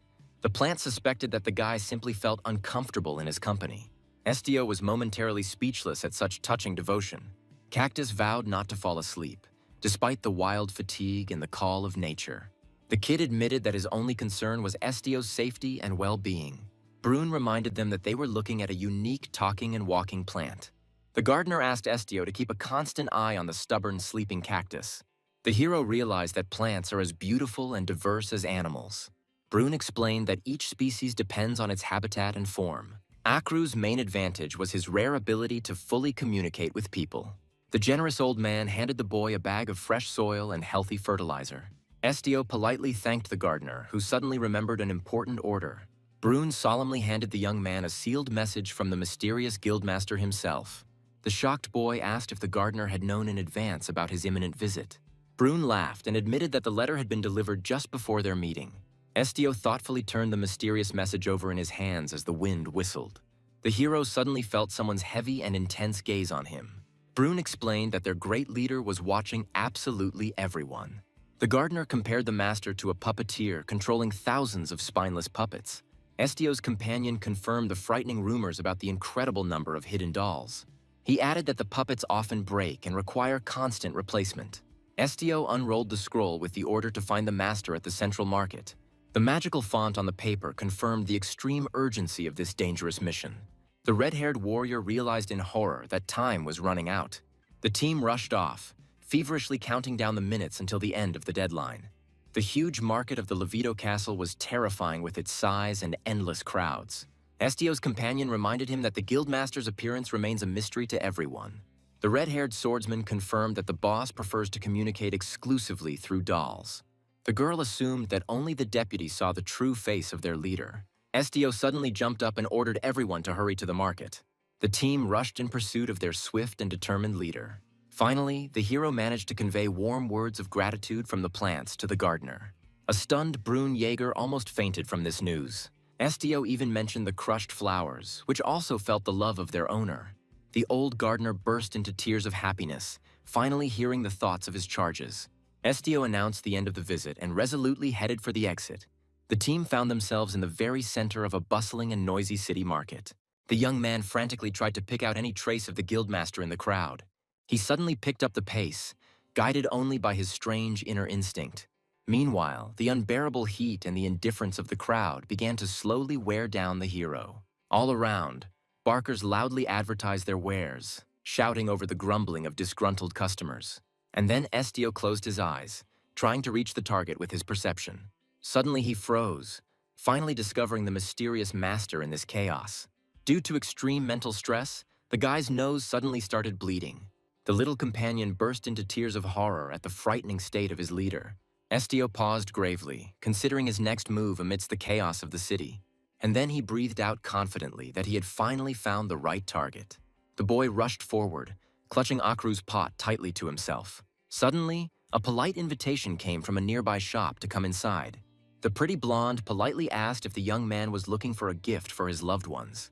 But in fact, she suggested that he choose something for himself. Estio narrowed his eyes warily, instantly recognizing the smiling girl as a puppet. The young man firmly stated that he had come solely to meet with the guildmaster. Meanwhile, he began to doubt whether his magical sense had suddenly gone wrong. Suddenly, someone's doll-like hands grabbed him sharply, causing a real shock. A mysterious stranger in a hood promised the boy a reward for his resourcefulness. The girl formally introduced herself to the puzzled leader while sitting on a long bench. Guildmaster Ignis appeared before him with a mysterious mark on his hand. Estio, holding a cactus in his hands, was surprised by someone's sudden loud cry. Suddenly, a red-haired girl ran straight towards them as fast as she could. She beamed with happiness, clearly not expecting to see her mentor here. The companions were speechless when they saw the rare smile on the face of their usually stern friend. Meanwhile, the red-haired beast tightly hugged the surprised head of the ancient guild. Estio finally introduced himself and thanked the strangers for their past assistance. The guild leader humbly replied that she was glad to help the boy in trouble. The guy firmly stated that he considered himself a full-fledged member of the Ignis family. The blonde smiled warmly, finally recognizing him as her faithful comrade. She invited Estio to ask any questions and promised honest answers. The young man asked directly why he had been appointed to the role of a high-ranking leader. The head clapped her hands contentedly, expecting exactly this important question. She decided to use a secret ability to hide the conversation from prying ears. Darkness instantly engulfed everything around them, leaving them completely isolated. The girl confessed her sincere desire to protect Estio at any cost. The guild has always served as a haven for special people with unique talents. This position was created intentionally only for the safety of the young man himself. The mysterious leader admitted that she knows another owner of such a gift. And then Estio heard a frightening legend about the dragons remaining in the world. The young man, with concern in his eyes, asked about the names of these powerful beings. It turned out that one dragon died, but the golden Shuhanan was still alive. Meanwhile, she closely watched the guy's reaction to her words. Suddenly, the girl warned Estio and told him to stay away from Shuhanan. The interlocutor insistently asked to forget about the dangerous creature and not seek a meeting. The guild leader warned that the golden monster would definitely try to kill him. Fortunately, the enemy was now far beyond the borders of their native empire. In fact, she decided to personally accompany her new leader. Estio clutched the scroll tightly in his hand and asked a painful question. He didn't understand his own value and doubted the guild's purpose. The master gently explained that the young man had not yet realized his own importance. She kindly promised never to do anything to harm the guy. After returning to reality, the head promised answers to all questions. The girl believed that extra information right now would only confuse him. Estio remained thoughtfully silent and digested everything he had heard from his new acquaintance. The master sent him to rest and ordered him to finish his work for today. She waved her hand cheerfully as she said goodbye and called him leader. Several days passed and the exhausted Estio was still fast asleep. The white spirit and Suki stood at the sleeping Estio's bedside, confused. The baby doubted whether it was worth disturbing his master's deep sleep now. And the hero continued to sleep, completely unaware of his friend's agitation. Tsuki jumped higher and stared intently at the boy's pale face. The little spirit only sighed heavily, looking around the quiet and luxurious bedroom. The cat gloomily decided that leaving Estio in this state was dangerous. She began to wonder if anyone could help. Having discarded the candidacy of the muscular Rana, Tsuki remembered that feathered boy. Suddenly, Estio woke up and immediately rushed to calm his faithful cat. The happy spirit rushed to hug the guy, madly delighted at his cheerful appearance. Estio gave a forced smile and tried to convince Neju that he was healthy. Suddenly, he stood up sharply, although his legs were shaking violently. The guy grabbed his things and the prickly cactus grumbled about the late evening. The plant advised the hero to rest a little longer in his soft bed. Estio stubbornly got ready to leave, ignoring the cat's cries about the heat. Tsuki accused the owner of stupid pretense in an attempt to hide the illness. And then he froze, because his secret was revealed in a second. The hero silently continued getting ready, trying not to look his friends in the eyes. Estio approached the door and cautiously asked about the guest's identity. Meanwhile, a smiling girl appeared on the threshold with a new assignment. The girl stared in amazement at the guy, who clearly did not expect to see a guest. Estio blushed deeply, completely confused by such a sudden appearance. The white-haired guest awkwardly assumed that she had dropped in at the most inopportune moment. And then she suggested postponing serious work conversations until later. The beauty asked with interest where exactly the hero was so persistently aiming for. Estio admitted that he was hungry, and the girl invited the whole company to dinner. The companion complained about sidelong glances that were preventing her from having a peaceful lunch. Suddenly, the hero began to doubt whether this was really the only reason. In fact, Estio and Neju insistently advised her to change clothes. The prickly cactus sarcastically confirmed that the outfit looked very strange. Bella said with a laugh that changing her outfit now was simply impossible. It turned out that her luxurious golden robe was worth an exorbitant amount of money. Meanwhile, the blonde explained, people always stare at anything unusual. Finally, everyone's order was brought and the guests were wished bon appetit. Estio was surprised by the mountain of food, but his friend allowed him not to overeat. The beauty smiled slyly, suddenly mentioning some mysterious black tigress. The guy immediately realized that this person knew too many other people's secrets. Estio began to eat, still thinking about the formidable golden dragon. And then he realized the name Shu Hanan was not given for its color at all. Suddenly, the hero sharply raised his gaze, recognizing his master and his interlocutor. The girl asked to call her Kaya and not to advertise her presence. Estio immediately asked where such knowledge about legendary dragons came from. Kaya laughed out loud, wondering what exactly the guy was thinking about. The hero firmly confirmed that he really wanted to know the truthful answer as soon as possible. She only noted that he had no intention of asking about himself. Meanwhile, the master deftly cut up the fish, maintaining a mysterious silence. Kaya regretfully admitted that she simply couldn't tell everything. It turned out that this knowledge was simply stored in her head by itself. Suddenly, Tsuki touched the food with her paw in disgust, flatly refusing the treat. Kaya was amazed at the cat's pickiness, thinking that cats always love fish. Neju cheerfully explained that people often make mistakes in their judgments. Kaya philosophically noted that even the most solid knowledge is deceptive. Longevity only gives experience, but does not guarantee correct judgment. However, the master abruptly thrust in her fork, changing her tone to serious. She grimly assured Estio that the golden dragon was his enemy. Kaya announced her intention to join the support team tomorrow. The surprised hero asked if she meant Parker's department. The girl confirmed the plan, wanting to help as a friend. Estio made his decision silently, lost in his own difficult thoughts. Kaya said goodbye and left, wishing everyone to enjoy their last dinner. Neju and the cat decided to finish their celebratory dinner in peace. Then the whole company went for a walk in the park, bathed in soft sunshine. Suddenly, Estio froze from the unexpected greeting of the small animal. On the path sat a charming little red-haired kitten with a very curious look. The guy, completely confused, awkwardly mistook the tiny animal for a raccoon. The beast indignantly shouted that he was, in fact, a proud red panda. Estio immediately rushed to apologize for his unfortunate and stupid mistake. Meanwhile, Pan graciously forgave him and asked his name. The young man introduced himself politely and added that he had recently arrived at headquarters. But in fact, the local animals were very different from the village ones. Pan joyfully shouted that now he and Estio were one big family. The hero listened to him silently and admired the sunset and the calm animals.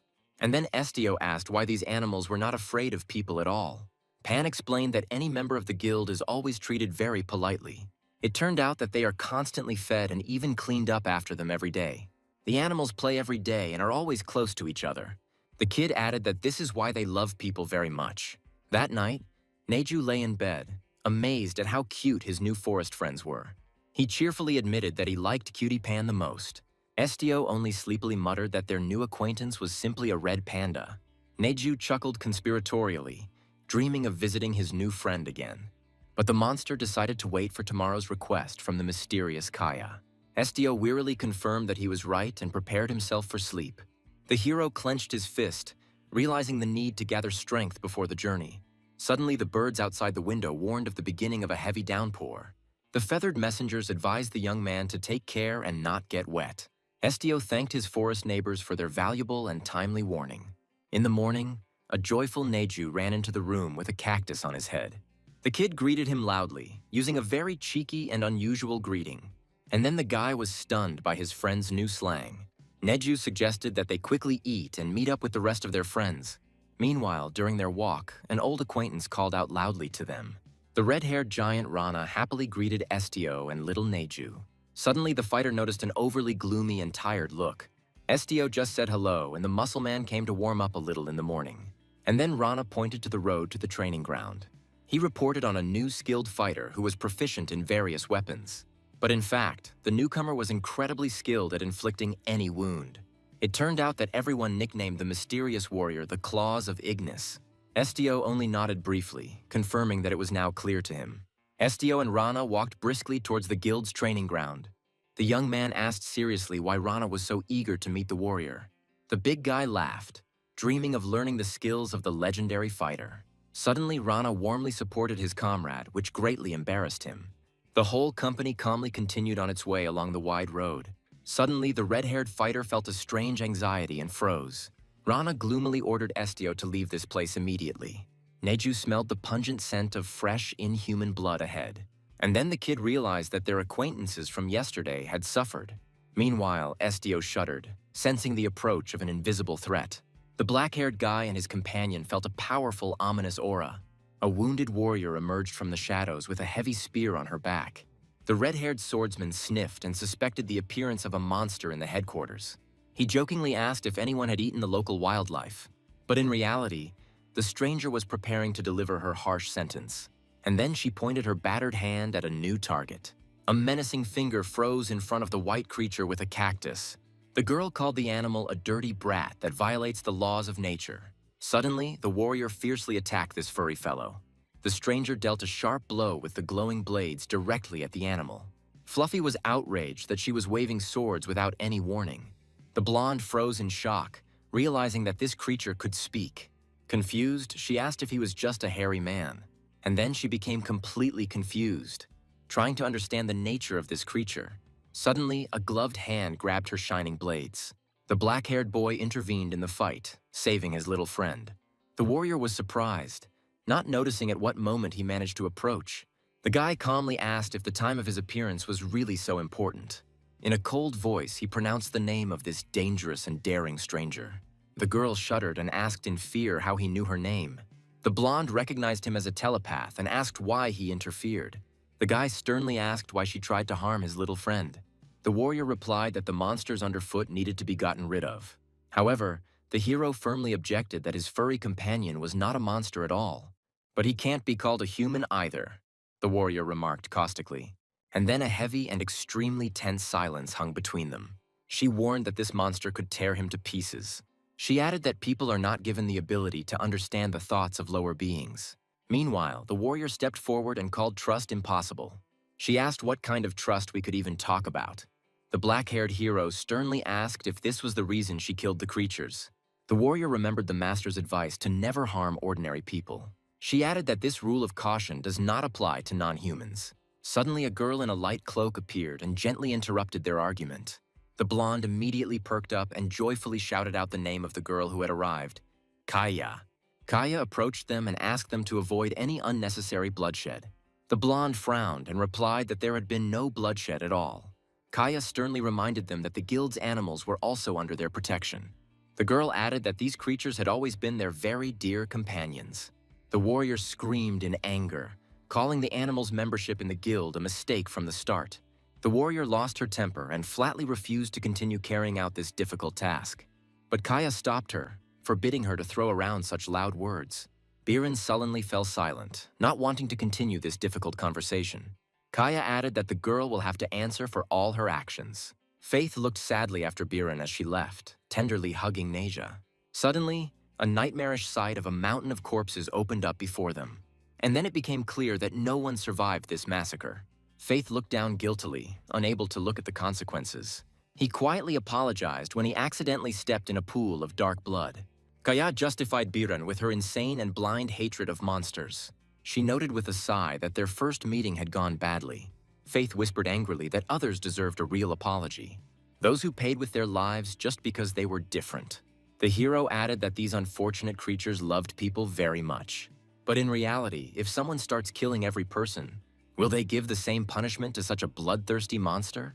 Kaya smiled awkwardly and suggested not to think too far ahead yet. Faith carefully picked up the body of the dead little raccoon. He sank to his knees and clutched the grass in his fingers in helplessness. Hyun-sung put his hand on his friend's shoulder, trying to support him. The red-haired warrior smiled warmly and offered to finish this matter together. Suddenly, the heroes found themselves in front of an endless field of fresh graves. Soon, Estio and Kaya were already discussing new plans in the cafe. Meanwhile, little Neja was left sadly clinging to the window glass. The boy carefully read a secret message from a certain Marissa Lubarzan Arconia. And then he realized that behind this name there was a princess. Kaya explained that the client is considered the eldest daughter of the country's emperor himself.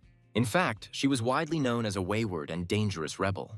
His companion asked him hopefully if he was ready to accept this challenge. Estio replied gloomily that it was simply impossible for the imperial family to refuse. The white-haired girl smiled mysteriously and mentioned one mandatory condition before the long journey. And then she suggested that the guy take the warrior with him on the road. It turned out that Frieren was originally planned as the partner, but recent events changed everything. The girl looked thoughtfully at the coffee, remembering what had happened and changing her plans. She honestly admitted that she would have made a completely lousy fighter. So she simply suggested that her companion choose an additional team member on his own. The brunette stared silently at the folders containing the dossiers of his potential new allies. Suddenly, he became interested in the real reason why the fighter was needed for this mission. The girl agreed that Ellie had always been considered the most calm and peaceful city. However, internal policy required the mandatory presence of combat personnel in each group. Estio clarified whether he, as the guild leader, really needed protection. The girl admitted that his personal abilities are simply unmatched. Meanwhile, she remembered Neja, confirming his enormous strength. But then she began to doubt her victory over someone like Enberan. The guy asked if it was necessary to look for a fighter in the guild. The interlocutor allowed any option, asking only to choose wisely. In that case, Estio slammed the folder shut, having made his final decision. Suddenly, after the teleportation of a new satellite, I felt a terrible sick feeling in the forest. The green-haired wretch apologized guiltily to the leader for his bout of nausea. The girl who emerged from the portal ironically noted the side effects of the move. Estio was genuinely surprised by the lack of a direct portal to the capital itself. The companion explained this by the monarch's paranoia and the abundance of enemies. The emperor simply did not want to see strangers in his lands. Therefore, the girl cheerfully announced the need for a walk. Soon, the travelers reached the settlement, attracting the attention of those around them. The villagers, blinded by her beauty, mistook the girl for a heavenly angel. The local kids were delighted to discover that the heroes belonged to Ignis. The boys remembered the guests from Ballista and started a noisy argument. One boy asked curiously which of them was stronger. The kids shouted in unison that Ignis's fighters were the coolest. The strange cries from behind the fence seriously puzzled poor Nasia. The boy authoritatively confirmed Ignis's status as the most powerful guild. Meanwhile, another young man gave out inside information about their support for the emperor. And then the boy was simply speechless from the cool news. The red-haired girl suddenly suggested a daring plan: ask these guys for help. She reasoned sensibly that guilds were created to carry out assignments. Friends reminded Leon that any work must be paid for in coin. But it turned out that the guys already had the required amount saved up. The boys jumped up from their seats to finally address their idols. And then they rushed forward in a crowd, dragging Leon along with them. Leanne looked back one last time, quietly whispering an important word about her father. Meanwhile, at the estate, someone was offering sincere apologies. Estio told poor Parker to rest until he got better. Suddenly, Kaya came in and asked the guy about his own condition. She looked closely at the patient, confirming that a serious problem had arisen. Estio asked to look after Parker while planning to go away for a short while on business. His companion warned him, reminding him of the lack of a reliable fighter on the team. And then Neju resolutely volunteered to keep his loyal leader company. The baby waved goodbye happily, promising everyone their quick return. The girl just watched them go in silence, lost in her thoughts. She approached the sleeping Parker again, clearly worried about his condition. Kaya thought about Mubian Hargar, turning over his dangerous name in her head. Apparently, only Estio was capable of turning such a person into a personal bodyguard. The girl sincerely hoped that Duke Hargar would not arrive too late. Suddenly, a black cat warned Estio that they were being watched. The boy calmly replied that he knew, but the familiar was referring to others. The animal pointed to the empty-headed idiots who had been following them since the hotel. Estio admitted that he had known about their intrusive presence in advance. The cat was surprised by such insight, and the guy simply unconsciously read the thoughts. But in reality, other people's intentions were creeping into my head without my knowledge. The cat advised Estio to remain vigilant for his own safety. The familiar forbade underestimating the cunning and intelligence of any people or animals. Estio promised to try his best as the stranger questioned him about the strange muttering. The warriors mockingly asked if the boy could really talk to cats. The cat noted ironically that this fool knew absolutely nothing about rank. Meanwhile, the insolent men ridiculed the lack of weapons, considering the young companion weak. The leader burst into laughter, mocking the boy's supposedly stupid mistake. Estio merely calmly clarified who these noisy and arrogant strangers were. The warriors shouted out the name of their guild in unison, proudly calling themselves Ballista. The fighter accused the guy of pretending because he ignored their famous emblem. Estio stared at the emblem in silence, realizing the scale of the problems that were brewing. Meanwhile, the soldiers brazenly declared that the boy had finally realized the danger. Faithful Neju only squeaked in surprise, not understanding the essence of the strange dialogue. And then the leader was surprised. Considering Estio a professional trainer of wild monsters, the brunette coldly snapped that his little friend was not a monster at all. Suddenly, the impudent man burst out laughing, considering the hero's honest words to be a brazen lie. He added sarcastically that he simply wanted to politely greet his colleague. Meanwhile, Estio realized that these people harbored a grudge against Ignis. The trio froze in hostility, waiting for an answer and clearly looking for a fight. Finally, the bandit rudely asked the reason for the guy's sudden silence. The impudent man was furious that the guy was chatting with the cat, completely ignoring serious people. Estio just blinked his eyes in confusion, not understanding the reason for their stupid rage. The Ballista Trinity was literally twisted by such unheard-of and brazen disregard. The brunette took a calm step, clearly intending to end this pointless conversation as quickly as possible. He politely asked the insolent fellows to speak to the point and not to delay him. The leader concluded sarcastically that Ignis now accompanies children and all sorts of losers. Suddenly, the boy realized that he had been mistaken for an ordinary child escort. One of the soldiers rudely asked when exactly the newcomer began his service. Estio only quietly confirmed his entry into the guild at the beginning of the year. What they heard only provoked the bullies, causing them to burst into a fit of evil, mocking laughter. Suddenly, the insolent ballista guy attacked, calling the guy a complete idiot. He swung his sword, wanting to quickly teach the impudent newcomer from the Ignis Guild a lesson. But suddenly a huge clawed paw easily intercepted the attacking fighter's fist. The formidable cat Tsuki growled furiously, protecting her master from the blow. The dumbfounded warrior froze in horror before the face of such a dangerous beast. And then he realized that Estio hadn't even blinked. Meanwhile, the predator made a crushing leap straight at the frightened enemy.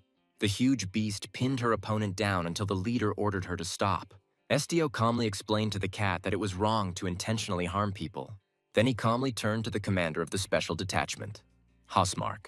The ballista commander was stunned to realize that Estio knew his name.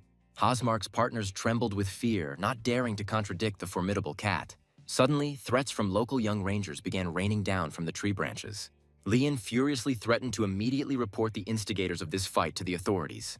The offended soldiers hastened to retreat, presenting themselves as unfortunate victims of this clash. As they left, they advised Estio to quickly abandon his dubious guild Ignis. The leader finally shouted that their leader was a real, terrible monster. Estio coldly inquired if there was any evidence of their mysterious master's hostility. It turned out that these frightening rumors were spread by the great and powerful Shuhanan himself. Hearing the name of the Golden Dragon, the guy finally plunged into deep thoughts. Meanwhile, the ballista fighters mentioned news of a new pope from the east. And then Estio realized that these people were not lying at all. The leader mockingly recalled the cowardly emperor seeking salvation from Ignis. Finally, the warrior advised the boy to think about it carefully. Lian ran up to check on the guy's condition, and he politely thanked the rangers. The wide-eyed village boys mistook the cat for a tame tiger. The boys were wildly delighted with such an unusual and dangerous ally. The children sincerely did not understand why Estio did not crush the impudent fellows immediately. The brunette only awkwardly reminded the young heroes of the strict ban on fighting. But Lian quickly explained that responding to aggression is basic. The nervously clenched fist betrayed the strong excitement and timid hope of the petitioner. The brunette stared at his interlocutor in bewilderment, clearly not expecting such pressure. The red-haired boy asked hesitantly to accept his and his friend's request. The guy in the raincoat confirmed that there were no age restrictions for registration. The boy beamed with happiness because other guilds do not work with minors. However, the swordsman abruptly cooled his ardor, citing his busyness with another assignment. He indifferently advised me to go to the guild branch to another master. The boys, in despair, admitted that the residents of their village were forbidden to leave the forest. But the swordsman remained adamant, reminding him of the strict regulations of official procedures. The offended children unanimously called him a nasty fellow under the stern gaze of the black beast. The formidable beast became quiet, feeling the unexpectedly kind hand of its owner on the top of its head. Lian's friend begged for help, trying to tell the tragic story of his father. But Lian abruptly interrupted his comrade, ordering him to stop this useless circus. The boy realized in despair that there was no longer any hope for those trapped in the forest. A flash of rage erupted, and Lian forcefully pushed his friend away, demanding that he shut up forever. He angrily spat out that he had absolutely no need for the help of such a heartless guild. The swordsman stood frozen in a daze, struck by such a sudden change in the boy's mood. But in fact, the memory preserved the image of an eternally smiling father. But the man's gaze instantly changed when he sensed imminent danger. 3 soldiers in dark uniforms walked decisively towards the peaceful villagers. Suddenly, soldiers unceremoniously grabbed Lian's father in front of the frightened children. Lian cried out in tears, helplessly reaching out his hand to his parent as he was led away by the guards. The swordsman froze, stunned by this scene, and heard the boy's desperate cry. But in fact, Lian simply jumped up and quickly ran away. The faithful friends rushed after them, begging Lian to wait for them. The black-haired warrior looked after them for a long time, immersed in deep thoughts. Later, he went to see Kaya, who immediately sensed something was wrong from the look on his face. The girl noticed his condition and asked him to honestly share his disturbing thoughts. And then the swordsman asked directly if she had created Ignis for murder. Kaya was visibly taken aback, not expecting to hear such a frightening and harsh accusation. She firmly stated that she never intended to harm anyone. The swordsman nodded curtly, instantly accepting this honest and direct answer. And then Kaya was surprised that their tense conversation ended so quickly. The guy explained that he was looking for a liar between her and the mysterious Shuhanan. when suddenly he admitted that the girl's sincerity had finally cleared up the situation. The warrior, without a shadow of a doubt, called the golden dragon Shuhanan a real liar. Kaya clenched her fists guiltily, admitting to deliberately concealing an important truth. She added sadly that she had simply used him without explaining anything beforehand. It turns out that ancient Ignis was originally created as a refuge for persecuted gifted ones. However, over time, everything changed, and noble goals became mired in intrigue. At that fateful meeting, the mighty Shuhanan himself appeared before her for the first time. The golden dragon, in a rage, vowed never to forgive Loreen's beloved people. Kaya assumed that Shuhanan was talking about a dragon that remained loyal to humanity. Suddenly, the girl stunned Estio by calling him a true descendant of the great Loren. It seems that the cunning Shuhanan has eliminated his competitor, leaving him the only representative of his species. But in fact, she arrived at the ashes too late. All that remained of the golden dragon on the dry ground was a terrible scorched trace. Kaya searched for the enemy for years until she finally found him in the east. At first, the dragon seemed weak, but soon he began to sow hatred around him. It turns out that this monster seriously intends to completely destroy the world he despises. In the midst of those dark events, Kaya finally learned the truth about Estio. The girl admitted that she had been watching him for a long time, fearing his sudden hatred. Estio quietly called Kaya's name, interrupting her long and sincere monologue. And then the guy asked directly whether hatred towards someone is considered a sin. He asked if she had tried to look at the situation through Shuhanan's own eyes. Kaya was at a loss, and the swordsman suggested that she simply guess the golden dragon's motives. Estio added that the dragon can only mirror someone else's anger and disdain. Kaya thought for a moment, realizing that Shuhanan's anger was too great for simple explanation. She thanked them for their honesty and suggested that everyone go on vacation as soon as possible. Finally, Kaya wondered if this difficult conversation hadn't angered him at all. Estio snapped that his silence did not mean he did not know the truth. Kaya agreed conciliatorily, acknowledging the justice of his rather harsh remark. Then she pulled up her hood and quietly wished the guy good night. In the morning, the guests sincerely apologized for the serious inconvenience caused to the hosts. In fact, Parker was still quite shaky after yesterday. However, he cheerfully gave a thumbs up, confirming his readiness to move forward. Suddenly, children burst into the room, joyfully greeting the members of the Ignis Guild. The heroes froze in complete bewilderment at the sudden appearance of the noisy company. Parker was surprised by the number of guests who unceremoniously disturbed their morning peace. And then he prayed that the boys would at least not shout in chorus. The boys lined up in a disciplined line, demonstrating their serious determination. Estio asked in confusion if they had been waiting for him all this time. The children confirmed that they had come at dawn to answer Leon's repeated request. The swordsman recalled that he had already explained the official process of creating tasks yesterday. The boy cried out in despair that they were strictly forbidden to leave the forest. Leon timidly asked if they would take up the matter after the current assignment. He added hopefully that nothing terrible would happen during this time. The friends unanimously took up the request, begging the heroes to accept their important request. One of the guys burst into tears, afraid of being left forever without the help of other guilds. Kaya only smiled good-naturedly, looking at Estio, who was completely at a loss from the pressure. Kaya smiled brightly, clearly amused by her imperturbable companion's confusion. Estio was stunned, not knowing how to react to the girl's grins. Suddenly, Leon turned pale, immersed in heavy memories of the past. The voice of his father, who had once been his support, came to mind. Then Dad returned from hunting, proudly carrying a huge catch on his shoulders. Little Leon excitedly vowed to become the best ranger in the world. The father warmly supported his son, promising that his mother would be proud in heaven. The swordsman approached the boy, reminding him of his refusal to help yesterday. He seriously asked if Leon really wanted to submit the request now. The boy hesitated, not daring to confirm his desire in front of the master. Leon could not bear it and burst into tears, cursing his own powerlessness before fate. He admitted that he wanted to find his father alone, but was completely confused. The boy begged for at least news from the capital, considering himself absolutely useless. Estio responded with a cold refusal, stating that he could not accept such a request. Suddenly, he added that he would personally try to find out everything about his father. Leanne froze in shock as the swordsman quietly asked for the name of his missing parent. The boy grabbed the hero's cloak and shouted his father's name loudly. Estio promised to stop by the village on his way back and asked to wait. He generously refused payment, on the condition that he not leave the forest. Leon beamed and warmly thanked the swordsman, promising to strictly adhere to this agreement. Estio moved away silently, deciding to clarify something one last time. Turning around at the very door, the swordsman seriously asked the name of the petitioner. The boy introduced himself to the boys as Estio with a slight smile. Outside, the sun was shining brightly, promising travelers truly wonderful weather. The prickly cactus in the pot grumbled discontentedly that it was too hot. Akru wiped away the sweat, dreaming of the imminent arrival of a cool winter. The companion was genuinely surprised why a desert native loved the cold so much. Cactus asked sarcastically if he should then only eat worms. An angry Akru shouted that his tribe was only bird-like and not birds. The prickly boar told his friend to get this nonsense out of his head forever. Kaya noticed their poor relationship, but Estio assured her that there was no ill will. Suddenly, the prickly cactus boiled, and his companion only smiled at the strange communication.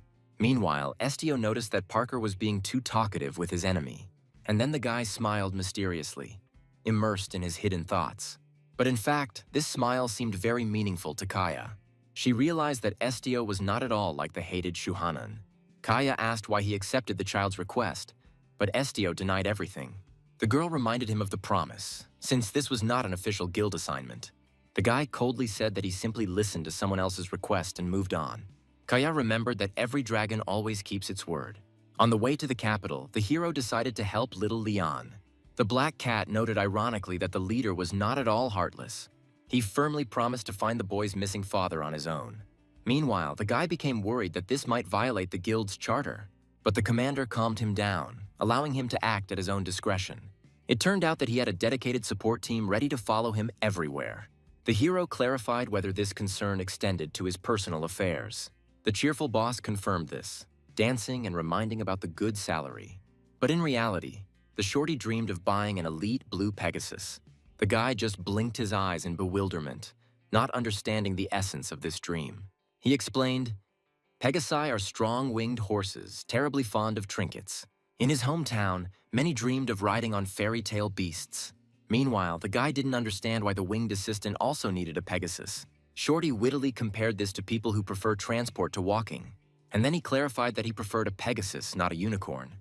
Suddenly, the leader asked what their key difference was. It turns out that unicorns are always females with a healing horn instead of the usual wings. And Pegasi are always only males with huge and powerful wings. The baby enthusiastically imagined his future pet in sparkling silver armor. Finally, he promised that the leader would be the first to see his legendary acquisition.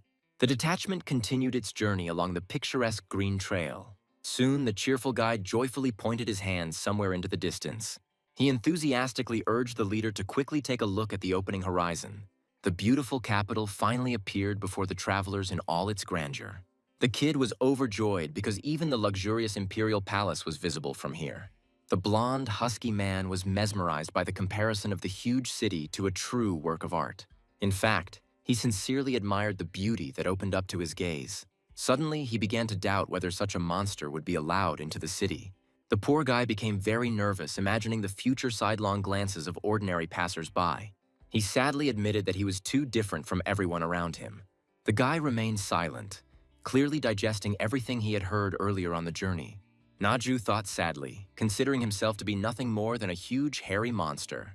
Estio carefully asked if Enbaran's evil words were bothering his friend. The white beast honestly admitted that someone else's hatred had hurt him deeply. People who called him a dirty and useless creature came to mind. The girl screamed furiously that animals would never become members of the guild. Naju was seriously afraid that his presence would bring trouble to the boy. The leader clenched his fist tightly and sincerely apologized for the injustice he had heard. The baby waved his paws in fear, afraid to completely ruin everyone's mood. He was only afraid that it would be his fault that Estio would be attacked again. Nadzu timidly suggested that they simply wait for their friends at the entrance. Estio objected softly, because there was no need for such solitude. He carefully touched the beast's shoulder, reminding him of his innocence. The guy admitted that evil people say truly nasty words. The leader firmly promised not to leave such grievances unpunished again. He confidently confirmed that Naju was simply different from everyone else. The friends looked at the city in fascination, preparing to fight side by side. The white giant nodded humbly, trusting the words of his faithful leader. The winged shorty promised to personally teach a lesson to any insolent person he encountered in the capital. Soon, the whole motley company finally entered the crowded streets. At the entrance, a guard blocked the way and sternly demanded that I introduce myself. The warrior ordered that the identification of each member of this guild be immediately shown. Suddenly, the cactus in the guy's hands began to tremble and pulsate strangely. After a short check, the squad finally passed through the massive city gates. Inside the city, the winged guy suddenly smelled an incredibly pleasant aroma. He was surprised because his friends didn't smell it at all. Meanwhile, the hero realized that the air was saturated with true divine power. The girl remembered the direct connection between the capital and the cathedral through the portal. The companion sincerely admired Akru's ability to subtly sense higher energy. The kid suggested that plants are much more sensitive to magic than ordinary people. The thorny plant continued to vibrate, causing the leader to feel genuine and profound surprise. Akru explained that only select priests are able to sense such subtle energy. In places where light energy accumulates, the flora always becomes incredibly lush. However, the kid honestly admitted that his theory was just a bold assumption. Meanwhile, the young sorceress looked with curiosity at the passers-by in the main square. Soon she called out to Estio, deciding to clarify the details of their further plan. The girl asked the guy if he knew the exact location of the meeting with the mysterious client. The leader suggested that the squad take a little rest while they still had a couple of days left. The companion advised to postpone the meeting until a new fighter arrived to the team. Estio looked at her thoughtfully, weighing all the pros and cons he had heard. Estio remembered the warrior he promised to call if needed. Kaya unexpectedly for everyone uttered the name of that very Bernie Parker. The girl asked if her companions knew the way to the local branch of the guild. Akru confirmed this as he regularly delivered mail there. The kid readily volunteered to be a guide for the entire group. Soon the messenger called out to Kaya in amazement, noticing her sudden disappearance. My companion mentioned on the go that she urgently needed to meet someone. She told the others to go ahead and not wait for her at all. Finally, the monumental building of the capital branch of the guild appeared before them. Inside the headquarters, Akru asked in surprise where the leader himself was going now.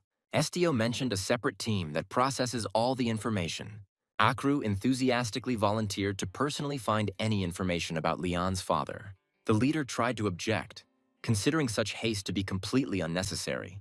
However, the hyperactive messenger had already flown off to the required department. The guy just watched the feathers swirling in the air in confusion. Estio asked Naju suspiciously if he knew the truth. The animal confirmed that when taking off, a pigeon always loses hundreds of feathers. The hero looked sternly at the cactus, calling his companion to order. And then he warned that ridicule of others breeds hatred. The plant immediately wilted and humbly apologized for its behavior. Estio suddenly admitted that he had actually meant Parker. The guy decided to remain silent because some things are better left unanswered. Suddenly, Akru dragged that same red-haired boss straight from above. She jumped down the last steps with a flourish, cheerfully greeting all the guests. Skylar Tiff from Information Management was flattered to know the leader personally. The hero didn't beat around the bush and immediately stated his two requests. The beauty politely asked if he was afraid of prying ears in the hall. Estio snapped that he would voice one order without any unnecessary shadow of fear. Meanwhile, he needed to find the person at any cost. The girl smiled sweetly and handed over an official piece of paper to record the data.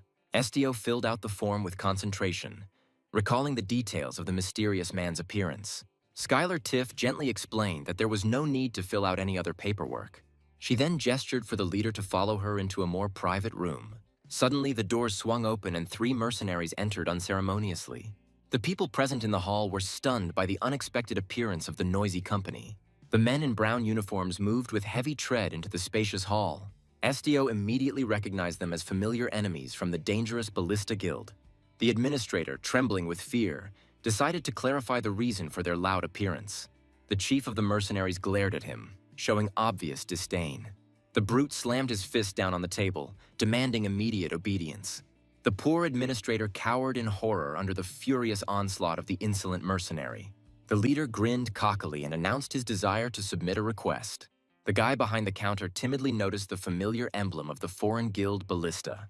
The bandit smugly confirmed that they were indeed immediately recognized here. He mockingly asked if Ignis had heard about their gang. The administrator refused with a trembling voice, because they do not accept other people's assignments. The mercenary literally turned purple with sudden anger at such insolence. The worker continued to apologize, suggesting that the thugs quickly look for another suitable method. The red-haired partner was indignant because they had just been officially called clients. The third fighter angrily accused the guy of showing complete disrespect to the visitors. The three in orange insistently demanded that their request be accepted at any price. The brunette noticed that despite all their rudeness, there was no malice emanating from them. The frightened clerk insisted that he could not accept orders from other guilds. As it turned out, this rule worked both ways, causing only anger. One of the guys shouted that their lives depended on this matter. In a fit of anger, he demanded that the head of the guild be called to them immediately. The enraged guest threw the papers down, flatly refusing to listen to requests for calm. Observing the chaos, the hero realized that these people really needed help. He decided to get closer to sort things out for himself. The guy's sharp gaze betrayed his intention to find out the whole truth. Suddenly, someone's voice coldly announced a blatant violation of local rules. Estio turned around in complete confusion at the sharp and commanding sound. A broken flower pot on the floor was a clear sign of genuine vandalism. The scattered papers completely interrupted the normal work of the entire office staff.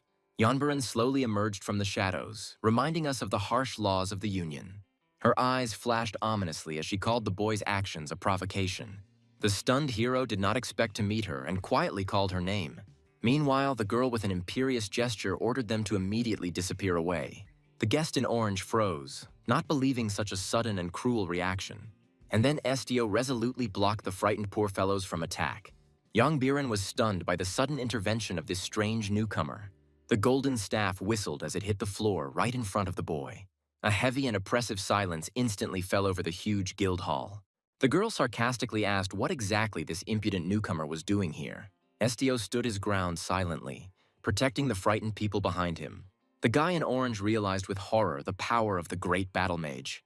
The powerful weapon sank deep into the boards, causing shivers among the witnesses. The blonde indignantly asked if he had really followed her all the way to the capital. But in reality, the hero was simply preventing her from committing a quick murder.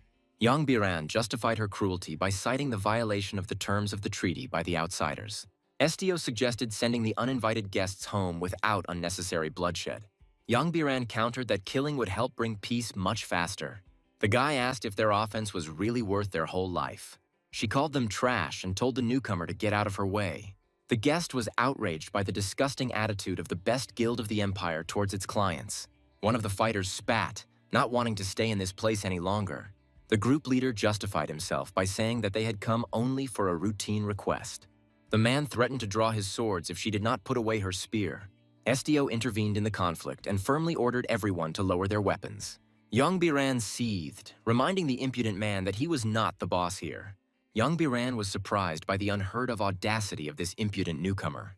The girl turned around sharply, astonished by his strange and quick behavior. She was genuinely puzzled as to how the weapon had moved so suddenly.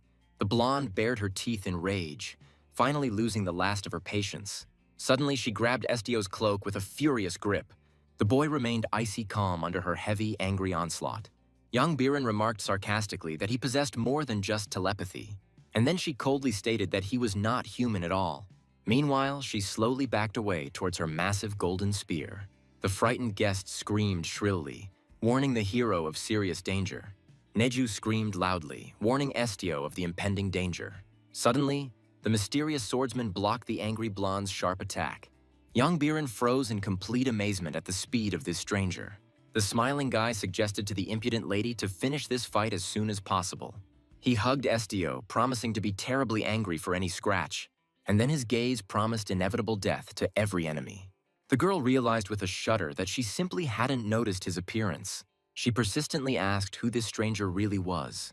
Meanwhile, the swordsman identified himself as an ordinary fighter from the leader's team. Yang Biran finally realized that she was facing a truly dangerous warrior. The guy smiled and called the service just a regular temporary job. Yanbaran asked if he was really helping Estio, knowing about his monstrosity. The warrior was genuinely surprised to hear such a strange definition addressed to his friend. He wondered if she had attacked the hero only because of his powers. The green-haired boy hastened to confirm his belonging to the human race. Meanwhile, the swordsman decided to raise another important topic. He pointed at Neju, asking if she was ready to kill the beast. The guy philosophically noted that the world was much wider than her personal egoism. The blonde clenched her teeth in rage, not wanting to accept someone else's truth. In the end, she simply left, leaving a cold snort. The new acquaintance cheerfully announced that he had successfully resolved this brewing conflict. Estio sincerely thanked his savior for this timely help, and then he seriously asked the guests about the purpose of their visit. The leader of the group in orange began his sad and honest story. The man admitted that the Ballista Guild is now facing imminent disbandment. The situation in their organization became truly critical for everyone. It turned out that they had gotten involved in a scam called Gambling Request. The guest explained the essence of this dangerous trap for small guilds. Estio wondered if they had taken such a risk without any doubts. The boy tearfully confirmed that the huge reward had clouded their minds. The guest clenched his fist in rage upon learning of his master's shameful failure. The ballista fighters looked broken by the sudden and difficult news. The leader of the detachment apologized for the commotion and decided to immediately lead his people away. Meanwhile, the swordsman asked why Estio hid his status as the guild leader. Estio replied that he simply did not want to interfere in other people's affairs. Suddenly, an official ran up, astonished by the guest's too short arrival in the capital. Mubion explained that he ignored safety and teleportation limits for the sake of speed. As it turned out, he made 4 jumps at once instead of the required one. And then the person meeting us literally froze in mute shock from such insolence. But in reality, the warrior was simply in a hurry to complete important matters as quickly as possible. The official, in a panic, insisted on an immediate full medical examination. Mubion waved his hand cheerfully and started talking about an upcoming meeting with the client. The assistant suggested moving their important conversation to another place as quickly as possible. Meanwhile, the company began to climb the wide and long staircase. Estio asked Neju and Parker to wait here for his return. Suddenly, the talking cactus became indignant that they didn't want to take him with them. The guy gently confirmed that it would be better for his prickly friend to stay with Neju, and then he admitted that he did not want to involve them in boredom. In fact, Parker agreed to wait, demanding to return back as soon as possible. Estio only smiled warmly and nodded silently to his little faithful friends. The hero and the swordsman followed their assistant into the spacious office. Mubyung became nervous as he asked permission to be present at this serious conversation. Estio nodded calmly, confirming that everything was in order. The guy demanded that an official investigation be launched into the mysterious Shuhanan. He spoke about the location of the target and its high status. The girl replied that the guild had been keeping a close eye on Shuhanan for a long time. She immediately handed Estio a folder containing the fresh, updated report. The assistant ordered that the documents be completely burned immediately after reading them. Meanwhile, she warned about Shuhanan's possible contact with the guild. And then she revealed the scheme for the absorption of bankrupt guilds by Shuhanan. The assistant was afraid that Shuhanan would try to harm their guild too. Estio gloomily predicted that in such a case, a war would certainly begin. Suddenly, Mubion announced that this mysterious Shuhanan was a real dragon. The swordsman confirmed the words when Estio took the news as a simple joke. In fact, Mubion quickly got used to the existence of other dragons. He was only confused by the too sudden and suspicious appearance of this creature. Meanwhile, the warrior remembered that Shuhanan fiercely hated black dragons. And then he became afraid that he had put the Ignis Guild at risk. Mubyung asked directly if Estio was now going to leave the guild forever. The guy just turned around and replied that the decision had not yet been made. Mubion worriedly considered the possible revenge of the mighty golden dragon. He proved to Estio that leaving the guild would solve all the problems. Mubion was indignant, reminding Estio of his long-standing desire to stay here. Clenching his fist, Mubion accused his comrade of simply running away from battle. Suddenly, the warrior fell to his knees before his young leader. Mubion humbly asked Estio to command and express any wish. Estio only explained, confused, that the team simply needed a fighter. And then Mubion understood, looking closely into Estio's serious eyes. In fact, Estio had already tracked down that very dragon a long time ago. Meanwhile, a calm, sunny morning dawned over the majestic academy. Kaya warmly welcomed Mubion, noting his very timely visit. Mubion calmly drank tea, surprised by her sudden call by name. He noticed that the hostess clearly felt insecure among the guards. Mubion introduced himself as the guildmaster with a grin, looking confidently at his interlocutor. They decided to call each other simply by their first names, without titles. Suddenly, an ironic voice rang out, breaking their quiet idyll. Estio and Neju entered the hall, greeting everyone politely. Kaya praised the incredible speed of the fighter who was the first to arrive to the team. Suddenly, the girl froze, noticing some frightening detail in the guest's appearance. She asked anxiously about the wound, pointing to Estio's bandaged arm. Kaya asked if Estio had fed the cactus with his blood. Estio admitted that Akru suddenly stopped drinking regular water. Kaya decided that it was time to finally go to an important meeting. She asked whether Mubion would be recognized on the capital streets. Mubian simply waved off all possible risks with a carefree air. There was only one person in the capital that was undesirable for him. Mubian did not harbor any ill will towards the other members of the imperial family. Soon, the whole company reached a shop strewn with beautiful flowers. Green-haired Lantana warmly welcomed guests into her cozy greenhouse. Estio asked to show him the way to the mysterious crystal flower. Lantana politely inquired if the guests had brought a special invitation with them. In response, they extended a palm to her with a token clutched in it. The shop owner finished checking and asked everyone to wait inside for a bit. The group, led by Estio, entered the spacious premises of the store. Mubian immediately guessed that all the people in the room were knights. The warrior assumed that the ordinary worker was in fact an important lady-in-waiting. Lantana offered guests iced tea that would instantly drive away any drowsiness. The pungent aroma of the drink caused one of the guys present to cough violently. The girl was amazed, because the taste of tea usually shocked all newcomers. Estio calmly replied that he had long been familiar with candies with a similar taste. Lantana enthusiastically recalled the rare wave-flavored candies. She guessed that this was a signature dish from the Delphian fief. The hostess joyfully squeezed Estio's hands, celebrating the meeting with the connoisseur. Mubian sternly interrupted the enthusiasm, demanding that they finally get down to business. Lantana came to her senses and immediately apologized for her talkativeness. She formally introduced herself and voiced the will of Princess Marissa. The girl mentioned rumors of a powerful telepath in the Ignis Guild. The princess was going to personally interrogate 3 people to find the truth. Estio was tasked with detecting lies during this important meeting. Estio gloomily inquired about the future fate of these unfortunate people. Lantana thought about a severe punishment for all the deceivers of the imperial family. She warned that the only punishment for lying to the princess would be the death penalty. The atmosphere instantly became oppressive due to the flower hostess's frightening coldness. Mubian suspected that the princess was using Estio as an ordinary political tool. Estio kept his composure and formally accepted this dangerous request. Mubian was greatly surprised by such sudden and reckless determination of his leader. Lantana was surprised and asked if the boy knew any fear at all. Estio only indifferently asked whether he should actually be afraid. The girl slammed the table sharply, urging the guest to think again. Lantana demanded guarantees that he would not oppose the will of Her Highness. Estio clarified who exactly was asking him this question. He asked if it was Lantana or the princess who was speaking to him. Suddenly, the shop owner froze in shock at his guess. Meanwhile, the companion dropped the cup, amazed by the insight of the young telepath. The girl whispered that his words completely corresponded to her thoughts, and then she confirmed that Estio had indeed read it. Lantana admitted that her real name is Princess Marissa. Then she decisively removed the hairpin, releasing her long hair. The magic instantly changed the color of her hair to a bright blonde. Princess Marissa announced a search for the traitor who betrayed the emperor himself. Marissa warned of unpredictable consequences if the imperial family had any doubts.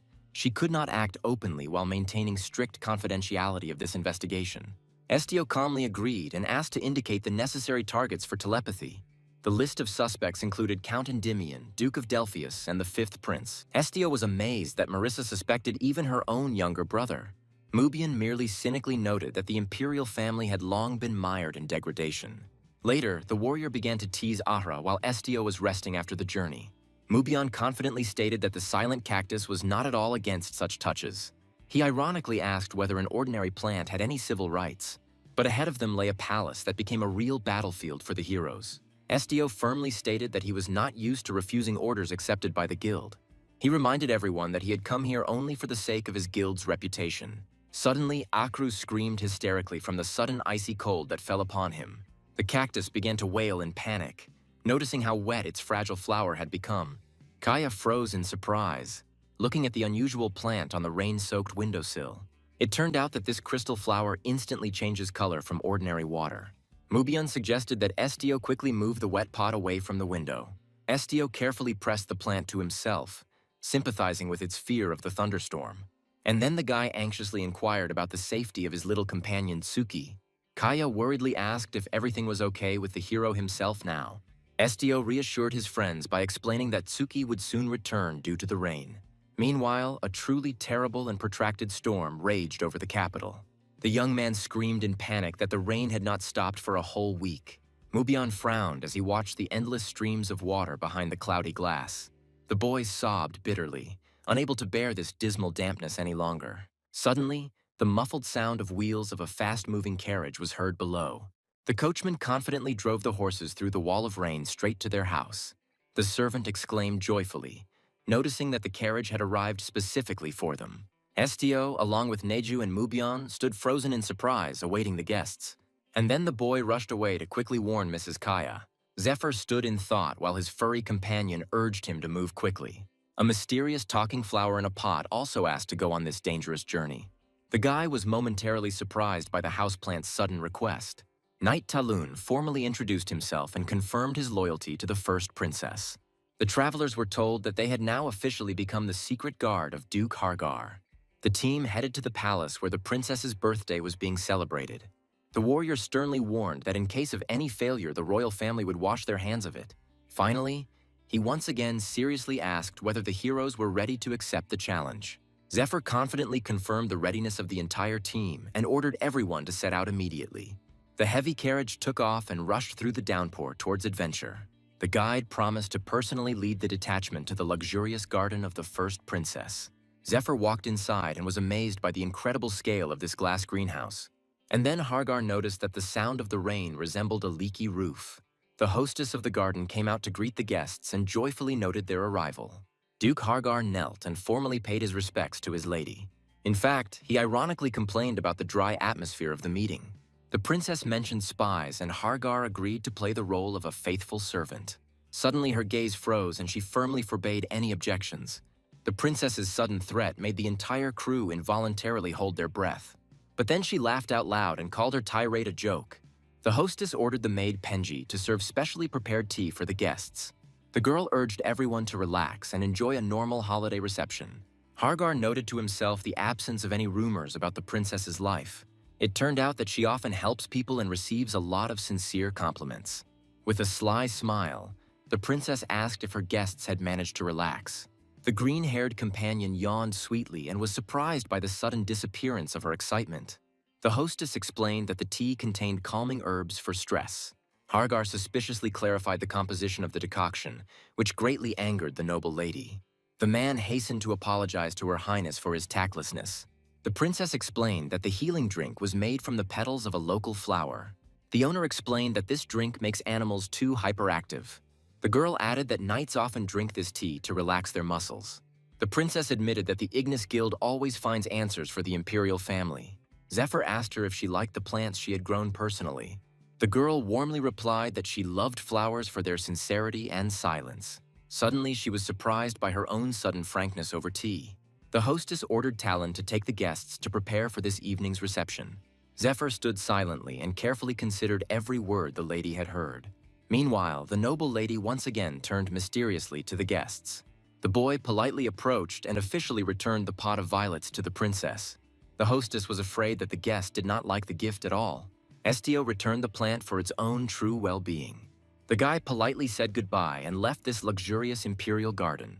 The princess felt that her favorite flower was now truly happy. She admitted that the young man turned out to be a much more unusual person. Neju wished everyone good luck and promised to throw a real feast later. The kids suddenly asked the team if the red tigress had returned yet.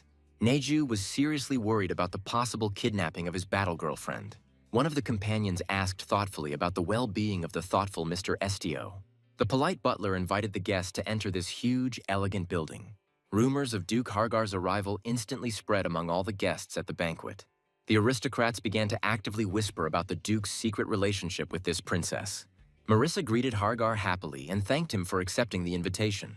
Those present noticed Estio and wondered if he was the Duke's brother. One of the guests immediately recognized the uniform of his famous guild on the young man. The heroes entered the hall and wondered which of the enemies would be the first to show themselves. The young nobleman turned around and politely addressed the Duke, calling him His Grace. He expressed his joy at the meeting and inquired about the state of affairs on the estate. The young man introduced himself as Liz Endymion and announced that he had received the title of head of the family. Hargar recalled the rumors about the guy's genius and the hopes of the princess herself. Liz Endymion beamed and asked again if the hostess of the ball had really said that. Hargar smiled and praised the boy for his careful quality control of the wood. And then the Duke suddenly asked about the name given to the young man at baptism. Liz visibly drooped and quietly acknowledged the absence of such an important name. The young man became nervous and cited extremely difficult life circumstances. Estio watched the scene in silence and drew his own conclusions.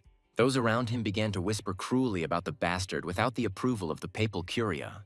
Hargar coldly decided that further communication with this man was pointless. The palace of the princess's elder sister suddenly came alive with the sound of many feet. It turned out that the whole thing was about the imminent appearance of a special guest. The guests were overcome with great surprise when this character appeared in the hall. Duke Hargar bowed and formally greeted the arriving fifth prince. The dazzling young man introduced himself as Hirsch and politely greeted everyone present. Hargar was amazed to meet the prince at such an event. Marissa happily called out to her brother, who in response called her sister. The girl playfully scolded Hirsch for his delay in greeting him personally. The rest of the soldiers watched in silence as this touching scene of family reunion unfolded. Estio remained calm and carefully scanned this new acquaintance with his gaze. Marissa asked if this noisy reception would interfere with his studies. Hirsch cheerfully assured his sister that he could not miss such a celebration. The princess was upset by her brother's formal tone and the loss of his cuteness. And then Hirsch decided to personally present his sister with this holiday gift. The young man solemnly presented his sister with a very rare and valuable sacred artifact. It turned out that this pendant has the great power to instantly heal any serious wounds. The girl sincerely admired the beauty of the gift and carefully accepted the jewel from her brother. The princess promised to take care of the offering and tenderly thanked Hirsch for his care. Suddenly, Hirsch slyly asked whether the black dogs had become the Duke's return gift. The prince noted the check ironically, and the princess was amazed at his knowledge of the whole situation. Suddenly, the brother hugged his sister and promised to reveal absolutely all his secrets to her. The young man begged the princess to always stay by his side and never leave him. Hirsch gave Marissa an ominous hug and quietly told her to stay out of the way. Hirsch threatened Estio with the complete destruction of the guild for any unnecessary interference. This psychopath promised to wipe out the guild for the sake of domination in this great empire. This impudent fellow masterfully ruined Estio's mood with his extremely dangerous and daring threats. The team noticed a disturbing resemblance between this young man and the current stern emperor. The companion enthusiastically dreamed of peace in this strange and unfriendly family. Hargar shook his head skeptically and did not believe in the prince's false kindness at all. The girl pestered the leader with questions and did not at all feel the threat hanging over them. Estio silently realized the true and utterly frightening nature of this treacherous prince. The friends called out to the leader in alarm when he was finally lost in his thoughts. The brunette asked Parker again about the essence of the question he had just asked. Parker noticed his strange silence and inquired about the reason for his concern. The young man only confusedly clarified what he had heard, clearly lost in his thoughts. And then he clenched his fist tightly, realizing the nature of his excitement. The hero gloomily warned the team about the emergence of one extremely lousy problem. The friends instantly tensed up, preparing to listen attentively to any bad news. Meanwhile, he began to tell the story of the impudent prince's antics at the banquet. The comrade was outraged by the behavior of the young man, who clearly crossed all permitted boundaries. A terrified Parker begged for the request to be canceled immediately and for a quick escape. But as soon as he remembered the princess's threats, wild fear gripped Parker. Parker became agitated and noted that the very nature of their mission had changed dramatically. Meanwhile, it became clear that the discussion was about a bloody struggle for succession to the throne. Parker screamed that the guild must not interfere, because His Highness had already warned them. And then the princess gloomily confirmed that everything turned out exactly as expected. The guy was stunned when he heard that reality turned out to be much more dangerous than any of her guesses. The veiled girl looked intently at the leader and asked about his plans. The brunette coldly snapped that it was clearly not he who should make such a decision. Suddenly, the princess screamed in panic to cancel her dangerous request. She tearfully begged the heroes to forever forget everything they had learned in the palace. The beauty added in a trembling voice that a meeting with Duke Delphia was no longer necessary. The princess secretly hoped that no evidence against Hirsch would ever be found. Estio countered by warning her of the dangerous prince's incredible and hidden power. The guy added that the silent rival began preparing for the coup a very long time ago. The revelation she heard left the girl literally speechless from sheer shock. Suddenly she became angry and boldly asked who gave him the right to teach. The beauty coldly declared that their paths would now finally and irrevocably diverge. Emperor Hyun Seong briefly confirmed their immediate departure from the imperial palace. The heroes turned and left the hall, leaving the angry princess alone with the maid. The girl was left completely alone, sadly clutching a flower pot in her hands. And then she realized the full horror of Hirsch's protracted preparations for the coup. The princess wondered in horror whether all three heroes were really vile traitors. Meanwhile, a downpour broke out, deafeningly drumming on the glass dome of the greenhouse. Hyun-sung, Estio, and Neju stood silently under the pouring cold rain. The alarmed maid timidly called out to her mistress, noticing her strange, frightening look. However, the girl suddenly started running, completely ignoring the cold streams of water. She screamed in despair after those leaving, demanding that they stop immediately. The princess grabbed Estio's cloak, questioning him about his ability to see souls. Estio only indifferently asked what exactly she wanted to achieve by this. The girl clutched the wet fabric convulsively, not wanting to let go of her last ally. She was determined that she had to stop this mysterious guy by any means necessary. The princess tearfully begged the heroes to share absolutely everything they had managed to find out. Soon, the luxurious carriage was already racing through the dense forest toward the lands of the duchy. Exhausted by the journey, Parker was puzzled as to how the situation had taken such a strange turn. Estio only confirmed that it was simply beyond his strength to refuse the crying princess. The guests were greeted by Shin Platina, who officially welcomed the first princess to his domain. The owner cordially invited the girl, tired from the journey, to immediately rest and warm up. Shin then turned his attention to Parker, deciding to ask him a tricky question. He sarcastically asked how the uninvited relative had ended up in these parts. Shin laughed and advised Parker to show more respect to the imperial family. Parker only grinned, confirming the princess's sudden choice in favor of this duchy.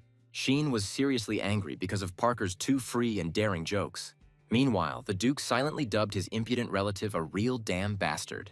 Shin strictly ordered Parker to forget his wild and vulgar manners forever. And then he dryly ordered the servants to escort the guests to their quarters. Soon, the heroes gathered around a huge table, laden with a variety of exquisite meat dishes. The princess immediately put an end to her master's disdain, calling Estio and Parker her people. Shin merely nodded meekly, although he looked noticeably tense. Suddenly, the girl decisively put down the knife, preparing to immediately move on to the main question. She firmly stated that she had come to force the Duke to change his fatal decision. In fact, Shin simply asked in bewilderment what exactly they were talking about. The princess wiped her lips with a handkerchief, urging the Duke to have the most frank conversation possible. Suddenly, she asked Shin point-blank who exactly he really served. Shin Platinum became agitated when she again demanded to know his true master. The Duke closed his eyes for a moment, carefully considering his next dangerous move. And then he knelt down, swearing allegiance exclusively to his majesty. However, the beauty only laughed loudly, directly accusing Shin of a blatant lie. She asked why a supposedly loyal man would use Hirsch for power. Meanwhile, Shin explained that members of the imperial family are always looking for allies. The Duke added that His Highness Hirsch was no exception in this matter. The girl jumped up in anger, but Shin boldly reminded her of the fleeting nature of power. Shin explained that Crown Prince Lucian would immediately get rid of all his brothers after his coronation, when suddenly he mentioned that the young Prince Hirsch had decided to fight for the princess. The Duke swore angrily to sacrifice all the family's power for the future of the ruling dynasty. Shin bowed humbly, ready to accept any severe punishment for his disloyalty. However, the princess only silently turned around and left the hall, leaving the Duke on his knees. Left alone, the girl sadly decided that she would leave this strange place tomorrow. And outside the window, it was raining while the heroes were exhausted from the endless, boring running.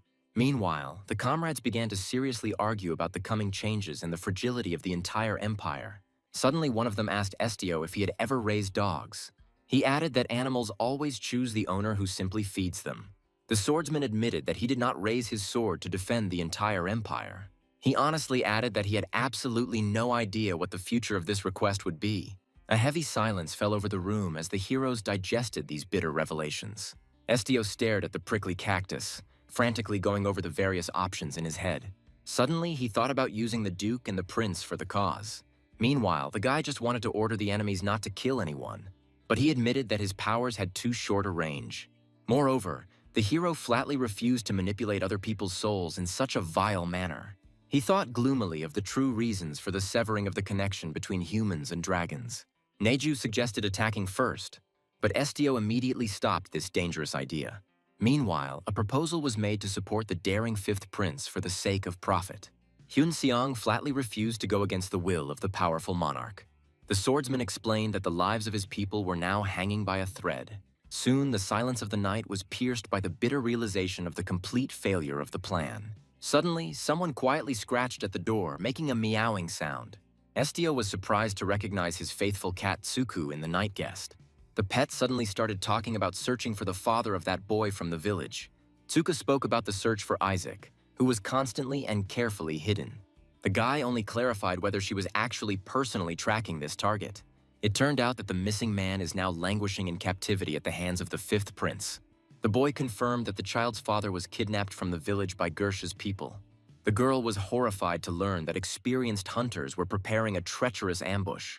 From the bushes, the cat watched the training of captured warriors in the camp. Tsuki warned that reaching Isaac would now be almost impossible. The hero thanked the cat for the news, gently lifting her into his arms. He hugged his favorite tightly, asking her never to disappear secretly again. The cat quietly agreed, appreciating her owner's genuine concern and care. The returning heroes were joyfully greeted by their friends, who had been waiting for news at the door. But there was no time to rest. It was time to move on immediately. Meanwhile, the Duke stopped the princess for an important and urgent conversation. The Duke admitted his guilt, calling the princess the main key to this battle. Suddenly, the girl only laughed bitterly and mockingly at him in response. She was furiously indignant at her helplessness in the face of the Empire's enemies. The man bowed obediently, begging the lady not to interfere in the matter any longer. Meanwhile, he vowed to unquestioningly accept whatever her final choice was. And then the carriages of the great Lubarzan family quickly sped off into the distance. The princess realized that she had criminally ignored Hirsch's sinister preparations for too long. The thought of the prince's bloody massacre of his brothers chilled her soul. She was agonizing over what to do now that their paths had diverged. Finally, the girl thanked Hyun Sung for giving her a spark of courage. She admitted that it was only because of the meeting that she decided to visit the Duke of Delphia. Hyun Sung nodded briefly and told her seriously to take care of herself. The girl smiled radiantly, wishing the same to the guy in the end. And then a cry was heard, warning the princess of sudden mortal danger. Suddenly, a magical distortion almost swallowed up the heroine, who was caught off guard. An explosion thundered, and the faithful knights heroically rushed to shield their mistress. The stunned girl painfully tried to understand the essence of the madness that had occurred. Meanwhile, ominous figures in hoods emerged from the thick smoke. The guard confirmed that the elite mages had come specifically for her head. But the princess ordered an immediate investigation into who dared to order her murder. The guard immediately obeyed, promising to carry out the order at all costs. A powerful explosion thundered, and the warriors selflessly rushed into the thick of the battle. The princess closed her eyes in horror, finding herself in the epicenter of a suffocating cloud of dust. And then she realized that the mysterious attackers had vanished into thin air without a trace. Suddenly, Estio emerged majestically from the smoke, stunning everyone with his sudden appearance. The girl begged for help from a guy whom she considered completely incapable of fighting. But in fact, one of the enemies stood frozen in horror. The partner shouted furiously, demanding that he immediately drop everything and leave as quickly as possible. But the killer's feet were firmly rooted to the floor, completely refusing to obey him. Estio pierced his enemy with an icy gaze, his eyes glowing a magical blue. The killer fell into a stupor, completely unable to understand the reasons for the sudden paralysis of his legs. The cowardly partner decided to abandon his own and was the first to shamefully run away.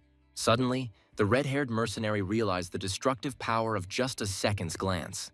There was a dull thud, and one of the enemies fell dead to the floor. Hyun Sung guiltily admitted that he simply miscalculated his strength and went too far.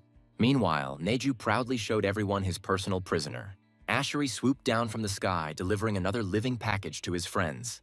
And then the heroes finally surrounded the group of frightened and defeated mercenaries. The prisoner cried out in despair, begging to be killed quickly instead of undergoing a long interrogation. But Estio only politely ordered all the guests to finally sit down in an icy voice. The mercenary realized in horror that his body had completely betrayed him. He painfully wondered what unknown force was holding his every movement. Estio commanded the criminals to lay down their weapons and surrender without a fight. Suddenly, the killer's limbs began to rise obediently upwards against his will. The princess sincerely thanked her rescuers, acknowledging that the hunt was not over. The girl sadly confirmed that the conspirators still pose a huge threat. Meanwhile, she firmly decided to ask the heroes for help again. The princess begged for cooperation until the main villain was caught. Estio seriously clarified whether this request was merely an official order. But Marissa officially requested support precisely as the first princess of Arconia. It turned out that the magical guild Palagon consisted entirely of the most powerful wizards. And then it became clear the guild was doing all of Lucian's dirty work. The princess painfully realized the truth of the crown prince's plans to exterminate her family. But she understood that the current evidence was not enough to accuse her brother. Marissa led the squad into the garden, asking her friends to wait for her for a bit. The heroes looked around in amazement at the luxurious glass dome and magnificent halls of the estate. Asher exclaimed joyfully that the other mercenaries never returned here. Tsuki remembered the rumors about Ignis's close relationship with the Emperor. The girl brushed it off, calling their relationship just a simple exchange of boring documentation. However, the Vice Guildmaster had previously personally confirmed his secret meeting with the Emperor. The green-haired boy in uniform grumbled that he was in charge of all external relations. Suddenly, Estio was called, and he quickly turned around in this bright hall. Suddenly, the princess suspected that he had deliberately arranged this large debt. She asked directly if this service would be a protection for his guild. In fact, Estio only briefly objected, denying any selfish motives. He just wanted to help and asked her not to blame herself anymore. And then she realized that before she had only seen him as a powerful weapon. The guy turned out to be very human and did not look like an evil dragon at all. The princess was tormented by doubts about whether it was worth drawing him into these intrigues at all. Among the ordinary potted plants, that very crystal flower suddenly sparkled. Parker immediately remembered that this was exactly the flower their cactus was worried about. The plant looked lifeless, although externally it appeared to be quite healthy and whole. The green-haired man and Neju were dubious, not seeing any obvious differences in the flower. Suddenly, Estio himself finally joined this puzzled company. The heroes met each other's eyes, trying to understand the reason for such a strange and sudden commotion. Estio promised to sort everything out, once again delighting his loyal friends. Neju was worried that their fragile crystal flower might have caught a terrible infection. The guy only confirmed Parker's suspicions, noting that the plant was indeed in very bad shape. It turned out that the magic sprout was dying and it was almost impossible to save it. A heavy silence hung in the air, because no one wanted to lose a friend. Parker was amazed that Estio easily recognized the symptoms of plant wilting. The green-haired boy added sadly that flowers always die silently. Parker suggested that returning home brought the sprout a little happiness. Suddenly, the dying flower gloomily admitted that it did not feel any joy at all. The plant bitterly asked who would be happy about their imminent death. And yet the little one did not regret that she had managed to return home. In the silence, a mysterious voice sincerely thanked Estio for his concern. And then it seemed to the green-haired man that the fragile flower moved slightly. Meanwhile, the maid conveyed the princess's invitation to a gala dinner. In fact, the sumptuous table with food exceeded expectations. The fair-haired hostess cordially invited everyone to sit down at the festive table as soon as possible. Parker was very surprised by her words, because the reception looked truly royal. Meanwhile, the princess admitted that Estio had helped her without any benefit. She smiled brightly and told the guests to simply enjoy this wonderful meal. The whole group headed towards the food, and Neju carefully held the cactus close to him. And then Parker thought that she did not look like a cowardly emperor at all. Estio suddenly broke the silence, formally addressing the kind girl. The hostess asked with interest if he wanted to tell her something important. She even became worried and suggested that the guy move to a more comfortable seat. Suddenly, the princess froze, staring wide-eyed at her mysterious guest. The princess asked point-blank why Estio always had a stony face. She immediately hesitated and apologized for her tactless curiosity. The guy distantly assured that her words did not hurt him at all. And then the thickest, most awkward silence hung between the heroes. The girl gracefully handed the guests a glass of an unusual golden drink. She called on everyone to empty their cups to celebrate their resounding victory. Parker was delighted by the taste, and the hostess named the main ingredient. The rare tantalum flower bloomed only once every 10 years. Legend said that this nectar could literally resurrect the entire world. But in fact, it was a poison that could stupefy the dragon. Suddenly, Parker spat out the wine with relish, almost spilling it on the festive tablecloth. The poor guy choked and in a panic asked again about this poisonous drug. Meanwhile, the princess chuckled, calling the drink completely safe for people. The flower could no longer intoxicate the dragons because they had disappeared without a trace. In fact, Parker was covered in sweat from such gruesome details. Estio sat motionless while the others heatedly discussed the properties of the nectar. Then the cat suddenly warned him that drinking it was still dangerous. And then the princess took the initiative, reminding him of his important message. The boy finally admitted that their precious crystal flower was starting to die. The hostess froze in surprise because the sprout seemed to be full of strength. Estio admitted that the life of this flower lasts only a year. The princess reflected on the endless cycle of eternal flowering and withering. She quickly assured that she had not meant to give a plant that was obviously dying. Suddenly, the guy explained that the flower itself had really asked to be returned. The hostess froze in shock, not believing her ears at what she heard. Estio confirmed the sprout's desire to see his beloved princess one last time. And then she was amazed by the hero's ability to hear the thoughts of simple plants. The girl asked in amazement if flowers could really experience truly strong feelings. Meanwhile, Estio explained that plants remember sincere care very well. In fact, Parker was deeply moved by these revelations. The princess bitterly regretted that no one had revealed the truth to her earlier.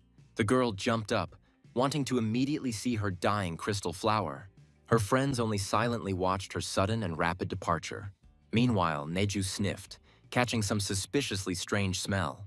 Cactus waved his hand ironically, urging his furry friend to quickly catch up with the others. And then Neju realized that this specific aroma was familiar to him. The princess remembered how she received this luxurious greenhouse for her 5th birthday.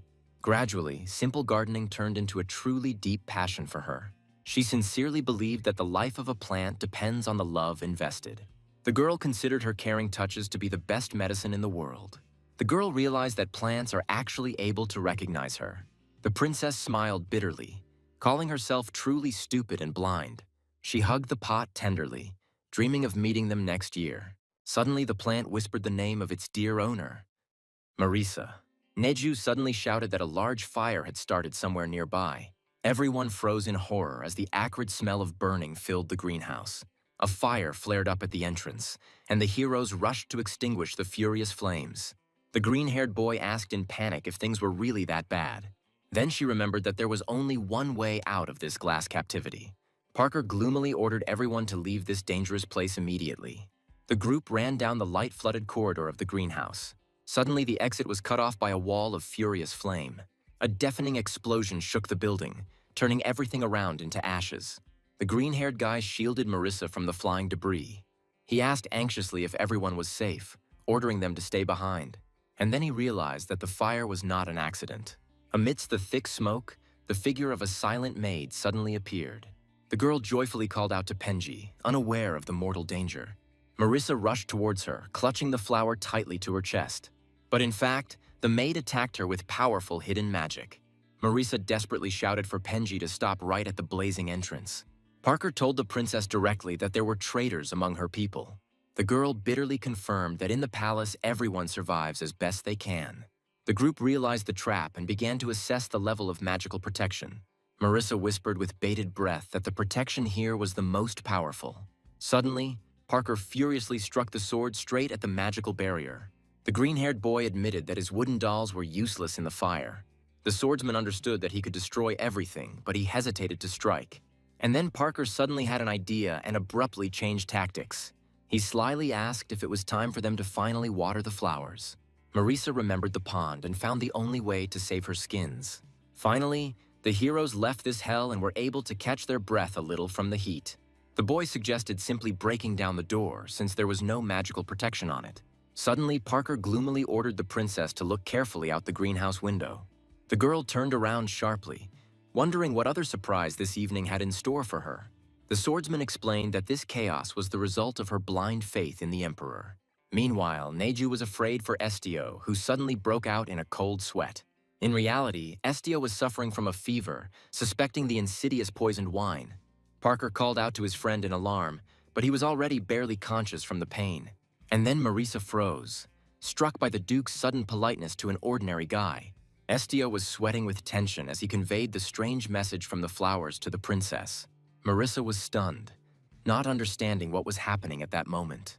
Straight from the pot, tender words of love for a dear person poured out. And then she realized that she was hearing not one voice, but several. The falling leaf confirmed that the plants had known her for a long time and intimately. It turns out they were hanging on her every word, even during her long sleep. A startled Marisa tried to ask Estio if he could hear it too. He only confirmed that absolutely all of her greenery suddenly began to speak. Estio admitted with difficulty that control over other people's voices had been completely lost. Garden promised to protect Marissa in gratitude for her many years of kindness. The astonished young man cried out, noticing the branches rapidly growing in all directions. The stifling heat finally subsided, and coolness reigned inside the dome.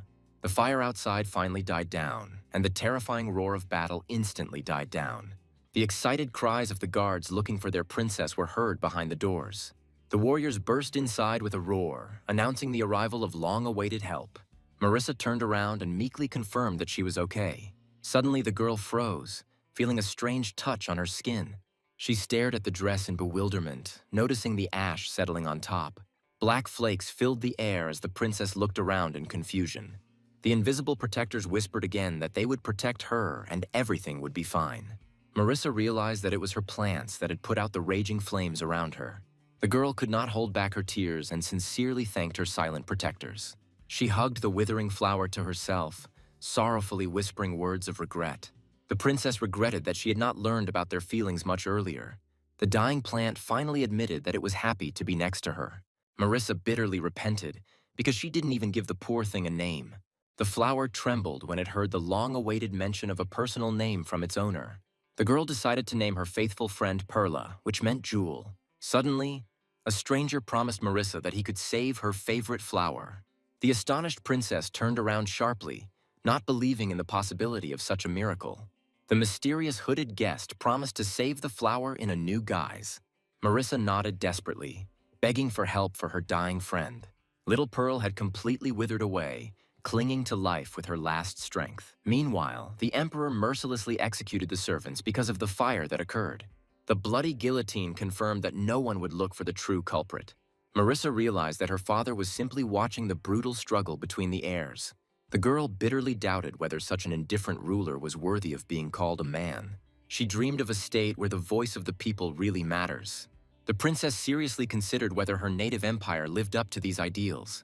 And then Estio carefully called out to his mistress, tearing her out of her heavy thoughts. Marissa paused, finally deciding to voice her boldest decision yet. She announced at the top of her voice that from now on she was aiming straight for the imperial throne. The girl sternly asked Estio if he was ready to join this mess. Meanwhile, the carriage rolled away, finally depriving the princess of the support of powerful allies. Looking after them, she became despondent because these guys could have really strengthened her. Someone suspiciously asked why she allowed valuable fighters to simply disappear. Marissa explained that she had no intention of forcibly holding back those who were eager to go home. But then she shook herself, reminding everyone that there was a huge amount of great plans ahead.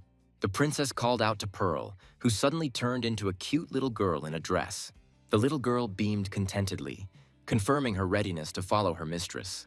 The carriage bounced heavily, carrying the heroes further and further down the hillside. The black cat grumbled and reprimanded his fellow traveler, finally demanding the long-awaited silence. Tsuka advised not to fuss, considering silence to be the best and most faithful assistant. The companions were amazed by the cat's unexpectedly sharp and very deep voice. Estio was slowly going mad from endlessly reading other people's thoughts. The poor fellow slumped against the beast, having completely lost control of his strength. The exhausted guy was breathing heavily, literally burning from an unbearable internal heat. The huge beast announced its imminent arrival at the capital's main gates. The young man, with the last of his strength, clarified the need to continue their journey on foot. Finally, the noisy crowd swallowed up the travelers, hiding them among the ordinary townspeople. Estio dreamed of escaping into the wilderness, just to avoid the surging crowd. The young man quietly called his faithful furry companion Neja by name. He asked the little animal to lead him to the guild office blindly. The guy was desperately afraid of accidentally meeting the gaze of any passerby.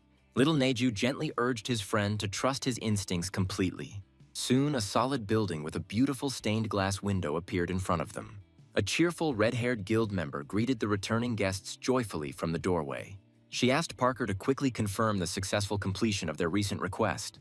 The girl was clearly nervous, getting ready to report some important news to the leader. She asked suspiciously if everything was okay with Estio's eyes. The red-haired employee became seriously concerned and suggested calling an experienced doctor immediately. Estio abruptly refused, insisting that he had no need for treatment. The girl warned that restoring damaged vision could take a long time. Meanwhile, she asked if the guy had a suitable bandage. The assistant flew off to get some bandages, promising to sort everything out right away. Soon, Estio put on the bandage and finally inquired about the progress of the search. The employee reported that the elusive Isaac actually lives within the capital. She decided to pass on a detailed report to another participant in this shady movement. The girl handed over a secret note, asking that it be given to the leader personally later. The mysterious hooded figure silently took the document and nodded in agreement. Estio dryly concluded that the guild's latest request could finally be considered officially completed. Skylar provided the leader with important additional information regarding the movements of the dangerous Shuhanan. It has become known that the target plans to visit the papal curia in the near future. Skylar reported on the sudden and very strange resignation of the current Pope Ezekiel. Marissa found it strange that the enemy hadn't tried to eliminate their guild first. The girl promised to keep the guys informed by sending new reports via courier service. Parker beamed contentedly as he finished writing his detailed report on the work he had done. But then the young man suddenly turned pale and literally lost the power of speech. He looked like a man who had seen a ghost, causing his companion to smile bitterly. The company grimly acknowledged that they were about to meet a disgusting character. Estio was tormented, not knowing when his abilities would finally return to normal. He was seriously afraid of being stuck in this terrible and incomprehensible state forever. Meanwhile, the bodyguard volunteered to find Isaac in place of his exhausted boss. He told his friend to rest and gather strength until the victorious end. Estio tried to argue, since this matter was his personal request. The companion reminded him that he was just covering his back and followed him. The mysterious guest decided to deal with Shuhanan, giving the guys complete freedom of action. And then Estio asked Suku to quickly lead them straight to the target. The odd-eyed cat calmly confirmed that the team was fully prepared for the sortie. Finally, the travelers froze in front of the dilapidated door, realizing that they were in the right place. Parker was surprised that the fifth prince did not take any care of his instrument. The bodyguard knocked politely on the dilapidated door, attracting the attention of the owners. Parker shouted loudly that they had come on an important request from little Leon. And then an exhausted old man looked out suspiciously from the crack in the door. The guests explained that they were looking for Isaac for his red-haired son. The owner, wearing dirty bandages, sullenly invited the company to quickly enter inside. The friends stepped cautiously into the gloomy and very neglected room. Suddenly, Estio smelled the sharp metallic smell of blood in the air. The young man anxiously asked whether this unfortunate man was even alive. The old man grimly confirmed that the poor fellow was still clinging to life. Parker was horrified by the wounds, and the old man confirmed the complete lack of medical assistance. The owner called the slums a dump and hastened to leave the guests alone. Estio leaned over the bed and clarified the identity of Leon's exhausted father. Isaac, with the last of his strength, inquired about the health of his little red-haired son. The young man lied about the boy's well-being, hiding the bitter truth from the dying man. The poor man coughed up blood, thanking the travelers for the long-awaited good news. Estio offered the dying man to convey any important and secret message to his son. Wheezing in pain, the man asked to simply inform Leon of his death. He ordered to tell the truth about his honest service to the Lubarzan family. Isaac's last regret was the time he did not spend with his son. A dying man in bandages asked to convey words of his great love to his son. Tears streamed from his eyes as he whispered his last words of gratitude.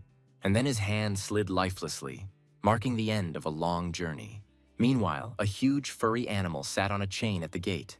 The trio of vagabonds immediately noticed the guest, who had not been seen there for a very long time. These scoundrels brazenly decided to steal and resell a rare creature at a profit. The poor guy just looked around in confusion, not realizing that he was being followed. He scratched the back of his head in bewilderment when someone's ominous shadow covered him. Suddenly, one of the bandits loomed over his future victim. The villain grinned predatorily, triumphant that the shaggy little animal had finally been caught. Neju politely apologized to the bandit for accidentally breaking his club. Suddenly, he realized his strength while looking at the fragments of the tree. The frightened robber screamed, because the furry animal turned out to be a real monster. His accomplices were dumbfounded when they heard that this creature could speak. Meanwhile, greed quickly overcame fear of this rare prey. Neju just blinked his eyes in bewilderment while they were calculating his price. And then the villains anticipated a huge mountain of gold for the talking beast. In fact, the animal simply politely wanted to return the stick to the thief. Another attempt to attack ended for the thief with only crunching and pain. As a result, The bandit ran away in terror while Neju called him. Neju screamed in panic that he was not a monster. The poor fellow looked completely broken after these cruel and hurtful words. The robbers noticed with a grin that the beast understood human speech. They cynically offered Neju to eat his accomplice as a gift. The animal answered dejectedly that he was not a monster at all and did not eat people. He roared in anger, remembering Estio's words about his good nature. Suddenly, a bottle with a strange liquid flew at Neju's head. The villains cheered, celebrating their accurate hit on target. The leader anticipated how a strong sleeping pill would quickly knock out this dangerous beast. Meanwhile, Neju let out an ominous roar, losing control of himself. The bandits froze in horror, realizing that they had seriously screwed up with their potion. Suddenly, a monstrous roar shook the air, drowning out the screams of the frightened thieves. The huge monster loomed over the little people, barely containing its primal rage. And then Estio jumped out, shouting his friend's name in panic. The guy carefully approached the beast, frozen over a fresh bloodstain. Estio gently reassured Neju, assuring him that all the offenders had already fled. The beast trembled with disgust, because the bandits cynically threw the corpse of their partner to him. Neju complained of a burning pain and a sudden loss of control. Estio touched his friend tenderly, apologizing sincerely for leaving him alone. And finally, Neju was surprised to see Estio without his usual headband. Estio fiddled with the bandage, realizing he still needed it. And then he decided to return, habitually hiding his eyes with black cloth. The hero strode away decisively, his cloak fluttering dramatically behind him. After some time, the action moved to the walls of a majestic and ancient castle. 10 days later, Estio was still trying to control his new powers. He firmly promised himself that he would definitely learn to control this chaos. The guy sat silently on the bed, immersed in his difficult thoughts. He was angry because of his powerlessness and seriously thought about the need for training. The only expert on such secrets turned out to be a certain master named Shuhanan. Meanwhile, Kaya warned that this old man fiercely hated black-haired people. Estio wondered why the enemy would kill people instead of returning to the dragons. The hero desperately needed a master who could control this inner chaos. Suddenly, a beautiful stranger in a golden robe appeared before him. She admitted that she entered silently and secretly watched him. The guest inquired about the absence of friends, promising their quick and unexpected appearance. She was angry at Estio's loneliness when the companions appeared at the door. The stern guildmaster reproached the girl for her irresponsibility and demanded valuable information. The beauty offered a choice of bad or good news about Shuhanan. Estio asked the mentor to begin her report with positive aspects. She confirmed that the enemy had fallen silent, finally laying claim to the throne. Estio's friends received the news of the enemy's calm with obvious relief. The guest warned that the new status would make Shuhanan virtually untouchable. Meanwhile, the assistant was perplexed by the danger of an ordinary person in power. And then the beauty stunned everyone with the news that Shuhanan was a real dragon. The poor guy fell into a stupor, refusing to believe the crazy words about the lizard. The frightened boy waved his hands, preferring to remain in ignorance. Estio remained calm, demanding that the bad news be announced as soon as possible. The hero was handed a mysterious scroll covered in ominous purple symbols. The guy studied the text carefully until his eyes filled with genuine surprise. It turned out that Shuhanan had learned about the Black Dragon and was eager to meet him in person. The friends learned that Shuhanan had learned about the Black Dragon and was looking for Estio. Estio studied the chilling letter about the bloody altar and the hour of God's grace. The warrior was indignant that this was an impudent demand and not at all a simple request. Meanwhile, the little cactus walked away while everyone was racking their brains. The girl explained that the pillar of light would mark the coming to power of the new pope. And then the companion realized that Shuhanan wanted to take Estio after the coronation. She seriously warned that the enemy was ready to destroy the entire guild for the sake of their goal. The beauty bitterly recalled the golden dragon's ancient hatred of the black dragon. Suddenly, silence reigned in the room and the heroes plunged into dark thoughts. But in fact, the young man in uniform was afraid of the upcoming bloody ritual. The swordsman convinced his companion that believers are forbidden to kill and shed blood. Kaya suspected that Shuhanan would prefer to finish off Estio quietly. The warrior admitted in his heart that he did not understand the logic of the mad golden dragon. Estio reassured his friends that he had time and suddenly turned to Kaya. The young man gloomily declared that he would leave the guild if the conflict was not resolved. Kaya objected that the guild was strong and he didn't have to leave at all. Estio clutched the letter tightly and refused to put his comrades at risk. He had long longed to meet Shuhanan in person, despite his hatred. Remembering the dangerous lizard, the guy again asked not to let the guild down. As a result, he officially asked the guild leader to expel him immediately. Estio wondered gloomily if he had disappointed Kaya with his decision. But in reality, she only smiled at the usual human malice. The guy remembered her old vow to always protect him from harm. Suddenly she exhaled and calmly let him go to the meeting. Estio froze in complete shock from such unexpected support. Kaya confirmed that his friends would accept any of his choices without further ado. She reminded that the status of guild leader is not just a sound. The girl poked him in the chest, demanding that he live up to his high position. Meanwhile, the swordsman was delighted with the sudden leave until the Pope's coronation. Kaya snapped that the fighters were free for now and the mission was officially completed. The swordsman jokingly took offense at Kaya for wanting to get rid of him. Kaya gently called Estio back to headquarters and smiled warmly.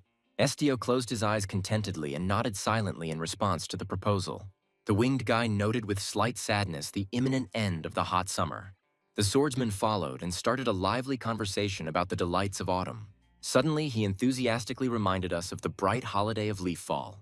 The warrior admitted that even in dangerous lands there are quiet places. The companion sang joyfully, anticipating the colors of autumn, while his partner was only surprised. The winged youth picked up the topic and remembered the leaf fall in the settlement. Ahead of the hero's gaze, only a harsh mountain range towered. The green-haired man enthusiastically described the riot of autumn colors and the taste of sweet fruits. Estio suddenly asked if his companion dreamed of returning to his family.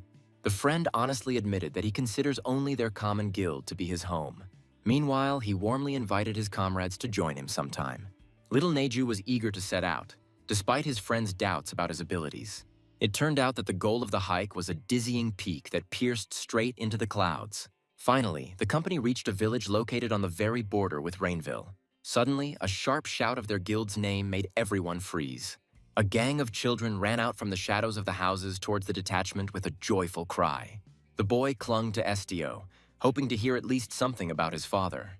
Leon happily boasted about his behavior and asked hopefully about his father. Estio hesitated and didn't know how to start this incredibly difficult conversation. And then he saw the boy's shining eyes full of sincere faith. The little boy worriedly asked if his older friend had damaged his eyes.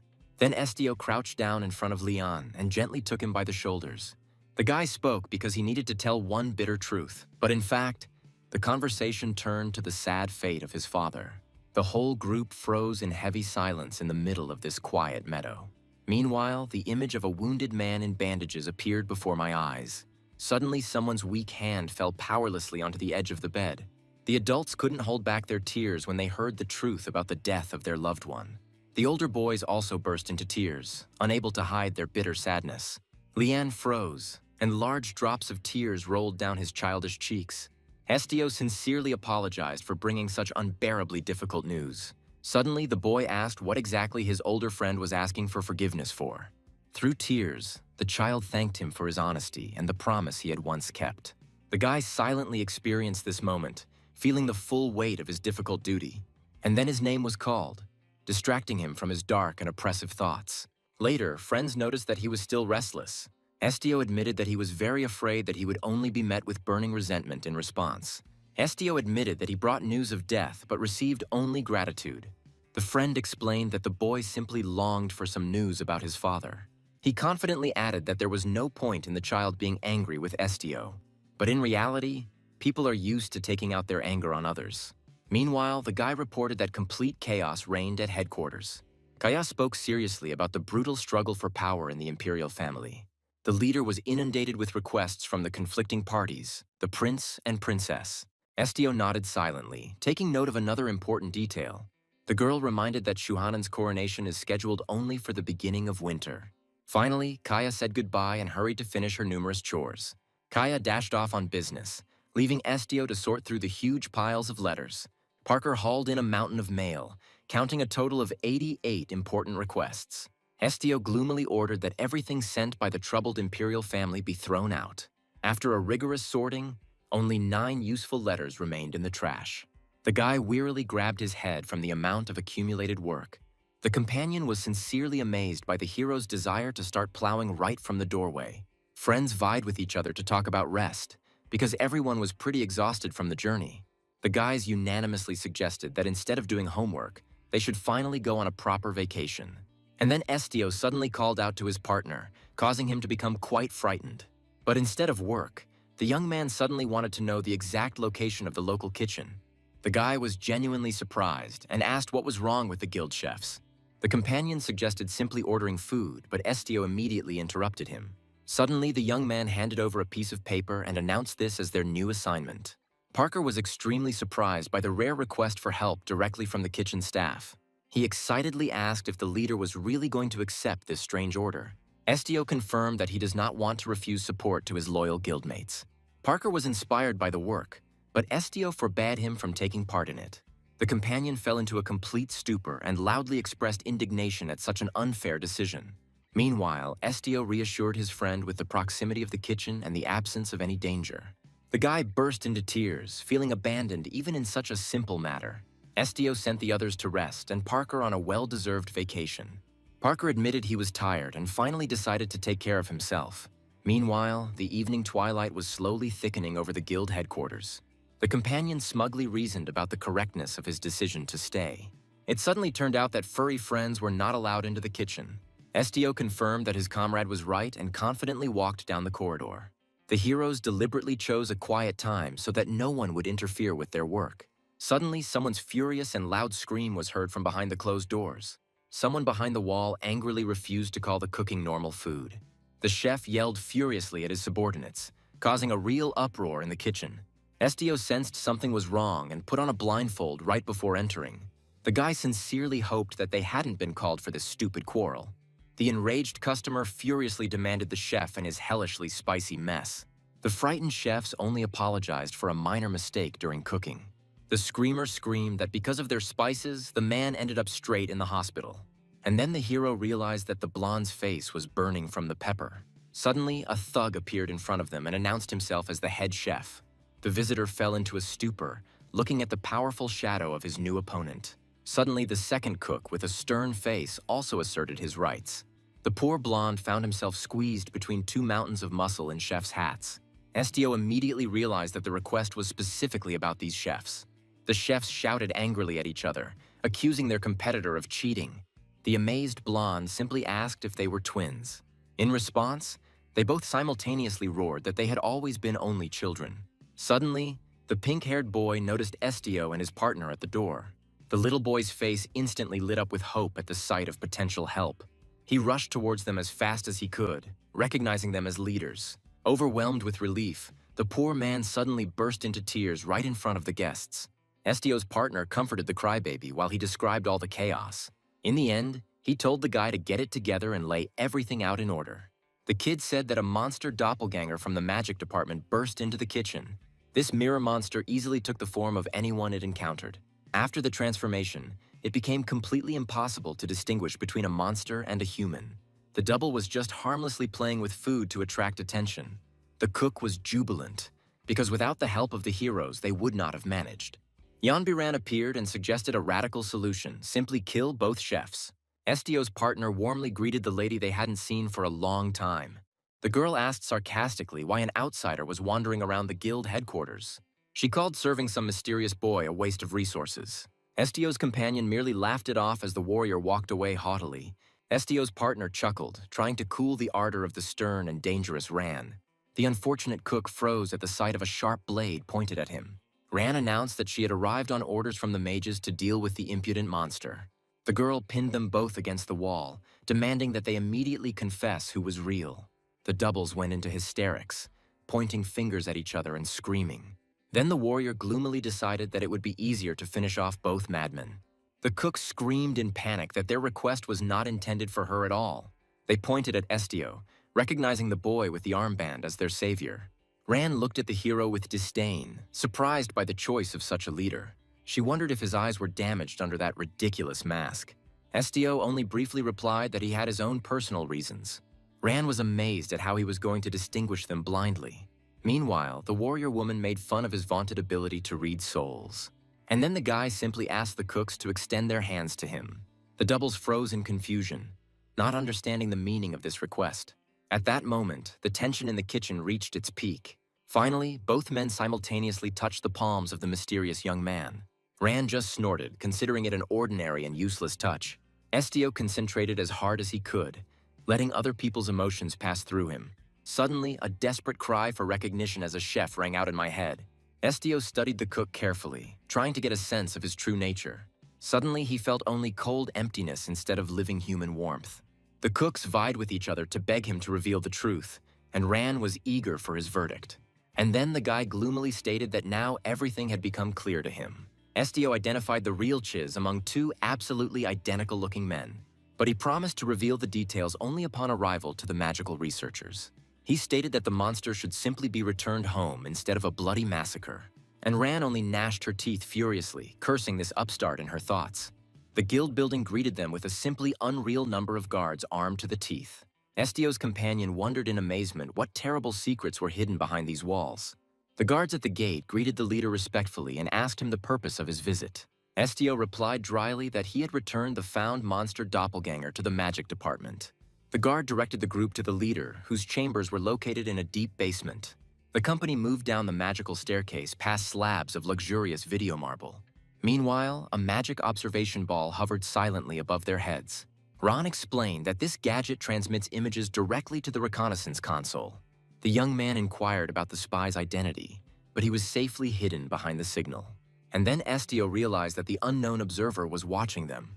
As it turned out, the guy had noticed these eyes on the ceiling since the very entrance. He added ironically that he was used to this kind of thing in his personal residence. Estio noted that the local video marbles looked much larger and more beautiful. The voice thanked him for the compliment and suddenly called the hero Duke Hargar. The smiling lady in glasses apologized for her overly formal address. But in fact, the first appeal turned out to be the most accurate. The lady laughed and admitted that she had never studied boring etiquette. Suddenly, she screamed with joy, not believing her sudden happiness. It was a great honor for Schuenberg to finally meet the legendary leader. The head of the department simply introduced herself as Shuang and formally introduced herself to Estio. It turned out that Shuang had been secretly watching them all this time. The crazy fan was eager to run a couple of tests on the guy as soon as possible. Estio felt a surge of intense awkwardness from Shuang's overly violent reaction. The scientist happily thanked Ron, although the warrior continued to be demonstratively angry at everyone. Shuang sincerely didn't understand why these two hated each other so fiercely.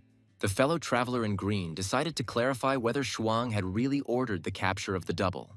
The girl was seriously afraid that the violent Ran would leave the poor guy in the lurch. The partner confirmed that without Estio's intervention, rivers of blood would have flowed in the kitchen. Shuang pompously adjusted her glasses, declaring that it was basically impossible to kill this spirit. It turned out that this double is a unique spirit, generated by the very matter of the world. Estio's friend asked suspiciously if they were conducting forbidden experiments here. Shuang only sighed dreamily, admitting that they were still a long way from such technologies. Shuang stumbled upon this mirror by chance during her magical tests. Suddenly, a brazen double jumped out of the mirror and alarmed the entire laboratory. Estio finally understood the reason for his failure to read the creature's mind. The scientist offered to take the prisoner, and the guy clarified his unenviable future fate. Shuan explained that the spirit cannot be killed and must be sealed back. It turned out that the spirits of the material world are always firmly attached to their things. The cunning researcher decided to simply take advantage of this weakness to capture the spirit. She planned to stage a broken mirror to lure the spirit out of its hiding place. Estio's companion was genuinely surprised by such harsh and even vile methods of intimidation. Xuan retorted that this was how she protected people from the doppelganger's endless pranks. The scientist dreamed of reviving the master through a contract with a suitable person. She strongly advised him to return home before it was completely destroyed. The cook looked nervous and was seriously concerned for the safety of his home. The guy in gloves closed his eyes tiredly, trying to digest the madness that was happening. A black liquid, frighteningly unlike a human body, swayed on the tiles. The man studied the slime with disgust, doubting the success of imprisoning the creature. The researchers hesitated, and some even suggested putting an end to this radically. Meanwhile, Ran objected, deciding to test the theory despite all the risks. She gripped the glowing weapon fiercely, not wanting to give the creature a chance. And then the girl rushed into battle, equating the harmful spirit with a monster. The scientist clutched the mirror in panic as he watched the terrifying transformation. The guy loudly demanded to wait, trying to interrupt the dangerous moment. The scientist froze in confusion. struck by the sudden change in the situation. Ran braced herself for the blow, clutching her bizarre weapon tightly. Everyone was shocked when her hair and eyes suddenly turned jet black. The reflection revealed the true nature, and the warrior clenched her teeth in rage. The woman finally realized who her companion really was. The hero remembered the secret of Yenbiran's name, which she carefully guarded. A fierce determination to finish off the enemy flashed in her eyes. The battle pole rushed forward with lightning speed, cutting through space with a powerful thrust. The boy screamed desperately, trying to reach Mubion in the heat of battle. Ran clashed furiously with the warrior, blocking the powerful attack with her staff. The enemy sarcastically noted her strength and accused her of betraying her comrades. The girl realized in horror that no one should know her secret. She was tormented by the thought of her survival and the concealment of the truth. Those around her immediately recognized her as a native of Haedong by her dark skin. Suddenly, she gripped the pole tighter, cursing her past indecision. Ran burst into a scream in rage, placing all the blame on her opponent. Her companion sensed her wild fear, without understanding the reasons for such a reaction. And then the hero strictly ordered Chuan to completely forget what he had seen today.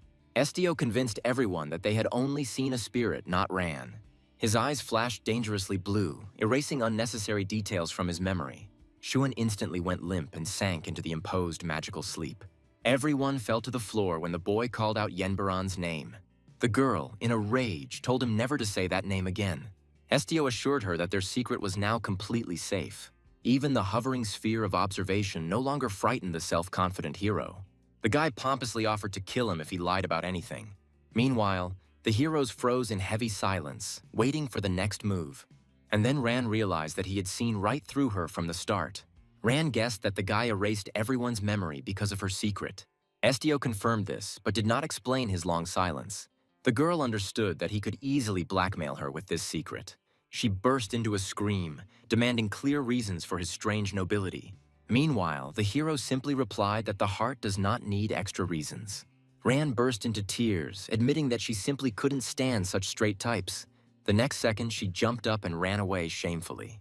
The comrade asked if it was time for the guy to stop this senseless pursuit. The little girl was tormented by questions about whether people really hated her for her very essence. Looking at the black shadow, she seriously doubted the meaning of her appearance. Estio promised that one day someone would definitely come for the spirit. The guy firmly believed in the value of every life in this world. A month later, a request came for a mission to distant Turk. The team discussed the dangerous journey into the vast southern desert. The hero wanted to finally close the case of the spirit from the mirror. The little cactus was stunned, because Turk turned out to be his home. The baby was beaming with happiness, dreaming of seeing his mother sooner. Friends were surprised that even plants are not alien to the concept of family. He spoke enthusiastically about his countless brothers and sisters. The companion in the cloak warned about the hardships of the long journey. The hooded girl sadly admitted that she could not go on the journey. Suddenly, the confident steps of a new contender were heard on the wooden floor. To everyone's surprise, Ran appeared before them as their new partner. The companion reminded Estio of his promise to never work together again. But Ran insisted that she had volunteered for this dangerous squad herself. She added decisively that she was obliged to repay her old debt as soon as possible. The girl shouted that she felt more comfortable controlling someone who knew her secret. Estio silently studied the impudent guest, considering this unexpected and daring proposal. Suddenly, he dryly snapped that he categorically refused her services. The guy coldly explained that his team was fully staffed and no newcomers were needed. Estio told her to leave, promising to keep the secret, but Ran only became angry. He reasonably asked why he would take someone he didn't trust onto the team. The girl clenched her teeth in rage at such offensive and harsh words. However, she suddenly drooped and quietly admitted her past wrongdoing. Ran repented for attacking the animals and promised not to harm anyone again. She insistently reminded him that he too must keep his word. The guy agreed to accept her, but set one very important condition. Estio called the animals full-fledged companions, and not just useful pets. The warrior forced out the unfamiliar word comrades with great difficulty. The leader gave the command to move forward, and the team stepped into the shimmering portal in unison. Estio promised to sort things out faster, and his companion sincerely believed in him. With hope in her eyes, she asked him to be sure to take care of himself. Meanwhile, the question arose about camels to cross the sands. The squad stomped around in the heat, discussing the equipment kindly provided by the guild. The partner asked if the winged courier had ever been to the desert before. He regretfully admitted the uselessness of his wings due to frequent storms. Suddenly, the boy became worried that the trip would become a torment for Neju. He was worried because the animal's homeland is distant snow-capped mountains. Neju flexed his muscles, a reminder of his half-human nature. And then they offered him a shave, which completely embarrassed the poor guy. The guy suggested finding out the goals, when suddenly he was interrupted by an unexpected confession. The companion confidently stated that she had crossed these dangerous deserts many times in the past. He doubted her words, but the girl dryly referred to work. And then he asked why such a strong warrior needed assignments at all. The beauty snapped back, advising the curious hero not to meddle in her affairs. He immediately feigned indifference, which irritated her even more. Meanwhile, the leader dragged the group to get their things, interrupting this stupid argument. The swordsman lazily explained that he simply wanted to dispel his excruciating boredom. But in fact, he put his arm around her, insisting on the importance of revelations. And finally, he ingratiatingly reminded us of the ease of killing a complete stranger. The swordsman sarcastically suggested that her hand would tremble from someone's tearful story. The equipment was collected, but there was one last important detail before leaving. The group heatedly discussed ways to navigate the vast and dangerous desert. And then the warrior declared the need to find an experienced astrologer guide. The friends were surprised, considering star reading a useless and questionable skill for a hike. Suddenly, the guy reminded me of the strict prohibition of fortune-telling on imperial lands. The companion explained that astrology is considered legal shamanism even for imperialists. The team was stumped, trying to grasp the fine line between schools of magic. Meanwhile, only the masters of the stars could find an oasis among the dead sands. Maps and compasses are useless here due to the constantly changing flows of mana. The green-haired boy was genuinely amazed at the possibility of a sudden change in magical flows. In addition, the insidious mirages of Turk constantly slipped frightening illusions to travelers. And everywhere in the sands, whole hordes of bloodthirsty and hungry monsters prowled. The girl confirmed that they definitely wouldn't survive without an experienced astrologer. The team became despondent, not knowing how to get out of this hopeless situation. Suddenly, my companion suggested the surest way to follow the caravan. She explained that traders always hire mercenaries to protect them from robbers. And then the boy realized that they could take on a security order. The warrior approved the deal, which promised them the safest possible passage to their destination. In the end, everyone unanimously supported the plan and prepared for the long journey. The group entered a bustling marketplace filled with stalls and bustle. The merchants were frantically calling for mercenaries, searching among the crowd for masters of ice magic. The heroes looked around, noticing that most of those present were ordinary merchants. People in the crowd began to whisper, recognizing the guests as members of the powerful Ignis Guild. The black uniform with the phoenix symbol immediately confirmed their high elite status. The companions discussed the choice of guild, amazed by the unprecedented number of people gathered around. The blindfolded boy listened warily to the hum of voices. Suddenly, a little barefoot girl quietly crept across the sand with bare feet.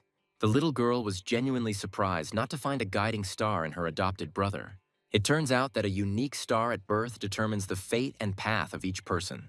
The girl was surprised, because her family's mercenaries always had stars. The little girl asked her older brother directly why his star had disappeared somewhere. The swordsman immediately skeptically labeled the young stranger a small and cunning swindler. Suddenly, she called his star ugly, foreshadowing nothing but suffering. The swordsman panicked, demanding that at least the beauty in her be found immediately. He flatly refused to believe in the inferiority of his great future path. Meanwhile, the girl mistook the winged companion for a kind guardian angel of people. The guy just smiled sheepishly, clarifying his true status as an ordinary avian. In reality, avians are just people equipped with a pair of large wings. And then the little girl sincerely admired his bright soul and gentle help. An old man appeared and laughingly called the girl a real star contractor. He led Alzanib by the hand, walking away from the surprised group. Meanwhile, the old man introduced himself as Russell, an influential leader of the local Porom merchants. Estio responded by officially identifying himself as the leader of the elite Ignis Guild. Russell became seriously agitated when he heard about his interlocutor's high status. And then he realized that he had met the legendary newcomer who read hearts. It turned out that his niece Alzenib was a very experienced guide through the Dead Sands. The companions were puzzled, confusing the contractor's rare gift with ordinary fortune-telling by the stars. But in fact, such people hear a direct whisper from distant luminaries. They made a sacred pact with the spirits. becoming incredibly valuable allies. Russell gently stroked his niece, who had predicted a meeting with these special people. SDO asked directly if the merchant leader had come here to hire mercenaries. The old man became noticeably nervous, admitting that they had already hired security. Suddenly, a bold attack interrupted them, calling the guys from Ignis scum. An old acquaintance came out to them leisurely, clearly delighted at this chance meeting. The crowd around instantly recognized the aliens as members of the once famous Ballista Guild. The guy laughed ironically as he told about the shameful ruin and escape of his master. His companions only sadly confirmed that they were now just free mercenaries. SDO dryly admitted that he had not expected to see the three of them again, and he shouted in response that fate brought them together suspiciously often. Jose asked sympathetically if the swordsman from Ignis had damaged his eyes. He confirmed his loss of vision, causing his former competitors to feel genuine pity. SDO's companion was furiously angry, listening to the caustic taunts about falling to the bottom. Jose, horrified, asked why the swordsman had gotten involved with this terrible woman. She angrily ordered the mercenaries to shut up and not open their mouths at all. SDO clarified whether the ballistae were indeed now guarding the Poroman trade caravan. Jose confirmed the deal by boasting about his new hazardous duty rates. Suddenly, Russell shouted in panic that he did not have such sums. SDO was surprised why the leader of the rich merchants suddenly pretended to be poor. SDO offered to go as mercenaries with a caravan to the village of the Turkish tribe. Russell whined about lack of money, but the swordsman immediately refused payment. The old man began to doubt, because the selflessness of the Ignis elite looked extremely suspicious. The group only confirmed their desire to reach the distant village as quickly as possible.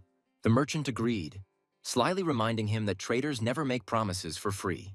And then he started talking about commercial losses for the sake of huge profits. The leader promised a share of the proceeds after the successful completion of the expedition. Camels passed by, but they were clearly not intended for the heroes. Avian was amazed when the old man sharply pointed his finger into the distance. Russell stated categorically that this would be their new transport. Suddenly, a giant scorpion appeared, shocking everyone with its wild appearance. The companion was in real shock, because it didn't look like horses at all. Russell just laughed, assuring them that over time they would definitely become friends with the monsters. SDO felt the powerful back, marveling at the strength of the natural armor of this huge creature. And then he realized that the crab liked him, suddenly feeling a mental response. Suddenly, the boys realized that calling this giant just an animal was the height of stupidity. Meanwhile, the master of the sands loomed before the group, a titanic and menacing desert crab. The swordsman only asked in confusion if they really would have to ride on a crab. The companions wondered how the sea creatures survived in the desert, looking so frighteningly strange. In the end, SDO got a blue beauty with a dark shell and a comfortable saddle. But in fact, the cunning Russell had his eye on a green and extremely hairy crab. The boy grumbled that he had never ridden a crab before. The old man told me to just hold on, but the saddle treacherously tilted to the side, and then the giant claws sank into the hot sand with a roar. The writer sarcastically asked about his education, since crabs usually walk sideways. The giant towered over them, ready to set off on its journey across the desert. But he cried out when he saw that this specimen went straight ahead. The girl calmly called it a different species, causing him to merely nod. The turquoise-haired teacher sternly asked if everyone had completed the loading. He immediately confirmed to the leader that he felt quite well, and in response, I received the brightest and most sincere smile. He flinched at the unexpected question about whether he was afraid. The leader began to fuss, admitting that she, too, was terrified of driving blind. The girl cheerfully invited him to keep the tiny baby Neju company. Suddenly, a dark whisper appeared in my head, insistently asking me not to leave. The huge claw gently picked up the guy, confessing its sympathy and inviting him for a ride. The little girl explained that this blue giant Poco belongs to her. And then she stunned him with the news that he didn't have a star. Alzenib, confused, asked what this strange brand even meant. The companion patiently explained that every person is born with their own unique star. It turns out that the stars change brightness depending on the heart and predict troubles. The emptiness instead of a star frightened him, reminding him of the icy breath of death. He asked sullenly if she was afraid to be near him. The little girl smiled, because her faithful crab Poco kept bad people away. At the night fire, she politely asked the name of their mysterious Mr. Angel. The leader introduced herself as Bernie Parker, asking to be identified only by her last name. It turns out that the avians have their own quirks. The name of the village always comes first. The elders themselves named the babies. making the name Parker a symbol of her origins. Suddenly, among the sounds of the feast, he clearly heard someone's short meow. A black cat appeared in the light of the fire, appearing literally out of nowhere. And then he sensed a catch, realizing that the situation was becoming too strange. The companion questioned him about why he was pursuing the guy without being a member of the guild. And then the hero asked why they were coddling the little one like a child. He justified himself with rumors about a greenhorn who had recently joined their ranks. In his eyes, the guy looked like a weakling without a drop of magic or skill. But suddenly it dawned on him how this useless youth had gotten the token in the first place. The sudden realization made him literally freeze in shock. The poor guy jumped up, suspecting the newcomer of connections with the elite and nepotism. His friend simply slapped him and told him to go to bed quickly. After a couple of days, their grueling journey began to gradually come to an end. By the fire, he grumbled that he hadn't met any monsters in the desert. The old man chuckled that most monsters couldn't be noticed even up close. Bernie asked, puzzled, why they were so hard to see. It turns out that creatures like worms and scorpions are always hiding under the sand. Meanwhile, the most dangerous enemies were named as ghosts from the blue sand. The traveler explained that the blue sand was just an old legend. But in reality, this mystical mirage appears completely suddenly. And then it became clear that death awaited those who entered this territory. Suddenly, Bernie asked if the merchant had seen this phenomenon personally. He admitted that the ocean of blue sand once scared him to death. He warned that only the stars could help one avoid this deadly trap. And then Bernie realized in horror that in front of them was that very blue desert. She swallowed nervously, realizing the proximity of this deadly and beautiful trap. Suddenly she screamed, noticing the blue glow of sand advancing on the camp. The merchant, in a panic, ordered everyone to immediately get away from this haze. And at that moment, a giant scorpion burst out of the sand, blocking the fugitive's path. The mercenary warned about a pack of monsters, which Bernie managed to completely miss. The warrior gripped the glowing spear tighter, realizing that the predator had been tracking them for a long time. She suddenly rushed into the attack, ordering the others to immediately raise the entire camp. The girl furiously challenged the creatures to battle, preparing to pierce their strong shells. With one powerful blow, she fell upon the enemy, not giving him time to recover. She brought the full force of the spear down on the glowing blue sand. The warrior quickly dealt with the monsters, leaving them lying motionless. The old man screamed hysterically, calling on everyone to immediately stop fighting and leave. Bernie was puzzled why Mubyung didn't want to help the fighting lady. The guy calmly remarked that he had no reason to interfere. But in reality, he just wanted to admire the warrior's skill. The mercenary made a final powerful attack, crushing the remaining enemies. Meanwhile, the blue sand had already begun to surround them from behind. The merchant realized in horror that they were surrounded on all sides. The death trap snapped shut, leaving the squad alone in the desert. The little girl clutched her uncle's sleeve in horror, sensing an imminent catastrophe. The old man screamed hysterically, begging the mercenaries to immediately put up magical shields. The blonde doubted the plan, but the squad had no other choice. The merchant explained that only magic could hold back the onslaught of the deadly sand. The mercenary was surprised to learn that she would have to hold the defense for a whole day. Suddenly, she burst into a scream, not feeling such endurance. Meanwhile, the merchant convinced her because there was no other choice. The crabs obediently buried themselves in the sand while the people huddled together. And then the girl clutched her staff, preparing for a grueling magical battle. She understood that touching the blue sand would mean death for her. The mercenary warned the boy that it would be impossible to pass through the activated shield. Meanwhile, the swordsman in green promised to drag the obstinate warrior back as soon as possible. The fellow traveler was surprised by the huge number of cool specialists in this group. But in fact, he was very interested in what made this guy unique. Suddenly, the swordsman announced that he had successfully brought one impudent person back. The leader was simply amazed that they had managed to quarrel in such a moment. It turned out that the warrior was furious about her hopelessly damaged hair. The guy laughed it off as an accident, but the girl responded by promising to turn him into a corpse. In the end, he put her down on the ground in a conciliatory manner and asked her not to be angry. He considered salvation more important than his hair, but all he got was a rude order to shut up. Suddenly, the magic staff flared up, erecting a shining dome around the people. A huge barrier reliably protected the squad from the attacking scorpions and sand. Suddenly, a powerful blow from the monster's tail caused the magical barrier to crack. Bernie screamed in panic about the cracks, but Mubyung told her to calm down. The old man hugged the girl tightly, assuring her that the monsters would soon disappear shamefully. Suddenly, The predators began to literally crumble to dust under the glow. And then the blue threat began to rapidly retreat, leaving only emptiness. The shocked girl wondered about the reasons, and Mu Byung ironically suggested the plague. The boy stepped forward boldly, ignoring Bernie's frightened pleas not to take any risks. He smiled confidently, although his partner was still shaking violently. The companion suggested that they simply fly away, but the guy was seriously worried about the other guys. The friend joked about the living ladder, realizing the impossibility of his brilliant plan. Meanwhile, Estio sensed something was wrong and instantly tensed with a bad feeling. Jose became nervous because of the strange sounds in the deadly blue sand. The hero confirmed that there would be no way back through the magic shield. He was warned of the risk, but he suddenly reached for the dangerous border. And then he resolutely lowered his palm straight into the mysterious blue haze. Witnesses screamed in panic as they watched Mr. Estio's insane act.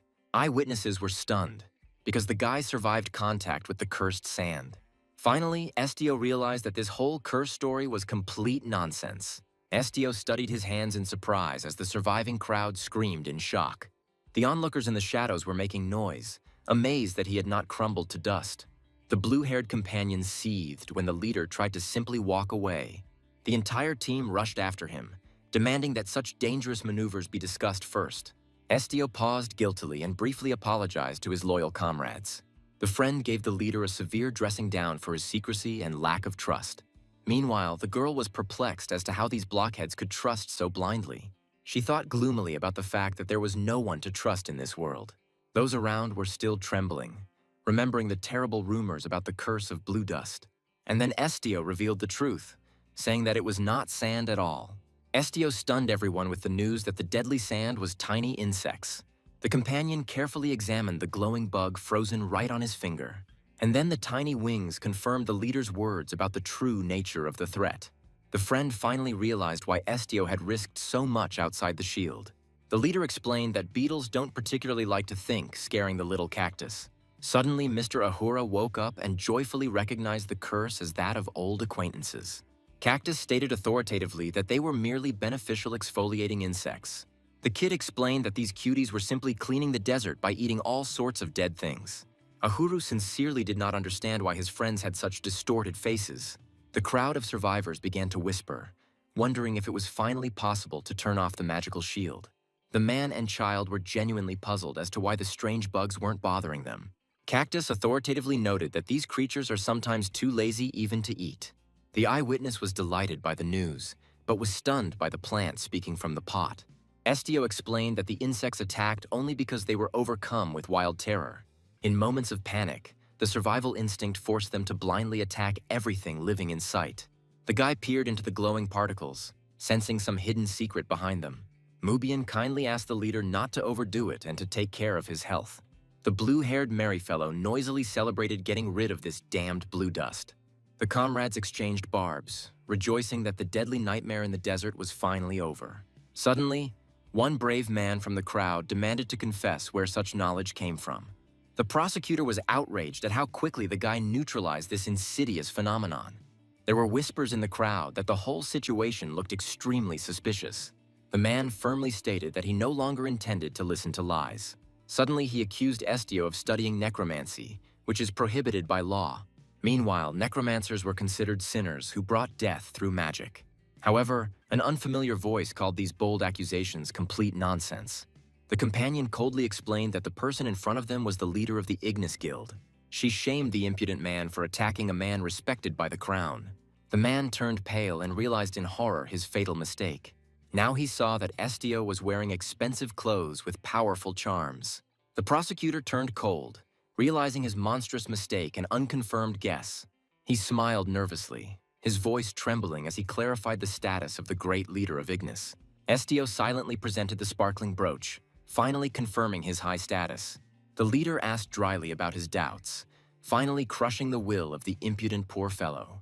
The companion seethed with rage, demanding that the boss harshly stop this nonsense. She indignantly scolded Estio, who didn't care about stupid gossip. The angry girl shouted that insulting the leader would dishonor the entire guild. And then she told me to my face that Ignis must not be tarnished. Mubian became nervous and suggested that they quickly send the glowing bugs away, but the guy snapped that the insects now simply have nowhere to return to. Estio noted gloomily that their departure would not save the frightened insects. He confirmed that the beetles around continued to suffer from intense fear. Meanwhile, one of the merchants delicately interrupted their difficult conversation. The crowd prayed for protection all the way to the village of the mysterious Turk tribe. Estio hesitantly suggested reaching the settlement first due to the unstable power. The little companion humbly promised Altanib to look after him again. Suddenly he walked away, hearing echoes of someone else's primal horror. The hero sincerely regretted that he could not help all the suffering souls. But in fact, they safely reached the vibrant settlement. The grateful merchant from Parima fervently swore eternal loyalty to his saviors. The merchant shook Estio's hand firmly in a sign of sincere gratitude. The girl reminded us of the need to quickly cross the dangerous side of the desert. As a parting gift, the old man handed the hero a mysterious sparkling sphere. Estio accepted the valuable gift, preparing to continue his long journey. Meanwhile, the voice of the stars warned the guy about the influence of powerful forces. The hero thanked her for the warning and asked Al-Sanib to be careful. The happy merchants waved cheerfully after their saviors. Soon, a sun-drenched city lay before the friends in the middle of the sands. The companion asked a local thug about the location of the Ignis Guild headquarters. The big man laughed heartily, noting the surprising timing of the guest's appearance. The giant happily grabbed Jose and dragged everyone to sign up for the guild. The big guy was curious if they were new employees of this local branch. Estio switched on the mode of rigid directness and stopped any unnecessary questions. The fellow traveler just laughed, enjoying such honesty from our serious hero. Meanwhile, Jose was surprised, considering this city an ordinary thoroughfare. The interlocutor explained that visiting traders and real guests are two different things. And then Estio gave out a database of the unique goals of each visitor. The man was stunned, because it was as if the guy had read his thoughts and soul. Jose asked why the hell the whole city was suddenly rushing to submit applications. Suddenly the thug hinted at something epic which alarmed all the locals. The big guy declared himself the city representative, which puzzled poor Jose quite a bit. The merry fellow introduced himself as Kelvin Turk and proudly confirmed his high status. The man allowed himself to be called Lord, although the imperial titles frankly amused him. Estio was amazed by the friendliness of the locals and his luck in finding the road.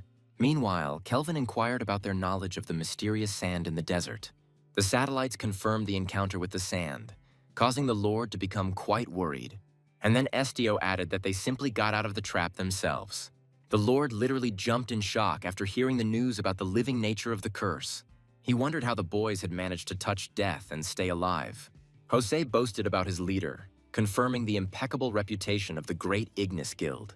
The hero complained about the blue sand and the strange tactics of the enraged monsters. His companion confirmed that the monsters seemed to attack according to a clear plan. The angry lord complained that the stubborn townspeople did not believe him at all. He decided not to whine, but to submit an official application to the guild. Meanwhile, the Ignis Guild took on any more or less feasible job. Soon, the company finally reached the majestic building of the branch in Turka. They were met by little Jinya, the manager of the guild branch in the city of Turk. The girl narrowed her eyes slyly, declaring the similarity of her abilities with the leader himself.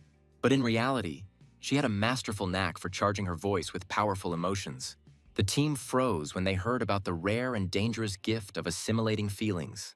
The leader was amazed, because he had never met people with such a gift before. But Jinya shook her head, acknowledging the weakness of her modest skills. The girl sincerely admired the guest's strength, considering his talents unsurpassed. And then the young man darkened, dryly taking into account her confession. Meanwhile, the comrade suggested moving quickly to the details of the request itself.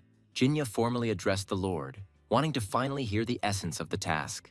The man asked to investigate the mystery of the blue sand and strange insects. He laughed merrily, anticipating how he would delight his townspeople with this news.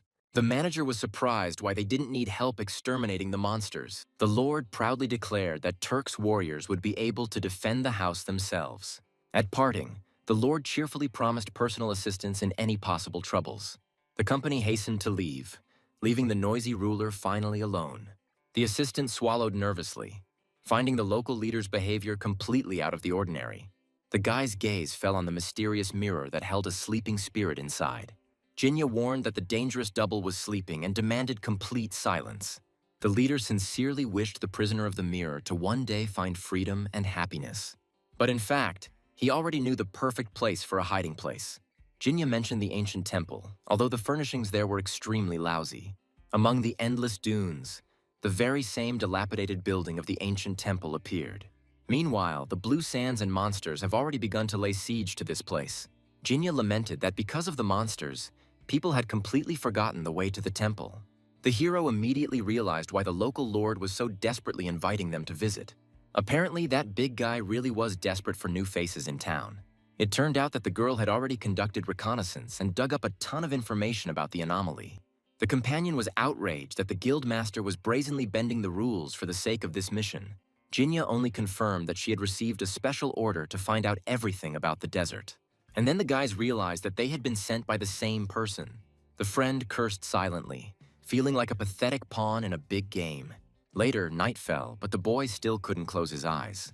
But in fact, he had planned a sortie and quietly left his bed. The hero's path was blocked by a mysterious black cat who inquired about the purpose of his expedition. The young man froze for a moment, not expecting to encounter a talking-tailed obstacle. He simply replied dryly that it was completely unimportant. The boy walked away decisively, leaving the strange cat behind in the semi-darkness. But suddenly a voice from behind warned him of the mortal danger ahead. The leader turned around, suspecting his companion of long and secret surveillance. His comrade calmly explained that he was simply doing his duty. Meanwhile, the cat sarcastically remarked that he was only dragging his tail around. The green-haired boy tried to joke, but the naughty cat immediately rejected the nickname Blackie. The furry skeptic just yawned, confirming that security was still at its best. The companion noted that the desert is a lousy place for night walks. Estio admitted that sometimes a swarm of thoughts prevents his body from sleeping. The green-haired man told how on such nights he used to simply go hunting. The cat asked again about hunting with disbelief, not sharing human oddities. But what the guy really meant was a bloody massacre with monsters. Wherever the swordsman went, battles helped him throw everything out of his head. Suddenly, the companion asked Estio about the strange guesses after the meeting in the desert. He seriously admitted that someone could skillfully conduct the bloodthirsty creatures. In the end, both of them realized that these sands were much more dangerous than they had previously seemed. Meanwhile, the treacherous desert was preparing new, not the most pleasant surprises for the heroes. A sharp cry cut through the silence of the warehouse. Someone suddenly discovered the uninvited guests. The boys froze, noticing a strange, prickly cactus sticking out right from around the corner. The little cactus kicked up angrily, mistaking the guys in the dark for dangerous monsters. The prickly bully asked sarcastically if the three of them were planning to start a fight. The green-haired man calmly waved it off, calling their secret foray a simple night stroll. Estio suddenly asked his prickly interlocutor if he dreamed of returning home. The young man admitted that the journey to Galasia was hardly a voluntary decision. He looked closely at the baby, asking again about his desire to return. The cactus shook violently, assuring everyone around that an unfortunate misunderstanding had occurred. The plant began to doubt its family ties, believing that human love was something completely different. The baby opened up about how mom took them out, ripe, from the warm earth. The first thing he remembered was the hateful heat and deathly silence. But by chance, the cactus managed to travel around the world thanks to kind people. The poor guy had no idea where his brothers and beloved mom had ended up. At this time, the cart stubbornly made its way through the endless hot dunes. Estio nodded understandingly. Since the little one had no desire to return to his roots, Thorn gently pressed himself against his hand, confessing his sympathy for his savior. The companion ironically asked where Mr. Cactus was going alone in the dark. The proud rascal snorted that he had simply gone out to look for Estio, who had suddenly disappeared. The hero thanked his faithful friend, but forbade him to walk in dangerous solitude. Estio asked the cactus to wake someone else up in the future or wait for his return. The boy solemnly promised to always return to his little friend as quickly as possible. Meanwhile, the company set off on a journey to escape the night cold. Soon, Estio decided to set out for the mysterious desert temple at dawn. He admitted that he wanted to know the reason for the sand insect's frightening fear. The prickly little fellow suddenly screamed out his fierce hatred for the little bugs. The friends silently continued their difficult journey through the night desert. Morning came, and the heroes once again found themselves at the threshold of the majestic branch. Jinya was upset that she hadn't had time to prepare for the foray into the temple, but she quickly organized a suitable means of transportation for the team. The team set out on their journey riding on giant desert crabs. Mubian ironically suggested to his dissatisfied companion that she get off if she was uncomfortable. The swordsman confidently declared that his strength would be quite sufficient for protection.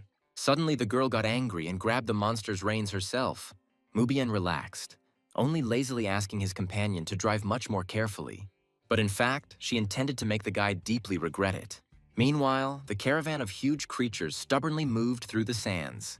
The white monster Neju hugged the cactus, sincerely sympathizing with the poor crab. And then Estio decisively ordered the team to move only forward. Soon, the majestic walls of an ancient temple appeared before the travelers. A dilapidated, headless statue silently greeted guests in this abandoned place. The leader's companion asked doubtfully whether these were the ruins of an ancient temple. The guy looked around and gloomily admitted that he didn't feel the presence of people at all. Even the desert crabs were scared to death by the heavy atmosphere of this strange place. He suggested setting up a guild recruitment and thoroughly inspecting the entire suspicious area.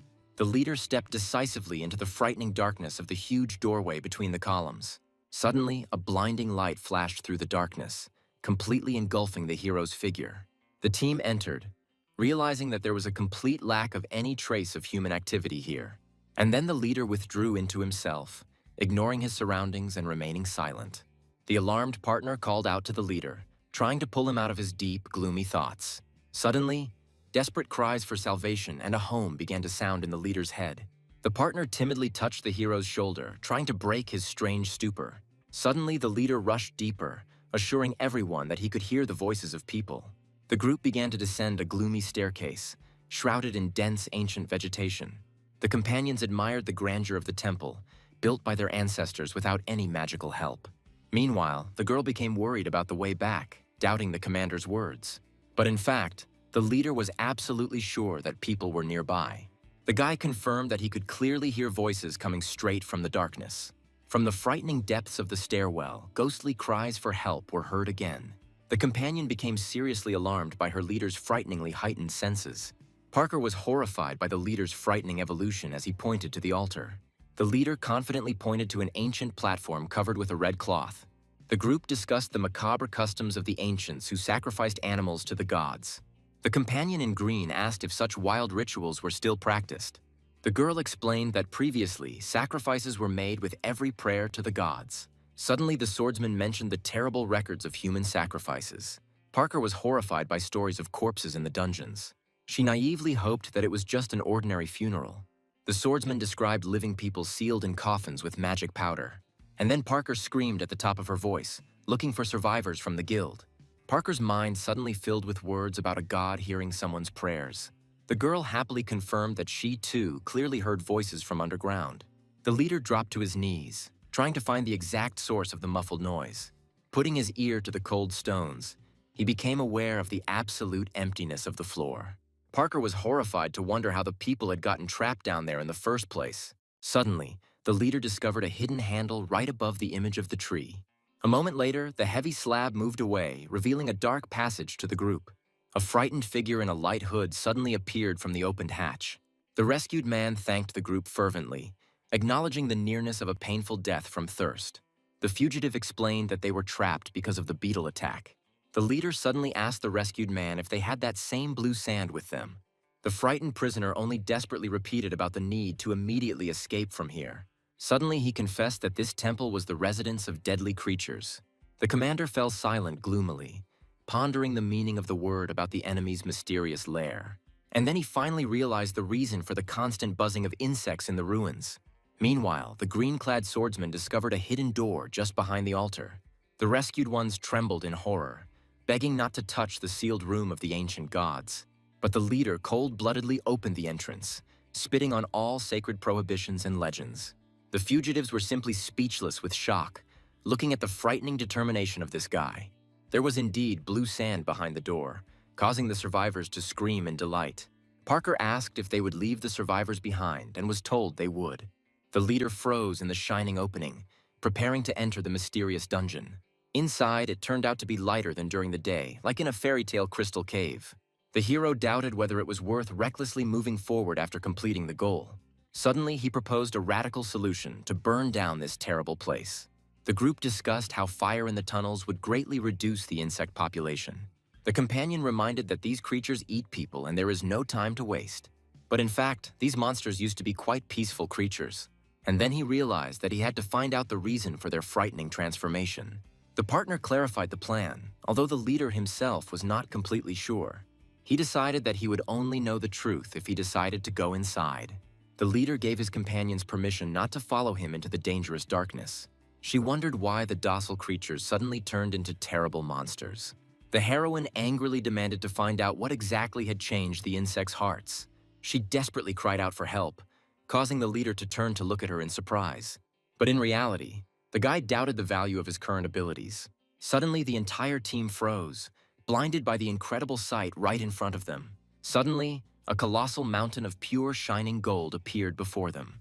The winged companion screamed in delight, anticipating a life of unreal wealth. But the swordsman quickly cooled his ardor, reminding him of the palace's rights to the relics. Parker was puzzled as to where so much gold came from in God's temple. The swordsman narrowed his eyes, thinking about the strangeness of the treasure in the secret place. Suddenly, he jokingly suggested that beetles were born from gold. Meanwhile, he noticed that there were no insects near the treasures. And then he realized that the creepy bugs were afraid of the glitter of gold. The companion suggested that they had found an old secret storage facility. The swordsman chuckled as he explained to his friend that priests also needed to live. Suddenly, his companion called his words blasphemy due to her lack of faith. She asked ironically if he really believed in God now. The guy explained that the religion of nobles is decided even before their birth. The swordsman honestly admitted that he believed in divine intervention. The leader suddenly froze, amazed by the strange picture that opened up before him. Suddenly, the word about the box sounded clearly in his head. He sat down and told his companion that the beetles were whispering about a certain box. Parker, taken aback, asked in confusion what exactly the leader meant.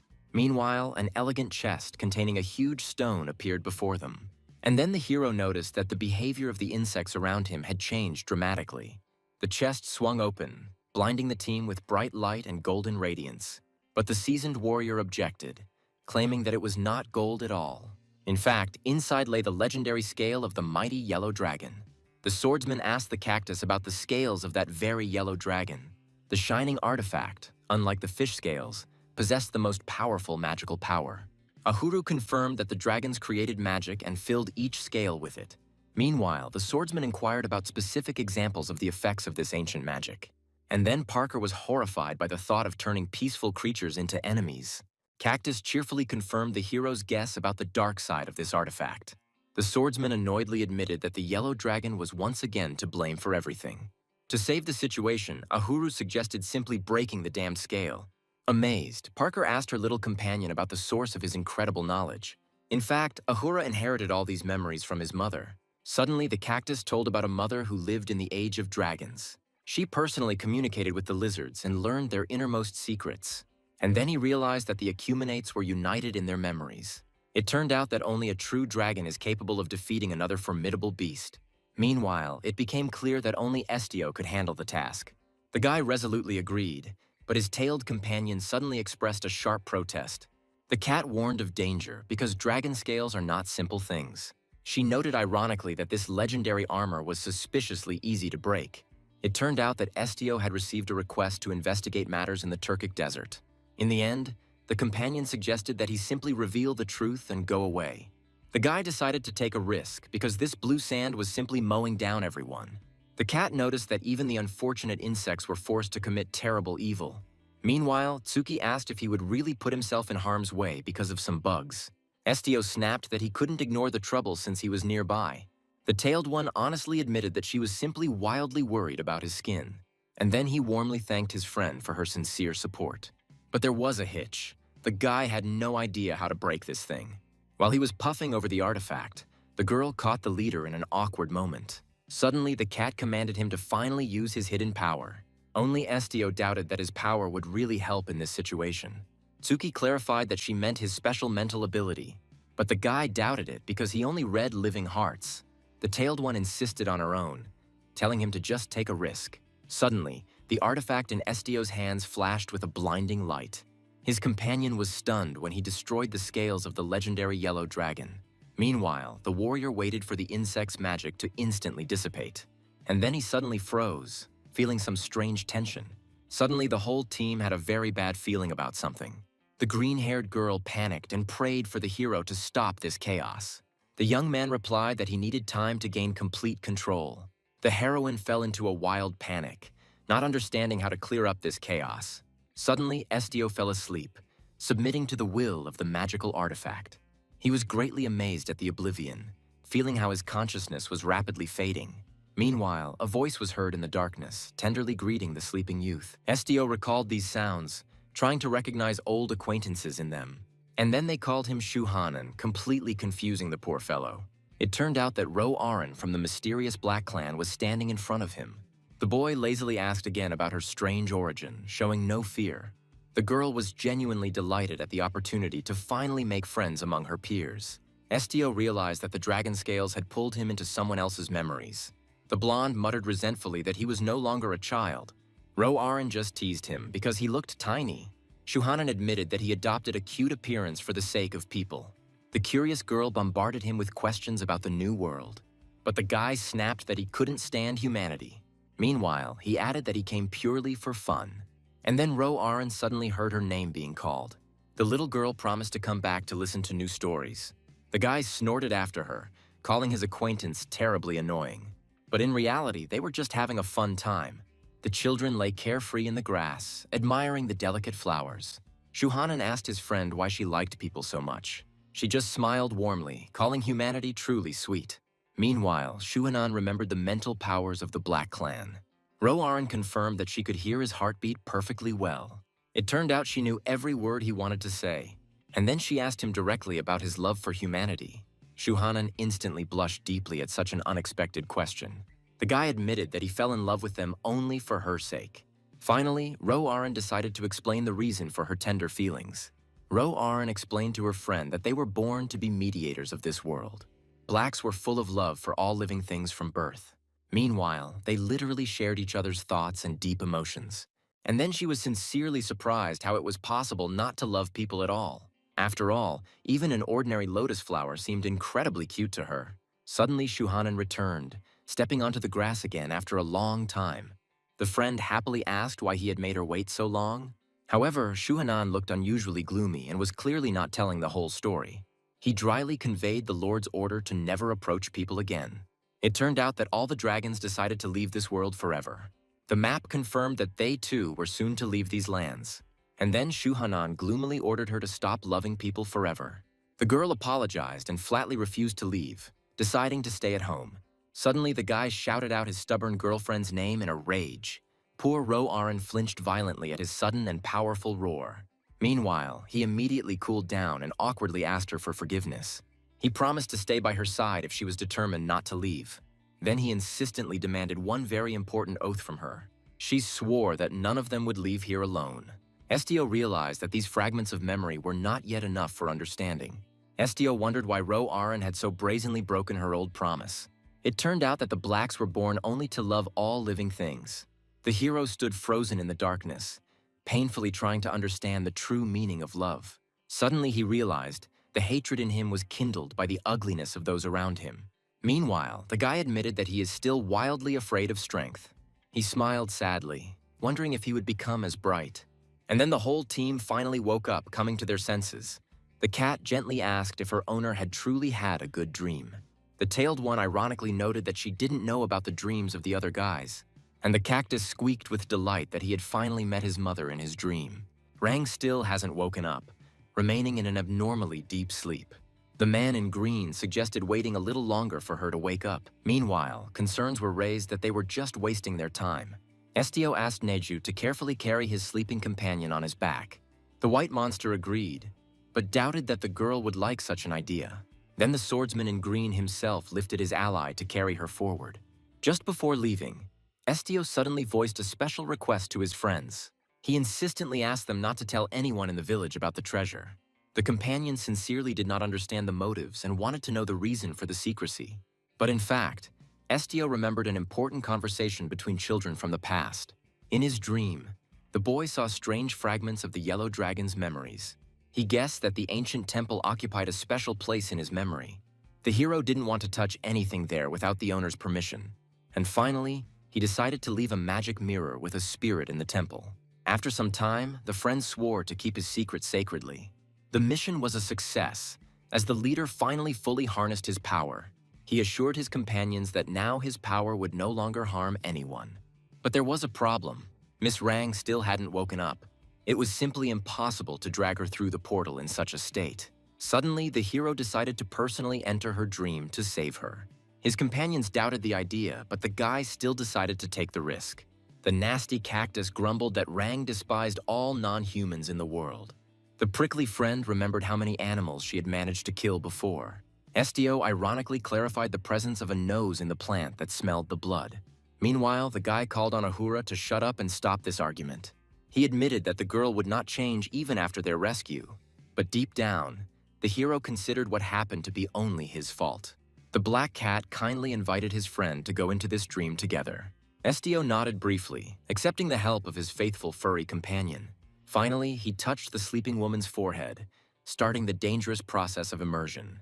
Magical energy flared under the boy's palm, starting a complex mental connection.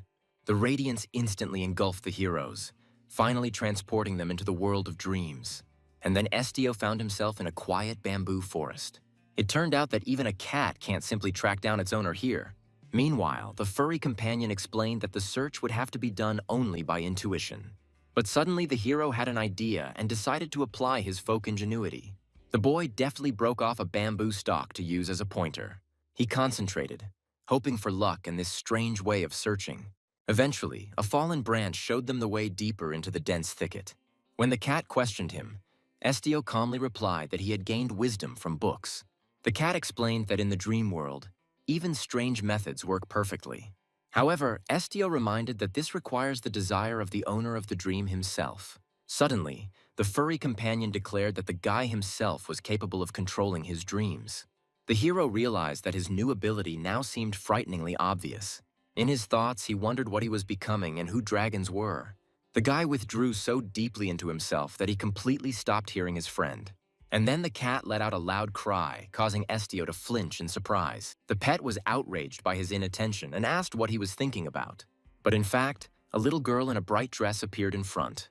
SDO froze, stunned by this sudden encounter in the middle of the bamboo forest.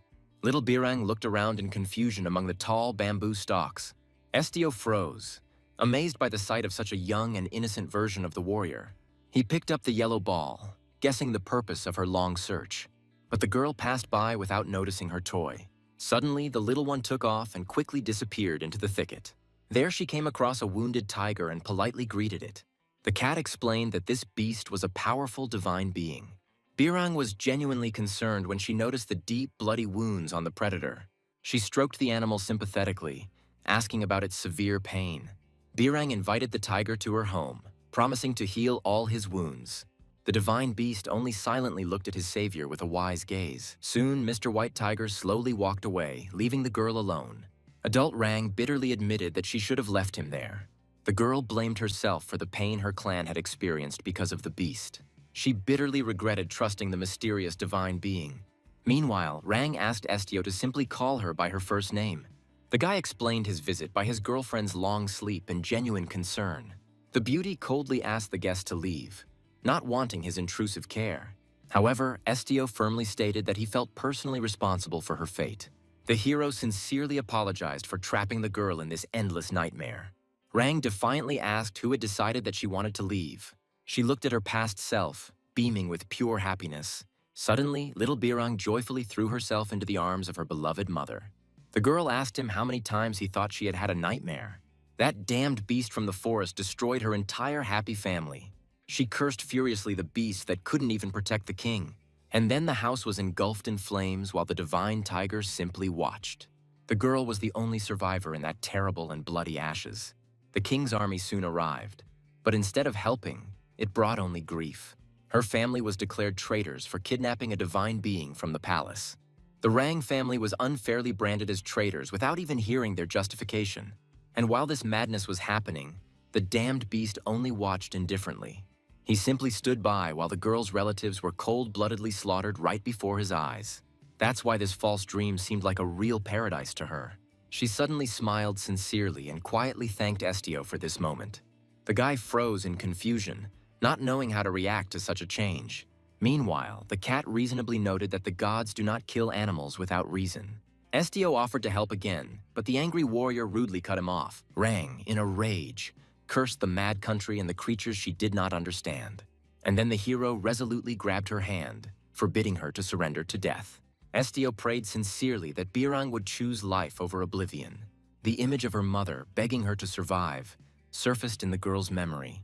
Suddenly, the guy promised to find Tiger and punish all the traitors. He squeezed her palms tightly, asking her to never run away again. Birang stood frozen in stupor from such sincere and important words. The hero called her to meet the king and tell him about her sorrow. The beauty still had doubts, not understanding the true motives of this leader. But in reality, Estio simply wanted to help with all his heart. Finally, the girl trusted him and asked him to wake her up quickly. And then both suddenly woke up in reality to the screams of their friends. Estio suggested that his friends take a rest before returning to headquarters tomorrow. Miss Rang suddenly became embarrassed and quietly thanked her savior. Her companions were wildly surprised by her politeness, jokingly mentioning her imminent death. The girl remembered the leader's promise to meet with the white tiger for her. However, the cursed divine beast only desired power over all people. A friend in green remarked that she simply needed more support. Meanwhile, there was an unexpected knock on the door, interrupting their quiet conversation. A courier burst into the room with an official and urgent order from the master. Estio looked suspiciously at the card with the laconic inscription of the mysterious sender. The action moves to Ravito Castle, the main headquarters of the powerful Ignis Guild. The silver-haired girl joyfully greeted the leader, literally beaming with genuine happiness. She praised the boys for the desert, while they suspected her of treachery. The beauty confirmed with a laugh that she had dropped them off in that wilderness on purpose. The hero became nervous when he heard congratulations on his sudden strengthening. The empire became unsettled as the princes and princess began an open war. The court was divided into camps, and some heirs even formed a secret alliance. It seems the emperor's patience has run out and he is no longer willing to tolerate this. The green-clad swordsman sarcastically suggested what the ruler's next move would be. To stop the internal squabbles, he will simply blame someone else. In reality, the first target in a major war will be the Eastern continent. The friends wondered whether they would have to fight because of their obligations to the palace. The turquoise-haired guy became worried. Was it really time for even the office workers to pack their things? But the foreman stunned everyone by deciding to send the ordinary clerks on vacation. She's just uncomfortable working in a crowd because she's constantly anxious.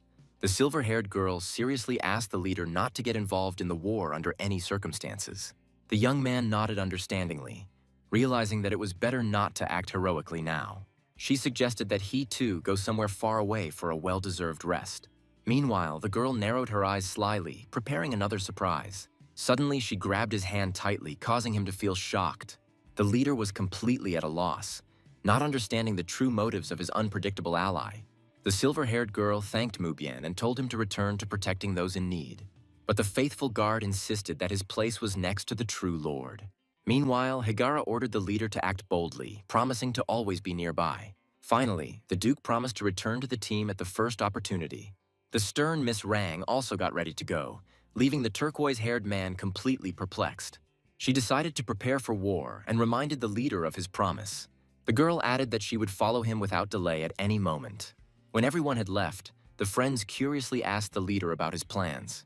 And then the master whispered about the island of Iliya, which hides the secret of its origin. She smiled mysteriously and added that the final choice was his. Estio set his sights on Iliya, and Parker happily invited himself into the dangerous company. The guy asked if his friend really wanted to spend his vacation like that. Parker beamed as he confessed his long-held dream of seeing the island. The long walk through the forest vividly reminded them of the beginning of their first adventure. The leader apologized for the delay, but Parker considered it a great part of the holiday. Meanwhile, it began to get dark rapidly, painting the sky in crimson tones. The friends began looking for a place to stay for the night, but their furry companions suddenly interrupted them. The pet warned Estio in fear about a very strange noise ahead. A groan came from the forest thicket, as if a huge monster had been wounded somewhere. Estio ordered Parker to scout the area, and he immediately spread his wings. Parker circled above the forest, looking from above for the source of the suspicious noise. And then he noticed something frightening, and his face changed dramatically. He shouted to the commander about a hole 30 meters to the north. At the bottom lay a wounded unicorn, bleeding in the rays of the sunset. The friends surrounded the poor man, realizing that this was the work of a hunter. Parker didn't have any medicine, so Estio asked for something spicy. Suddenly, the faithful companion snatched up the dagger and handed it to the leader. The hero decisively slashed the blade across his palm without making a sound. The wounded animal began to greedily lick the drops of blood from his palm. Estio looked wearily at the stars, finishing the ritual for the day. The unicorn came to his senses, surprised by the complete absence of pain after the wounds. Neju let out a joyful cry when he noticed that their new acquaintance had finally woken up. The poor thing was terrified, mistaking the white fluffy thing for a dangerous forest predator. She jumped to the side, preferring death to a new meeting with people. The forest was filled with the unicorn's shrill cry, which scared the good Neju to death. Sitting by the fire, Estio tried to understand the reason for such a violent reaction. The leader reassured his friend, attributing the beast's fear to the horror he had recently experienced. Suddenly, the unicorn froze, recognizing this calm voice from the past. She feverishly recalled where she had heard these intonations many years ago. Estio gently extended his hand, promising to heal and protect the unfortunate creature. The unicorn, with tears in her eyes, asked her savior who he was. Estio introduced himself, and the beast smelled a painfully familiar scent. In gratitude for saving her, she gently touched his hand. Meanwhile, the motley company inspired in her a feeling of deep trust. She remembered the cruel hunters who hated all other creatures. Neju philosophically noted that this hostility was always mutual. But in fact, he himself used to be a monster. The unicorn was surprised by such revelations, but was forced to agree. And then Estio ordered everyone to rest before the dawn rush. The strange allies fell asleep by the fire under the cover of the quiet night. Suddenly, someone's voice asked Estio why he was still awake. The guy admitted to insomnia and turned the question to Tsuki's cat. He naively believed that this place in the forest was completely safe. However, the tailed grumbler skeptically stated that ideal shelters do not exist. Meanwhile, Tsuki advised him to finally stop blindly trusting everyone. Estio quietly called her name, causing the cat to look genuinely surprised. He remembered the legendary dragon Shuhanen's hatred of people. And then Kai's threat to one day destroy the world came to mind. The young man stroked his companion affectionately, but she sensed another reason for her anxiety. Estio looked very gloomy because bad premonitions were bothering him greatly. Estio was tormented by the question of whether the mysterious Ro Aran had actually died. Meanwhile, he wondered if she had betrayed her ally Shuhanen. There were many thoughts, but the cat advised me to simply read someone else's mind. Suddenly, Tsuki realized that the guy was planning something truly crazy. The hero was determined to meet that maddened dragon in person. The cat asked about the plan of action after such a dangerous mind reading. It seems Estio didn't have a plan, but his friend warned him about the danger. She grumbled, advising him to stop blindly empathizing with all creatures. The tailed one suddenly caught herself thinking that she, too, sympathized with the leader. The group walked forward cheerfully, because now the unicorn was definitely with them. The unicorn was amazed at how quickly her deep wounds from yesterday had healed. Estio decided to remain silent, not knowing how to explain the power of his blood. Parker naively asked about the finish, but was immediately disappointed. They still had 5 huge peaks to overcome before reaching their goal. Meanwhile, Neju was completely horrified by this prospect. But Parker cheerfully declared that he knew one very clever way. The group emerged onto a forest path, bathed in the bright light of the morning sun. Suddenly, the unicorn sharply increased her speed, preparing to jump. She called on everyone to soar into the sky, literally lifting themselves off the ground. Parker doubted his success, but the unicorn confidently promised to help her friends. The blue unicorn gratefully asked Estio if he could repay him for his help. Suddenly, the boy became alert, hearing the distinct clatter of hooves in the silence. Estio heard a growing noise and informed his friends of someone's imminent approach. The little fluffy thing with the cactus screamed joyfully, pointing its fingers straight at the sky. A whole squad of unicorns gracefully swooped down from the fluffy clouds onto the ground. The golden Pegasus landed, and the blue mare immediately recognized him as the elder. The elder sternly remarked that the birds had warned him about human hunting, but the rescued woman stood up for her friends, begging them to take them to Elio Island. And then the leader abruptly cut off that people were forbidden from entering their territory. She objected hotly, because it was these people who had saved her life today. The elder asked doubtfully whether people had really saved her life. The leader did not smell blood and was amazed at the complete absence of wounds. She confirmed that the guy instantly healed her fatal injury with magic. The Pegasi began to whisper, because only the creator of their race could heal something like this. And then the true essence of Estio, the great dragon, was reflected in the leader's pupil. The amazed elder came closer and asked what the man's name was. The young man calmly stated his name, enduring the golden Pegasus's heavy gaze. Suddenly the leader froze, finally realizing the scale of the personality of the hero standing before him. The great beast bowed humbly, welcoming Estio as the last heir to the higher powers. The traveler's gaze fell upon a legendary floating island, literally teeming with magical creatures. The elder was surprised by the guest's reaction, explaining that he often receives flying creatures. The fellow traveler enthusiastically admitted that city life had made him unaccustomed to miracles. Suddenly, the unicorn looked intently at Estio, recognizing his exceptional interest. The proud beast whispered that he was the heir of the legendary dragon, heightening the intrigue. The elder pulled Estio aside, amazed at his completely human appearance. In fact, this sparkling pond served as a cradle for unicorns. The leader dreamed of showing the holy place to Lady Ro-Aran, who saved the lives of the heavenly steeds. And then Estio coldly snapped that he was not that lady at all. The elder bowed respectfully, hailing the youth as the true heir of the great black dragon. Meanwhile, Estio grimly muttered that he had not chosen this title. The ancient pond contained the powerful mana of the great yellow dragon. The magical waters were constantly nourished by the dazzling light of the heavenly sun. Estio finally understood how Pegasi were born in this sacred place. The elder bitterly admitted that the reserves of magical energy had completely depleted. As it turned out, it was the black dragon's mana that always gave life to the Pegasi. The elder lamented that after the lady's departure, there was no one to give mana to. The leader prayed that Estio would share his personal magic with the pond. However, the guide dryly replied that he could not fulfill this request. Estio explained that his connection with the dragon was structured completely differently, and then he suddenly dropped a strange black stone into the sparkling water. The elder did not argue and humbly accepted the young man's refusal. Suddenly, Estio asked if they were talking about Lord Shuhanan. Frieren was surprised because the Lord had never spoken about this man. It turned out that Shuhanan wanted to destroy everything that was dear to Lady Ro-Aran. Estio asked the reason, but the elder only remembered the Lord as once kind. The golden Pegasus introduced himself and asked to be called simply Frieren. Estio asked point blank if the Lord had really killed his beloved. Frieren laughed indignantly, cursing the human passion for vile gossip. In fact, their hearts were one. If one dies, both will perish. And then Estio realized, if the Lord was alive, then the lady was alive too. Frieren admitted that he could feel the closed eyes of his creator, Lady Ro-Aran. But her heart was still beating, which left Estio stunned.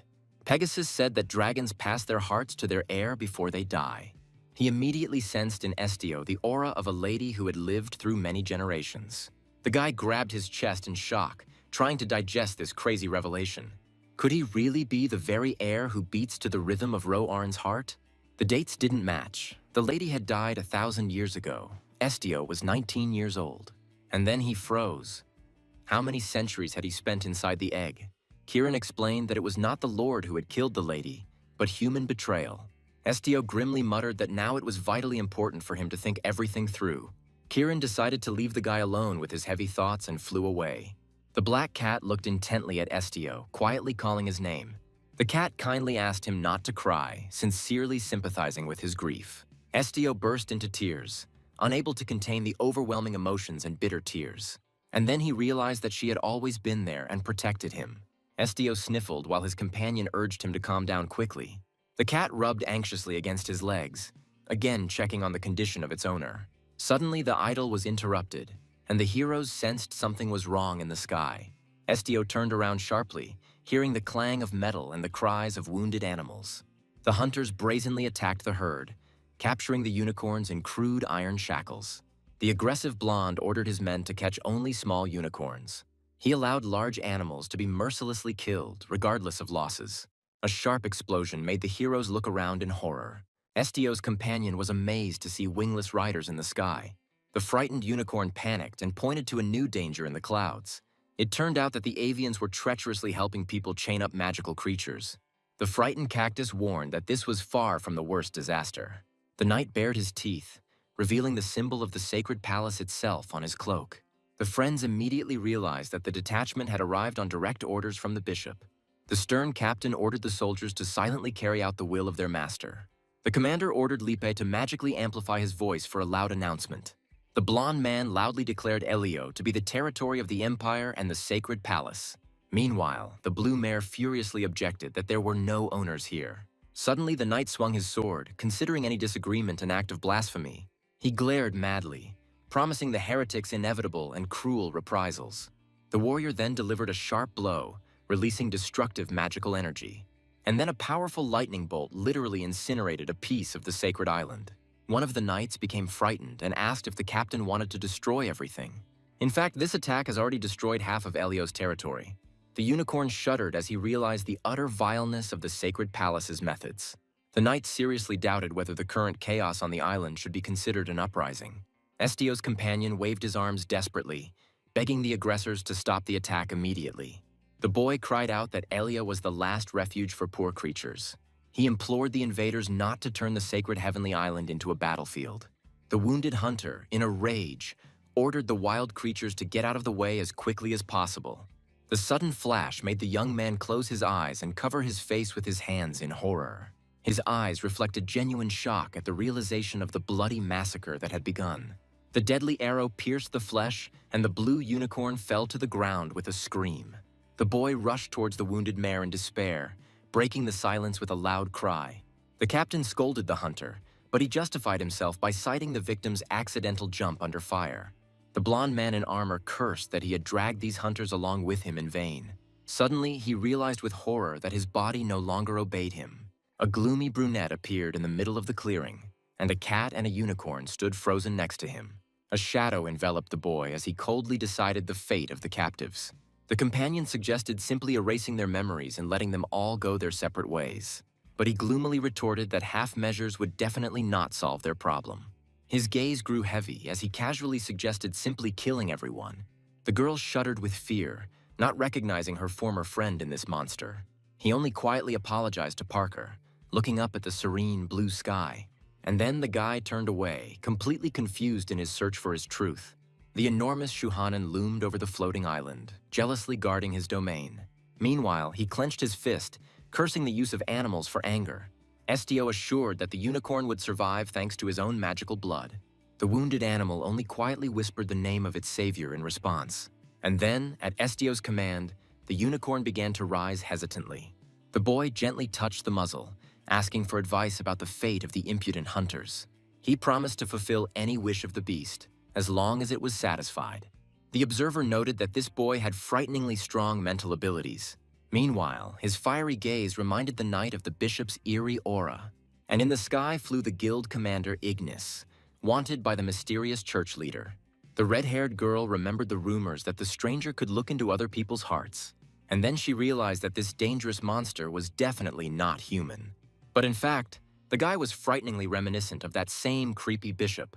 The partner tried to laugh it off, but the captain's words rang too true. Suddenly, the pink-haired man turned pale, realizing the seriousness of their lousy situation. The blonde finally felt that the damned numbness had passed and he was free. Meanwhile, the commander ordered the immediate activation of the destructive combat form of the stigmata. The girl plunged into a bright glow, releasing the power of her magical blade. The knight drew his sword, deciding to first draw blood from the insolent foreigners. And then the floating island shook from the first crushing blow. The powerful explosion left Estio and his companions barely able to stand on their feet.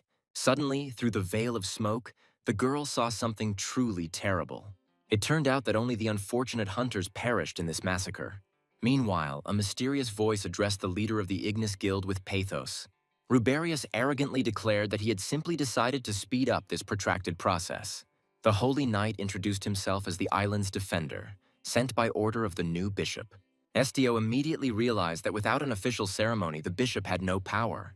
And then the guy realized that in front of him were the faithful followers of Shuhanan. The mighty guard stood frozen with his sword drawn, awaiting his opponent's next move. And then Ruberi laughed loudly, sincerely amazed at the young commander's intelligence.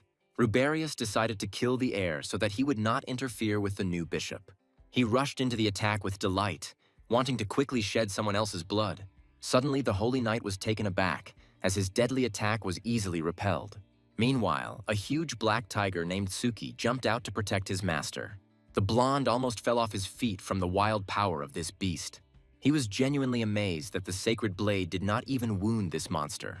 Tsuki let out such a deafening roar that everyone around him had their ears covered. A powerful push threw Ruberius back, causing him to retreat in disgrace. And then the knight grinned, appreciating the fact that the boy had such a cool guard. Then Estio stroked the tiger, quietly asking him to slow down a little. Tsuki was outraged by the attempt to kill the owner, but Estio only calmed the predator. The tigress was perplexed by the guy's calmness, because the scoundrel wanted his blood. Estio confidently stated that it was impossible to hurt him, causing Tsuki to become wary. The guy mysteriously explained that it was not about reading someone else's heart. It turned out that he was able to look into the very wounded soul of the enemy sword. Suddenly, Lippe began to transform, leaving the Holy Knight completely confused. An angry Ruberius shouted that he had not ordered the sword to take on human form. The red-haired warrior looked closely at the stranger and asked his name. He briefly introduced himself to Estio, maintaining an absolute and icy calm on his face. Meanwhile, the guy promised that he would not cause the warrior any harm. The defeated knight, in a rage, ordered Lippe to return to him immediately. But the impudent sword girl flatly refused to obey her former master. Meanwhile, Estio was sincerely perplexed as to why she had suddenly chosen his side. Taking a closer look, he noticed that the warrior's appearance was frighteningly reminiscent of Ro-Aran.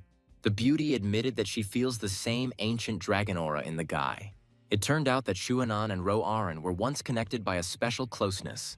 And then Estio realized with a shudder the truth about his true origin. Lost in thought, he simply ordered the Holy Knights to leave immediately. Rubri was taken aback when the boy confirmed that he would not take his life. Estio dryly retorted that the cause of his anger was long dead. Estio was sincerely glad that all his loved ones were finally safe. Then he ordered that the news of his imminent visit be conveyed to Shuhanan. The guy decisively added that he had accumulated a lot of pressing questions for the keeper. A couple of weeks later, the heroes settled into a quiet and cozy mansion. The green-haired man grumbled that their well-deserved rest had once again been brazenly interrupted by the news. The newspapers wrote about wars and the complete chaos going on everywhere. The friend decided to stay here until the long-awaited return of his old acquaintance. Estio silently brought a fresh batch of his culinary experiments on a tray. The strange black cookies were steaming, hinting at vigorous activity in the kitchen. The young man crunched on the treat with gusto, confirming that he had not been idle. The companion asked if Estio was worried about Sir Mubian. The young man shrugged his shoulders calmly, as if to say that there was no reason to panic yet. A friend recalled his words about the absence of bad news as a sign. Estio devoured the cookies, not doubting his ally's well-being for a moment. Suddenly, an insistent knock on the window unceremoniously broke into the cozy silence. The companion jumped in surprise, wondering if his comrade had heard the sound. He peered warily through the glass, looking out for an intruder outside. Meanwhile, his facial expression changed to a grimace of pure horror. And then a gloomy cemetery of angels by the tree appeared before my eyes. A winged figure lurked among the tombstones, evoking thoughts of the sinister. The messenger brought an urgent message from the master to the guild commander. He sympathetically noted that the hero's vacation had been unusually difficult. The boy announced the start of the Great Light Pillar ceremony in the new year. Estio lay in bed, pondering the terrifying power of the new bishop. It turned out that the priest's influence was now almost equal to the power of the emperor himself. The young man was puzzled why he received the invitation instead of the ruler. He was tormented by the question of whether Shuhanan knew about his true nature. He realized with a stern expression that the keeper still didn't know about Ro-Aran's death. Estio tried in vain to understand the true motives of this strange invitation. Tsuki quietly whispered that she had a very bad feeling. Tsuki persistently dissuaded Estio from this crazy and extremely dangerous undertaking. However, the guy firmly decided that he had to go to the very end. And then the cat sadly admitted her powerlessness to protect her best friend. Estio gently picked up Tsuki, promising to cope with all the difficulties on his own. He gently hugged his partner, asking her not to worry anymore. But in fact, Tsuki silently sensed the imminent approach of a terrible storm. The last day of the year arrived, painting the sky in the bloody tones of sunset. Meanwhile, loyal comrades were already waiting for the team at the huge gates. The turquoise-haired guy happily waved his hand, greeting his dear commander. Estio was genuinely surprised to unexpectedly meet his old friend Kai before the final. The white-haired beauty warmly welcomed Estio after a very long separation. Estio nodded politely in response, although he clearly felt a slight tension. And then Kai admitted that he would not abandon his friend before an important meeting. The girl noticed the lack of security and resolutely offered to help along the way. Suddenly, Kai hesitated awkwardly, acknowledging the obvious benefits of such company. The guy made comical excuses because he was actually really scared. Meanwhile, the companion turned to Estio, getting into a serious mood. In the distance, a majestic palace appeared, where the fates of many people were decided today. She swore to accompany the hero and protect him from any danger. But in fact, the girl was afraid of a trick even at the official ceremony. Estio decided not to tell his companion about his connection with Shuhanan for now. They hadn't seen each other for 19 years, so the guy ordered everyone to move out. As he approached the hall, Estio began to be tormented by doubts about his old friend. The guy thought gloomily that his ally might no longer need him at all. The team finally saw Elysium, striking the imagination with its divine radiance. Kai looked around, genuinely surprised by the frightening absence of people in the hall. This time, everything looked different, causing the friends to become seriously wary. The companion immediately realized that something bad had clearly happened in the palace. The protective candles dimmed, opening the way for the servants of the treacherous new bishop. Meanwhile, the detachment moved forward cautiously, expecting a sudden attack from the enemy. Suddenly, the guy heard a terrible howl in the middle of a frightening dead silence. The guy was scared of the monster Shuhanan, but his companion only laughed cheerfully. The girl ironically noted that it was just a cute little dog. The guy was completely taken aback by such a strange definition of a predator. But in fact, the monster was already grinning and drooling hungry, viscous saliva. The shadow of a huge beast howled ominously against the clear, starry sky. Before them appeared the majestic Nebesius, the legendary guardian of this ancient shrine. Neju enthusiastically compared the horned giant to a beautiful and fabulous unicorn. Meanwhile, to the guy, this guard looked more like an enraged and dangerous bear. The heavenly protector rushed swiftly along the columns, guarding this holy place. The companion confidently stated that this beast would not attack without reason. Meanwhile, the guy nervously asked if his friends were really sure of this. Suddenly, the monster growled ominously, flashing its red, furious eyes. And then the guy in panic shouted that he was surrendering immediately. But in reality, the beast only roared deafeningly, frightening everyone around. Estio asked the powerful being to finally speak to him personally.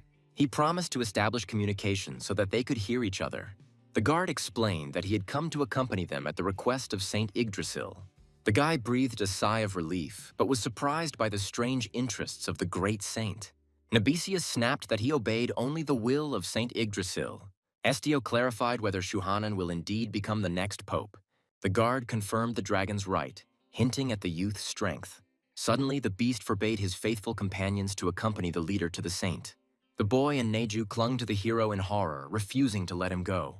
Nebesius snapped that without this meeting, Estio would not see his dragon. It turned out that the saint personally looked after Shuhanan, choosing him as her main favorite. And then Tsuki stepped forward, insistently sending the owner to an important conversation. The cat kindly told her friend to convince the saint, promising to meet the dragon together. The eyes of the devoted Tsuki reflected the friends who remained to wait for their brave leader. The boy and Neju also became quiet, deciding to wait faithfully for Estio's return. Estio boldly stepped into the unknown to meet his ultimate destiny. Suddenly, the conductor lit up, turning into a graceful and fluffy creature. The boy, riding on a transformed beast, rushed into the divine temple like a whirlwind. The charming stranger in white thanked him for the long-awaited visit. She introduced herself as the daughter of a saint who kept the great name Yggdrasil. The girl sincerely admitted to Estio that she had long dreamed of this meeting. The hero thanked Hav, affectionately stroking the animal's soft mane. Estio immediately asked if she was going to interfere with his mission, but the beauty assured him that she herself longed for his meeting with the dragon. After all, only the last of the Black Clan can pacify the raging soul. Hav folded her palms and began her dark tale of Mr. Shuhanan. As it suddenly turned out, when they met, the dragon had already gone completely mad. The distraught Shuhanan cut himself with wounds, unable to contain his wild rage. Holy water healed the flesh but proved powerless against the tormented soul. The girl only grieved silently, unable to stop this bloody nightmare. Meanwhile, she was determined to follow the last of the Golden Clan, even if this path leads to the complete destruction of all living humanity. Estio sincerely did not understand why he was the one who was able to stop this madness. But in fact, the dragon Shuhanan loved not have it all, but Roran. The beauty hopefully asked Estio to listen to her sad confession to the end. Shuhanan did not witness the last moments of his faithful friend Roran's life. While the dragons were flying away to their world, Roran suddenly disappeared without a trace. Meanwhile, greedy people treacherously betrayed Roran for the sake of his great power. Suddenly, a brutal hunt for the legendary and unsuspecting dragon began. The madmen believed that the heart of the black dragon would give them absolute power. Seeing the trophies in the hands of the heroes, Shuhanan instantly lost his mind. Have still didn't understand how such a powerful defender lost. And then Shuhanan, maddened by grief, began to furiously destroy all living things. His relatives tried to take him away by force, binding him with heavy and strong magical chains. But Shuhanan tore through the steel and fell down just before the gate closed. The guard reported that Shuhanan was slowly dying from his old wounds. Estio froze in shock upon learning of his friend's imminent death. The girl tearfully begged the hero to finally give the dragon the long-awaited peace. The guy resolutely agreed to help, at least for the sake of saving this world. Suddenly he realized that he had to give Roran's heart to Shuhanan. Estio hoped that this confession would at least slightly calm the dragon's anger. In fact, Tsuki was already lying in a pool of blood. Estio's eyes widened in wild horror at the sight of his wounded partner. The boy screamed the cat's name in despair, not believing his eyes. Meanwhile, the hero rushed to help his friend as fast as he could. Estio looked with cold blood at the mountain of bodies of the knights he had slain. Suddenly, a familiar voice called out to the guy, causing him to turn around sharply. Guildmaster Ignis stood in the way, clearly expecting this meeting. The enemy mockingly thanked the guy for coming himself. Estio looked with horror at the lifeless body of his little friend. The tortured white animal begged its owner with all its might to run away quickly. Kai desperately blamed herself for the failure of her defense due to the surprise attack. Meanwhile, the enemy's flames turned her faithful dolls into rubble. The exhausted girl staggered, almost losing consciousness in the arms of her assistant. Estio told his comrade to rest, but she stubbornly rushed into battle. Estio's eyes flashed azure as he told his ally to finally rest. Exhausted, Kai tried to object, but consciousness treacherously left her body. The girl finally fell into a deep oblivion under the supervision of her faithful assistant. Meanwhile, the head of the guild mockingly inquired about the impressions of the meeting with Yggdrasil. The blonde spoke contemptuously about the holy woman who allegedly told Estio all sorts of nonsense. The enemy warned that escaping now would only create new serious problems for the guy.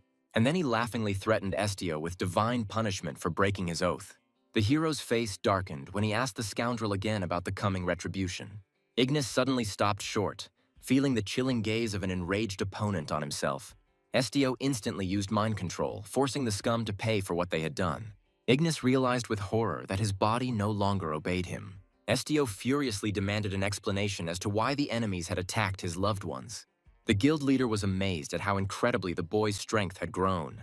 The hero coldly retorted that this was only fair retribution for their crimes. With burning eyes, he ordered the enemy to accept his fate. Suddenly, out of nowhere, a commanding voice came, ordering Estio to stop immediately. The talking cactus Ahuru spoke out against the senseless killing of these people. Shocked, Ignis realized that this was no ordinary plant. Ahuru suggested first hearing the reasons for the attack. Despite the understandable hatred, the wise cactus asked if Estio was sure he would not regret the massacre. Estio froze for a moment, lost in his dark and heavy thoughts. The guy bitterly admitted that he had already begun to sincerely regret what he had done. He blamed himself for his frivolous belief in the yellow dragon's peacefulness. Remembering Tsuki, the hero realized that his sympathy was just a clumsy gesture. Thoughts that he should not have left the post tormented his soul. Estio lamented that he had brought his friends to this dangerous place at all. Enraged, he ordered Ahur to be silent and not to try to stop him anymore.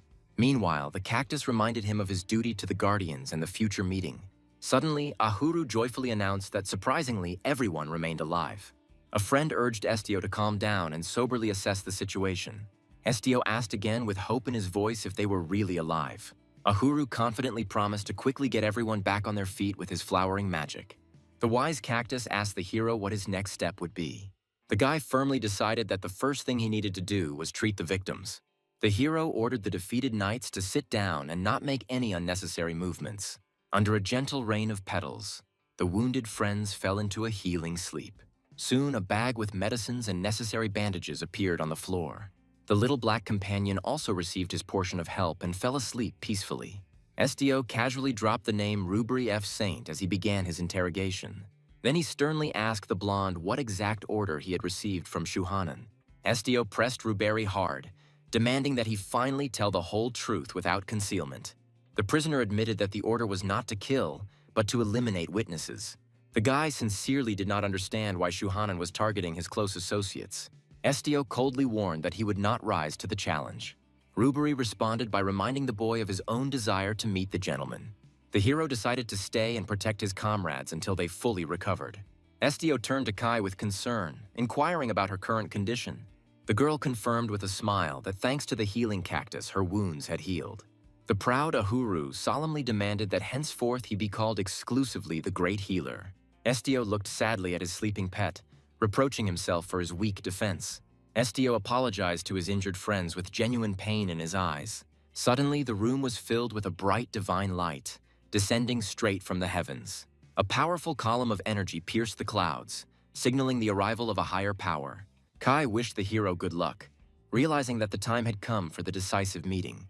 However, the guy flatly refused to leave, considering the protection of his comrades to be the most important thing. Meanwhile, the Holy Virgin appeared, assuring the heroes of complete safety. She offered to immediately move the wounded companions with her divine power. The magic instantly transported everyone to the guild headquarters, away from danger. Finally, the saint bestowed upon Estio a powerful blessing of protection for the coming battle. Now, with a light heart, the hero confidently walked up the heavenly staircase. Estio resolutely threw open the massive doors leading to the Supreme Lord's chambers. The hall was filled with the sounds of the organ, and a mysterious blond man stood by the stained glass window. The stranger froze in the rays of light, not hurrying to turn to the guest who had entered. Estio was confused, wondering if this calm man was Shuhanan.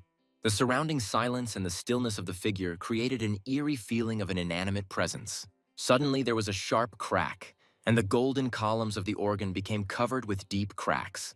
The blonde turned slowly, looking at Estio with a cold and distant gaze of golden eyes. The guy involuntarily shuddered, feeling the overwhelming aura emanating from the owner of the castle.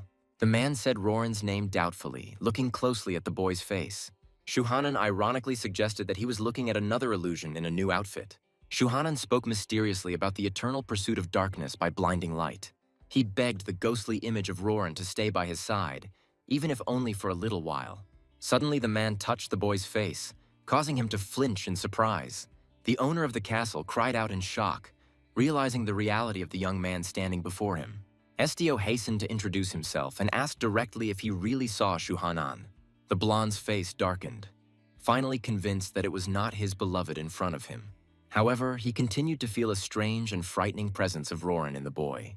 Estio felt someone else's pain and anger literally transmitted to him through touch. Fragments of someone else's memory of unbearable loneliness and death flashed before my eyes. Shuhanan's desperate inner voice demanded that he immediately return the one that had been lost. Shuhanan wheezed in a frenzy that he could hear Roran's heartbeat in the boy. He madly accused the young man of killing the dragon to get her heart. Grinding his teeth, the blonde imagined how the impudent man had sewn this sacred treasure into himself. The castle's lord reeled, realizing the betrayal of the human race that Roran loved so much. He fell into the deepest despair, seeing no point in living in the empty world. Suddenly, Shuhanan drew his gleaming blade, preparing to do something irreparable. Estio froze in horror, unable to believe the madness that was happening. The hero suddenly rushed forward, desperately trying to stop the man who was distraught with grief. The guy literally thrust the holy sword at Shuhanan, causing him to be taken aback by surprise. The blonde was stunned, shocked that it was not the guardian who dared to touch the great artifact. Estio promised to return the dragon's heart to Shuhanan as his only legitimate companion. The hero sincerely asked the man not to torment himself with this suffering any longer. The boy hoped that this gift would at least slightly ease someone else's sadness. Meanwhile, the little black friend watched what was happening with sadness. Estio lamented that he had no time left to say goodbye. The shocked Shuhanan could not understand the true reasons for the young man's actions. Suddenly, a bright scarlet sphere slowly left the guy's body, illuminating the hall. The man looked in fascination at the shining heart of Roran in his hands. It turned out that only blood relatives of a dragon can carry the heart of a dragon. The bloody holy sword fell limply from the hands of its owner, who was deeply shocked. The blonde looked at the scarlet sphere in his hands, mesmerized. Suddenly his eyes widened in shock as blood spurted out. Someone noted with amazement that the guy looked like a spitting image of Roran. The same smiling girl immediately appeared before my mind's eye. Meanwhile, the bleeding youth finally sank into oblivion. Falling rapidly into the abyss, He sincerely believed in his death. And then, through the death throes of delirium, a very strange sound broke through. It turned out that it was a girl crying, bitterly apologizing to the dying Roran. As he faded, the boy regretfully admitted that he was breaking his promise. But in fact, the maiden firmly swore to protect this child. The girl was ready to sacrifice herself for the sake of this radiance. She sincerely dreamed of seeing her dear child grow up. As she said goodbye, the maiden wished the baby great happiness with a warm smile. Suddenly, a panicking blonde man threw the doors open with a bang. He was mentally amazed at Shuhanan's sudden and destructive rage. The guy didn't understand what was happening because he himself had sacrificed Roran's heart. But instead, a tiny dragon ended up in his hands. The black baby just blinked his huge golden eyes in surprise. The blonde hugged the poor guy to himself with relief, apologizing tenderly. And the reborn hero realized in horror his new form. The cheerful blonde asked with a smile if the baby was surprised. The savior noticed that the baby was in his true form for the first time. The guy assumed that there was simply no one to teach the poor guy properly. Having laid the dragon on the bed, he explained the reason for such a radical transformation. After gently stroking the baby, the boy advised communicating exclusively through telepathy. However, the reborn one himself did not mentally understand how he had remained alive at all. It turned out that after breaking off the connection with the girl, the hero was left with his own heart. Sternly holding out his little finger, the blonde made him promise to avoid recklessness. As he left, the guy enthusiastically promised to teach the recovered kid some cool magic. And the little dragon, looking after the savior, continued to be mentally tormented by bitter doubts. The baby was mentally amazed by such unexpected care from the stranger. Turning around, the blonde man called him his and Roran's son with a smile. And then a slight, thoughtful sadness flashed across the savior's gaze. The guy sympathetically inquired about the lonely dragon's difficult past. However, he immediately and delicately allowed the tired Shuhanan to rest. Suddenly, the baby telepathically expressed a desire to return to the guild. Taking hold of the door handle, the guy gently put this conversation aside. Finally, the blonde warmly asked the baby to call him Dad. The reborn hero was simply stunned by such a sudden statement. Meanwhile, the Lord was respectfully informed about the arriving guests. As he walked, the fair-haired ruler irritably ordered the knight to turn away the uninvited guests. However, the agitated guard hesitated uncertainly, trying to object to his master. The blonde turned around in surprise, realizing that the stubborn men were looking for the rescued child. The knight confirmed that the visitors flatly refused to leave without this meeting. With an anticipatory grin, the pontiff ordered that Estio's allies be brought to him immediately. Soon, a very motley company appeared before the ruler seated on the throne. The dark-haired Moven bowed politely while Neju and the black cat waited. Straightening up, the serious guest firmly declared his intention to see Estio. But the arrogant pontiff coldly rejected the request, remembering the yellow dragon Shuhanan. And then the guy indignantly burst out, demanding an explanation of his friend's fate. The pontiff arrogantly rebuked the boy, reproaching him for losing contact with his friend. The lord caustically ridiculed the very essence of such useless defense. The stinging accusation of pathos only made the brunette frown angrily. Gritting his teeth, Moven stubbornly declared the master's complete safety. And then he obediently knelt down, begging to know about Estio's condition. The fair-haired lord only smiled ironically at the guest's blind trust. The guy was well aware of the ruler's absolute power over other people's lives. The companions logically reasoned that otherwise the audience simply would not have taken place. Intrigued by the motley company, the ruler thoughtfully drummed his fingers in agreement. Suddenly, Moven turned around in complete shock. And then the pontiff unexpectedly changed his anger to mercy. Having stood up, the bishop condescendingly put forward one tough condition to the guests. Meanwhile, 10 days later, Estio looked at his hands in surprise. The brunette noted his return to human form with obvious relief. However, when he asked to return to the guild, he received a sharp refusal. The fair-haired lord handed him a plate of fruit with slight irritation. Estio stubbornly stood his ground, reminding him of his waiting allies. In response, the pontiff caustically compared them to the traitor Yong Biran. Kneeling down, the ruler kindly invited the boy to go to the world of dragons. He squeezed his hands gently, describing a beautiful star where dragons live in harmony. Estio acknowledged the seductiveness of his world, but still refused. The lord bitterly reproached the boy for intending to abandon him like Roran. The brunette sadly admitted that he always wanted the impossible. He remembered with bitterness all the lost things, blaming himself. However, the boy then looked warmly at the memories of his friends. The young man, with a gentle smile, called the pontiff pope for the first time, explaining his choice. The stunned blonde lord froze, tears of happiness welling up in his eyes. Suddenly, the pontiff stood up abruptly and turned away, hiding his emotions. Relenting, the father promised to allow the boy to meet with his allies. Estio realized with shock and joy that his friends were already here. Estio smiled warmly, looking forward to the long-awaited meeting with his friends. And suddenly, a loud, joyful cry was heard from the street, calling for the leader. The door swung open and the guy was attacked by his entire noisy group, hugging him. Bursting into tears, the green-haired youth emotionally recalled their miraculous healing. Estio smiled guiltily, apologizing to the cat fawning at his feet, and then, with genuine surprise, he noticed the dark-haired Movin among them. He smiled reservedly, citing his unfailing protective instinct. The tearful green-haired boy hugged his leader tightly again. Suddenly, he opened his eyes in complete shock, noticing someone behind him. The pontiff himself stood at the door, calmly watching this touching scene. Suddenly, an oppressive and rather awkward silence fell over the living room.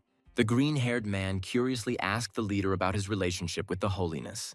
And then the guy realized that both powerful dragons had suddenly become friends. Suddenly, the blonde hugged the leader and declared Shuhanan his father. The whole trio was simply stunned by this sudden statement. Without wasting any time, the boy quickly released a carrier pigeon out the window. He immediately explained to his comrade that he had sent an urgent report to the chief. The bird carried the shocking news that the evil dragon turned out to be the father. After all, the guild was created against a terrible monster, and not against the boss. But in fact, the guys were genuinely surprised by the long-awaited appearance of the guest. The green-haired man admitted with a smile that they had been humbly awaiting an audience. However, the high priest suddenly put forward one strict condition to them. To see Estia, the heroes had to master divine magic. The green-haired man was surprised, because they were not even close to being priests. But the Lord explained that any guardian is capable of harnessing the holy power, and he appointed Knight Commander Rubery as his mentor. He bowed politely, apologizing politely for his recent rudeness. And then the furry giant screamed in rage, recognizing Estia's offender. The knight stood there in panic, realizing his inevitable failure. Suddenly, a powerful beam of energy mercilessly knocked the villain off his feet. The Lord angrily barked that he had not ordered Estia to be crippled. Meanwhile, the defeated knight coughed pitifully in clouds of dust. Justifying himself, he croaked that he had taken the hero for an impudent enemy. The priest coldly scolded his subordinate, and the fluffy one fearfully hugged the cactus. And then the ruler, with a predatory squint, suddenly changed the conditions. His commanding finger pointed menacingly straight at the stunned boy. This poor fellow was about to engage in a duel with the guilty knight. The stakes were high. Victory would bring a meeting, and defeat would mean complete submission. This was the only and absolutely uncompromising way to the goal. The wounded hero realized with annoyance that he was completely losing the fight. The boy admired the power of the knight, who fought without a sword using only magic. This incredible divine power literally glowed around the mighty warrior.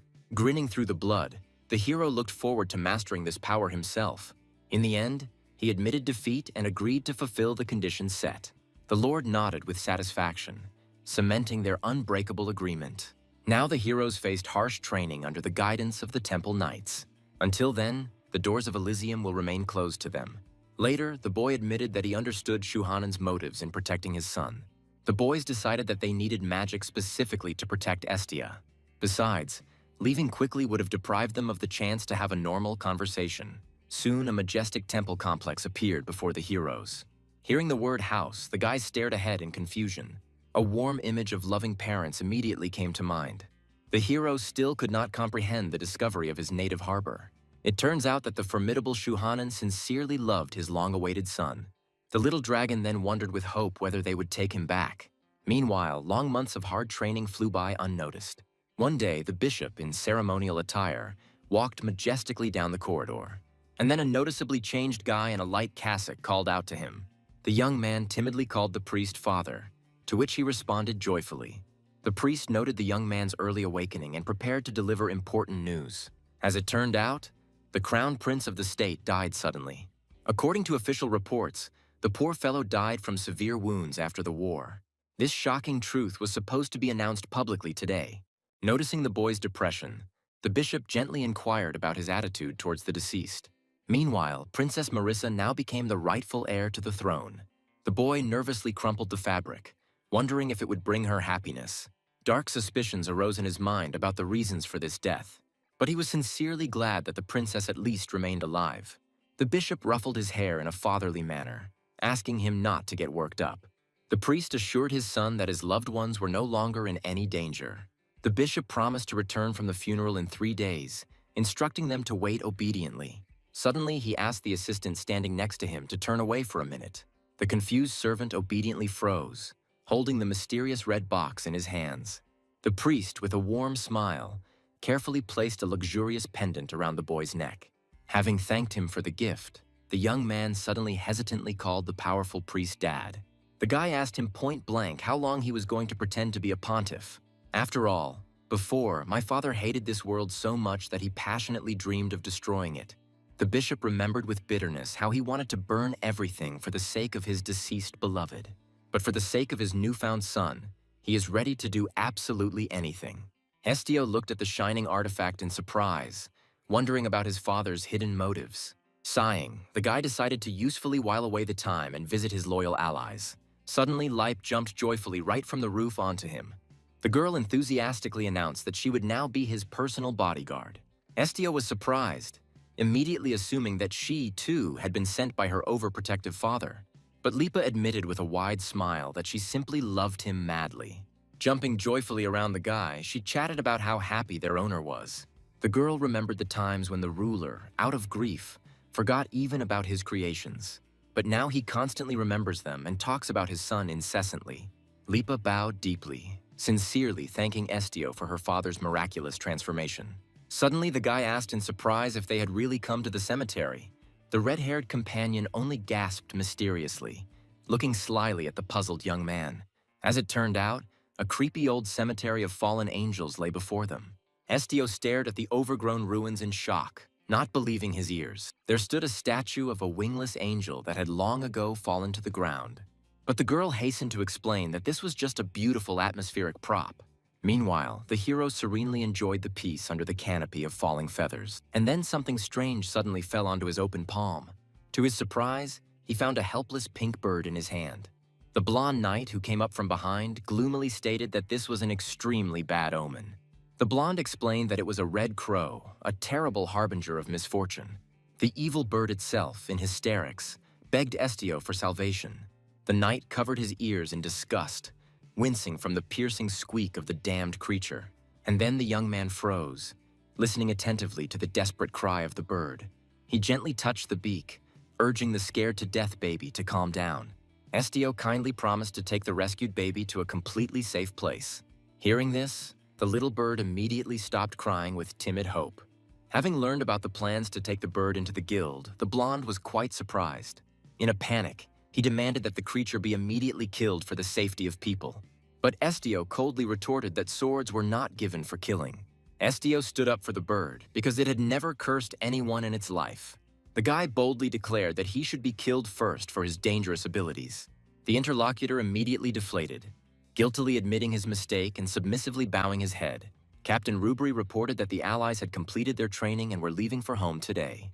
Meanwhile, the group was resting in the temple dormitory before the long journey. Suddenly, the talking cactus began to vehemently express its longing for Estio. However, the guy simply threw his prickly friend aside, not appreciating the impulse.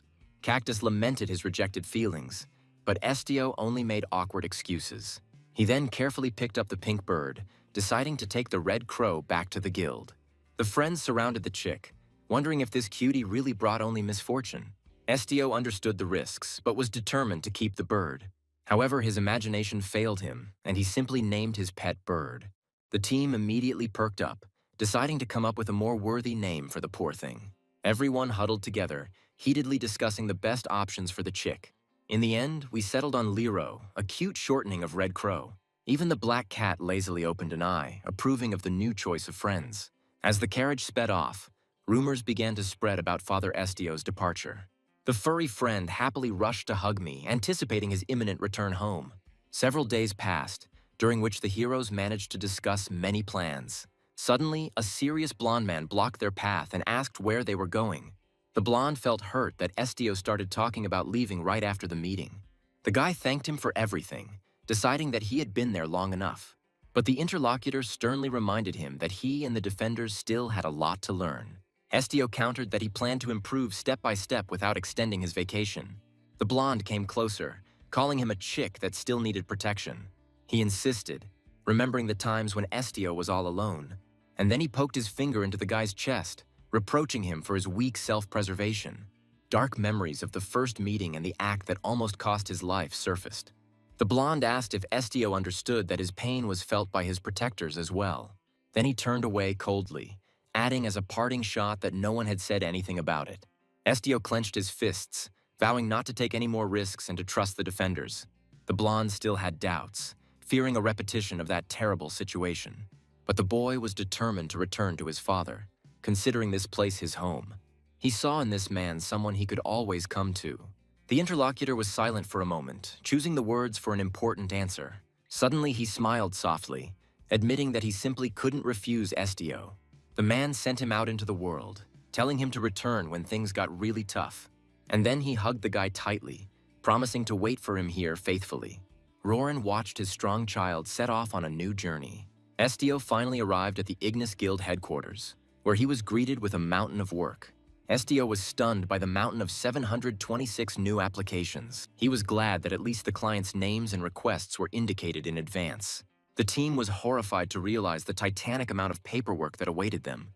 The leader was amazed at how quickly rumors of his abilities spread throughout the world. Suddenly, the guy's gaze stopped on one letter. The search could be stopped. The servant reminded them that it was time to hit the road and clarified the direction of the next trip. Before leaving, Estio prepared a special food with a camouflage spell for Lero. It was the best protection he could give his little companion. The bird instantly changed its color to a dull brown, becoming similar to a sparrow. The guy promised that she would finally be safe in the guild garden. Lero became sad, afraid that Estio was leaving her because of some mistake. This timid look made the guy freeze for a moment from the overwhelming feelings. He remembered that as a child, he himself had looked at the world in the same lonely way. Estio gently assured the bird that he simply wanted to ensure its complete safety.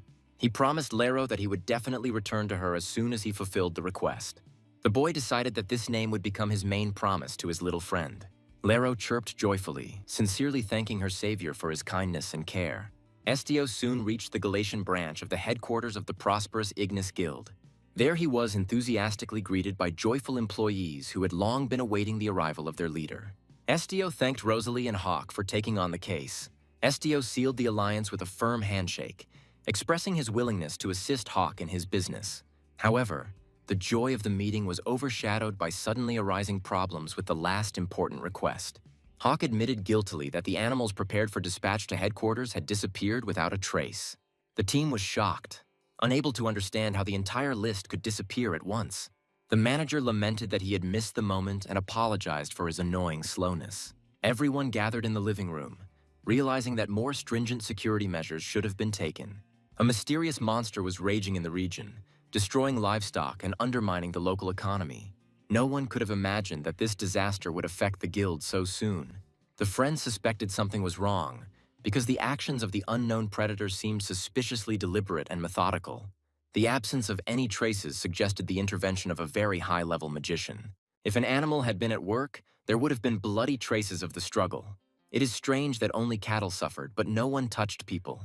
Hawk sighed heavily because there were too many questions in this complicated case.